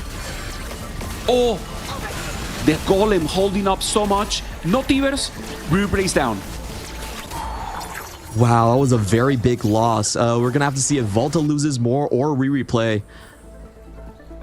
As the HP counts down, it looks like Volta stays alive. Wow. So difficult. Now Spencer in a good position, but Disho free falling right now. Flowers finding the sack, and Flowers is just the main one taking the win here, Clement. seems almost impossible for Spencer and Bishop to take the 1 and 2, and that's the only scenario where they can take the win full dominance, at least in this game 1, in positions for Alcazia. Let's take a look at Dissoap's board. This is the most important one. 7 HP. If he's out, the game is over. Gonna go up against Volta, starting to slam all those items down. See if he can survive here. Double Urgo 2 for Bishop, so he managed to get to the full legendary board. Not 2 costs, still only the Urgo trying to make here the execution, but no, it's just too much raw power there. The Kobuko 2, Bishop falls down, Clement. Is a win for Alcazia. Wow, what a dominating victory here for Alcazia. Very, very close game, but that is going to be just absolutely amazing. We have to go through this game. Where did everything kind of go wrong for 100 Thieves here, Hupe-san? Yeah, I mean, Bishop, he did well. He maintained tempo, and that was his role. And then he transferred HP. The problem is there was no win-out player. So Kyun trying to do a late Cypher. Replay also trying to grief Flouters, but didn't work out. They didn't manage to send Flower 8th. That was the out that they needed to. So in the end, Alcazia making the fundamentals work, getting the win-out possibility with Flouters, and then sending Kyun and replay 7 and 8th is just a good win for them. So as you said, HP was very low, Clement, so it could go either way, but some pivotal moments made the difference in the end. Yeah, both of these Cypher players from 100 Thieves falling down 7 and 8th on both sides. Just not what you want to see. Spencer does turn the corner, but very late MF. You know, this MF was something that honestly they wanted to see on Dissoap as well. Was never able to really get it. Okay, going up against the Exodia here, also from Volta. Finding the Aurora. Getting out the Urgot. Just getting huge possibilities here. And very well played here because Volta also had a difficult position in the start and managed to maintain the Dynamo line, playing full tempo. Spencer taking the win, Volta is out, Revenant is down, but no matter what happened, there's already 3 100 Thief players in the bottom. So no matter what happens here, is a win for Alcazia. Yeah, Flouters taking a look at his Zac stat check here. 26 stacks. Also doing 30% of max HP damage every time he jumps around. So getting tons of value out of that Horizon focus. Good win for QAD. Should expect Flouters to just trounce Spencer here. Yeah. Yeah, it's so good. Good damage on the Annie, getting the Tiber, Samira 2. Also Viego doing some utility, giving some additional possibilities. Spencer, I want to recognize the way he outmaneuvered the trade tracker. This is not an easy trade tracker to work with. And we thought his board was weaker than it was. He managed to get a second here, but regretfully not enough for 100 Thief in this first round, taking the Wind Flowers, and it's game 1 for Alcazia. Yeah, I have to say, really beautiful from Spencer getting in the final, using everything, just going off of that Renekton as well, getting the Rapid Fire and Bastion in. But at the end of the day, big picture story. As a 100 Thieves coach, Hupe-san, what do you tell them to do right now? We are 1 game away from dropping. No, do what you know how to do. You cannot change things this far into the game. They're already playing the way they know. They have learned from their mistakes. They just need to show the pedigree that they have. So it's just about giving them confidence and do their best. Their best is more than enough to take the win. And now 1-0 below, pressure is up. So this is just mental game right now, Clement. We are playing a best of 3. There is a chance for these teams to come back. We'll be coming back to you shortly after a short break. 100 Thieves versus Alcazia.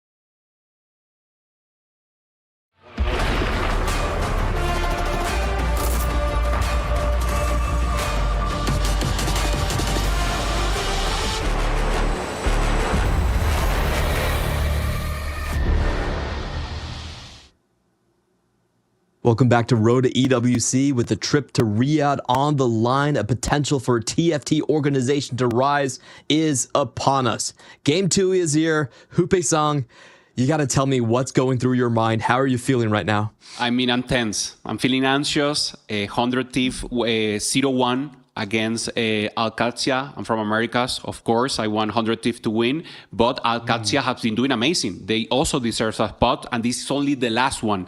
They played amazing, playing Cypher from the beginning, maintaining the tempo with Volta, and 100 Thief, they had a chance to win. They had the possibility of Disho going level fast 9, trying to do a legendary board, Spencer with the trade tracker, getting a good second, but it wasn't enough. Disho needed maybe that additional win when Kyun won against him, and that could give him maybe some goal to do a better roll down level 9. So maybe small mistakes here and there, Clement, and at this high level, it's just too important. So I'm tense, man. I don't know how you are.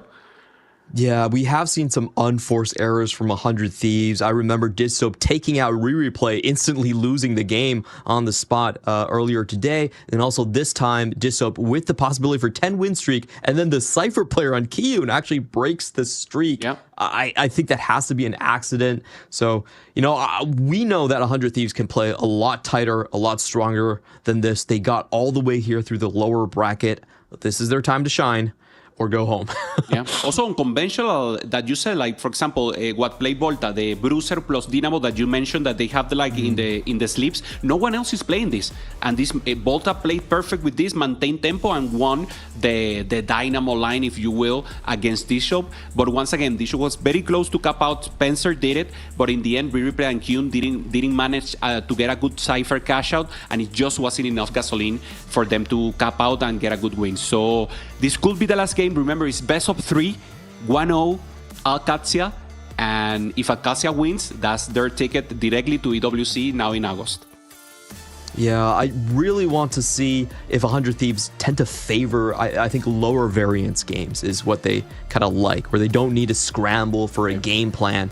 They've ran into so many emblem golems, so many prismatics, and these crazy, extra Nico loot situations. So maybe if it's just like a normal Annie 3 gold or double items, exactly what Dissoap is known for, the double anvil start into hero augments. I think that's what they're hoping for.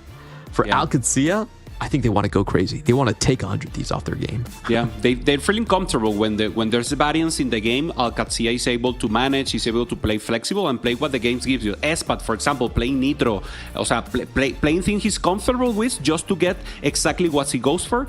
And on the case of America, 100 Thieves, they just want to play the standard game where the individual play is so important and they're able to get an advantage. So it will be very important, Clement, to see what the first or what the encounter will be and how this will manage the rest of the lobby. Only one would advance, and once again, this is the final expectation for the final road to EWC. Yeah, it's going to be so exciting to see who comes out on top. Taking a look at Alcatia, if you look at their ace players, it has mainly been Espat and Flouters. These are the two players that have just been able to play Trait Tracker, able to play things like the AMP line, kind of doing it. And the way they organize is their scrap compositions are very different from everyone else. We were talking about 4 Bruiser Dynamo, very easy access to things like Cho'Gath. You can slam on level 9 the Urgot very easily. So they've found a lot of success with that one.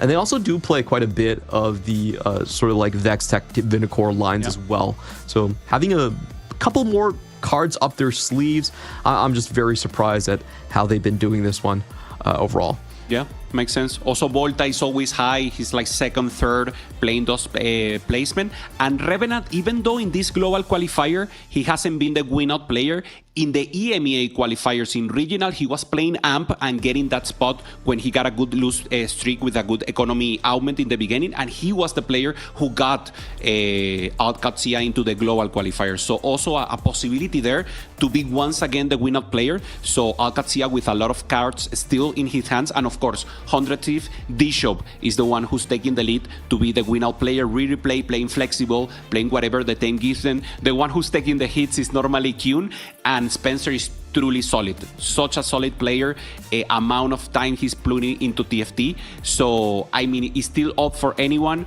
and I truly believe, Clement, both of these teams deserve to be in WC, but regretfully, only one can advance. We did have some trash talk. I think it was from Dissoap saying, hey, you know what? I have more Tacticians crowns than the entire EMEA region, which is definitely true, but he's going to need to stand by it in 4v4 as well. We'll see if he can kind of pull through. Alcatia, their journey is just so crazy to me because the only relevant experience, like high-level experience, what we've seen is the sort of cyber 4v4 tournaments that these players have played together in. But that was all the way back in 2023. So it wasn't even all that recent to kind of just clobber this team together, say, Volta, you're the captain, take us to the promised land, and arrive here. It's just going to be crazy. And, you know, that Volta also has Aegis, his former team, waiting for him there as well to prove that he can do it by himself. That would be such a success story. Yeah, and so much time. Remember, this is 14.4, so it's like almost 4 weeks already that they have been prepping for only this patch. And for example, I don't know, 100 Thieves, they're used to be playing in each patch. They like to play live. They like to maybe adapt a little more. And this is a patch that is maybe more considered and more deep in knowledge. And maybe that deep knowledge a slight advantage here for Alcatia in the variety of comps. Like we saw the Bruiser with the Dynamo, while Replay, Bishop, Q, and Spencer are more like optimizer of the comps that are really in the meta. So maybe that's also making a difference. You said Alcatia is able to manage the mayhem maybe a little better. So that would be the total variable that we will be expecting to see on game 2. Who gets more comfortable zone, who gets that angle to play comfortable and do the win-out play that they're used to. So they're loading. So we're about to start Clement game 2, Alcatia versus 100 Thieves. And once again, this is the final road to EWC. And we're just waiting to get the final confirmation to start. Alcatia is so surprising. Their winning comps, let me read them to you. They're just so out there. Trade Tracker, 4-star Shaco. AMP, you kind of expect that. And the only win on the other side for 100 Thieves that they have is a 3-star brand from Kiyun. Okay. In game 1. So here we go. Into the game. Are we going to get 100 Thieves getting a... Yeah. I'm sorry. We're actually going to go in. They're just trying to reconnect. So we will go to a short break and keep the suspense open right now. So short break, and we'll be right back with game 2 with the final deciders for who goes to EWC.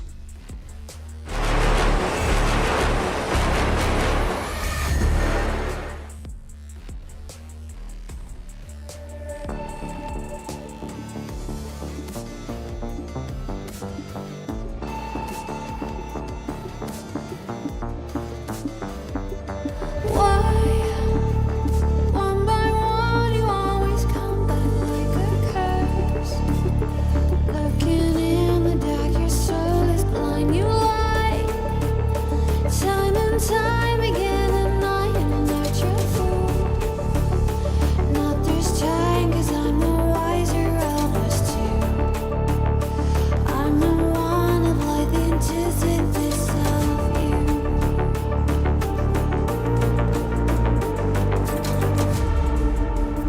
If you shoot, I'll take you. If you run, I'll chase you. If you scream, I'll whisper. La-di-da-di-da-da-da. This is all you ever wanted. Take it all, you deserve it. This is how we're gonna end it. La-di-da-di-da-da. Take it all, you deserve it. Take it all, you deserve it. Giving back the freedom you want to destroy.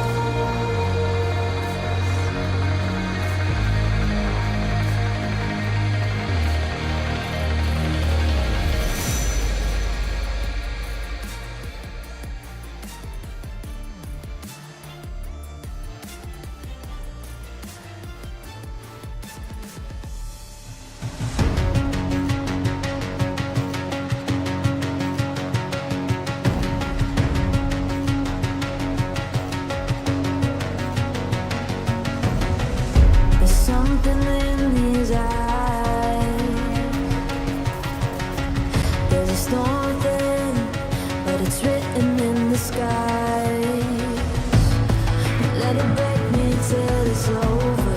Won't let it shake me, no.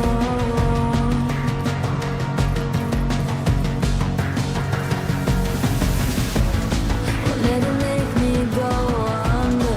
Won't let it make me go under. So now it's time to fly.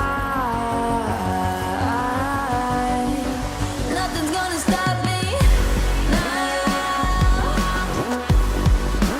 Nothing's gonna stop me now. Nothing's gonna stop me now.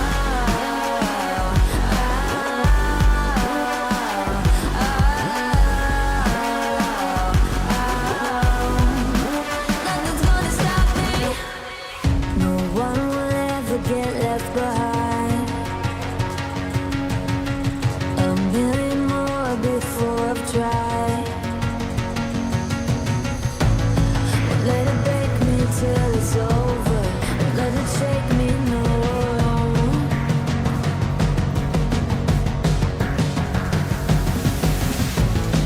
Let it make me go under. Let it make me go under. So now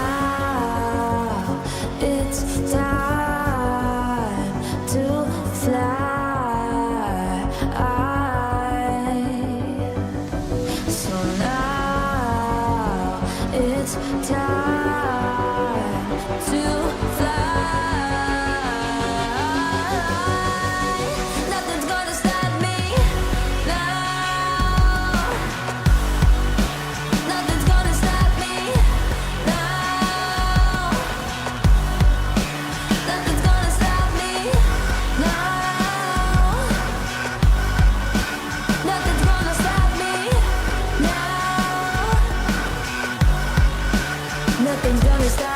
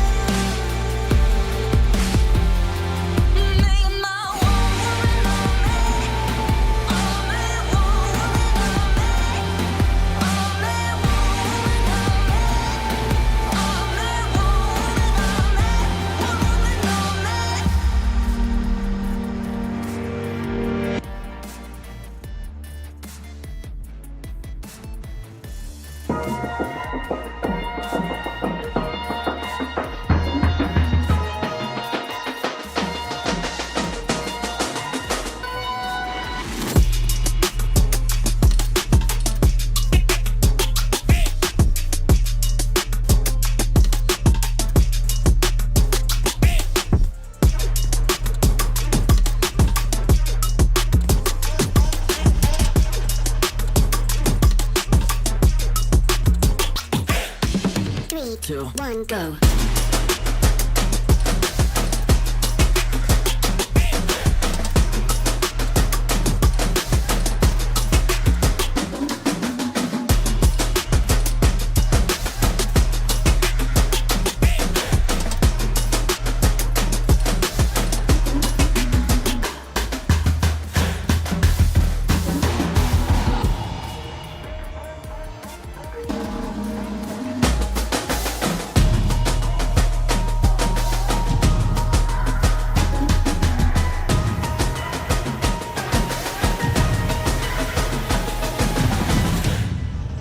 Three, two, one, go.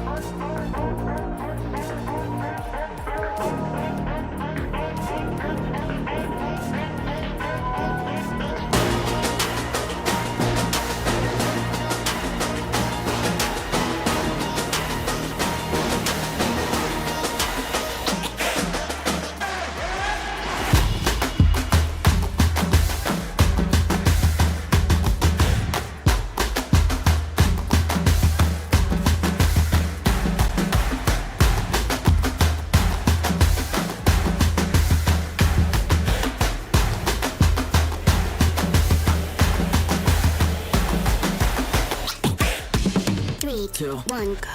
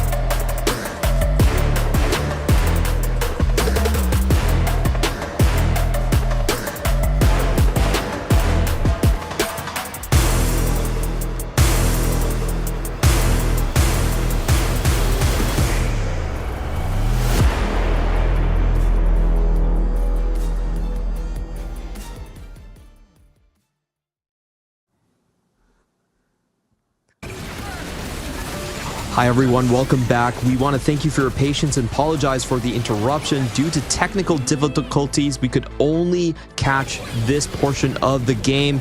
And right now we're taking a look at the HP bars. Oh, unfortunately, it looks like 100 Thieves, already 3 members in the bottom 4.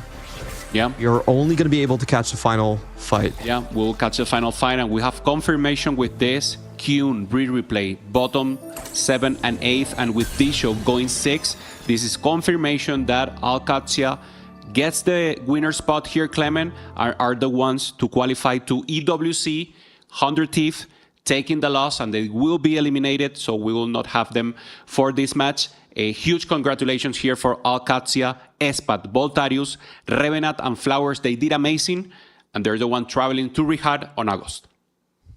Yeah, massive win for this underdog team right here. As we saw in the end, it was Flouders and I believe Volta in the top 2 positions. So throughout this run, they managed to defeat 100 Thieves 4 times, and they have to be a force to be recognized with. Yeah, so now we have the final bracket for this global qualifier. Mouse confirmed 2-0 going to EWC. Rock Esports also. Clement's happy here with the win. And Alcatia going to the loser bracket, winning again. 100 Thief are the one who takes the win and the final ticket to EWC Riyadh on August. Yep, and that is all 16 teams decided here. Big congratulations to the EMEA region, as they will have 5 representatives here, essentially taking it one away from the Americas. We're going to be taking a look at all the qualified teams on our road to EWC here with this graphic. Of course, we had 13 teams already decided in the closed qualifier, and these 3 additional were the ones that made it out here of the last chance qualifier. It would be Maus, the German roster, ROC Esports with the Filipino and Korean roster, and of course, Alcatia, another Saudi org with a French roster. Yeah, these 3 teams demonstrated a huge capabilities in 4v4. They have teach us, Clement, the new trend of 4v4, how to be played. We already knew we had some precedent last year in EWC 2024, and now 2025 will be held in the next set, in set 15, in the first patch. So that will be hype, and these players will have a lot of time to prepare, a lot of time to know each other, and to start compiling a lot of information of what had happened in this qualifier to fine-tune all of the important things to be the best at 4v4. It's not only individual play, you need to help the rest of the team, and you need to mid-max anything that the game gives you. So it will be very important. So Riyadh is coming close, Clement, and we'll be able to see the best of the best in 4v4.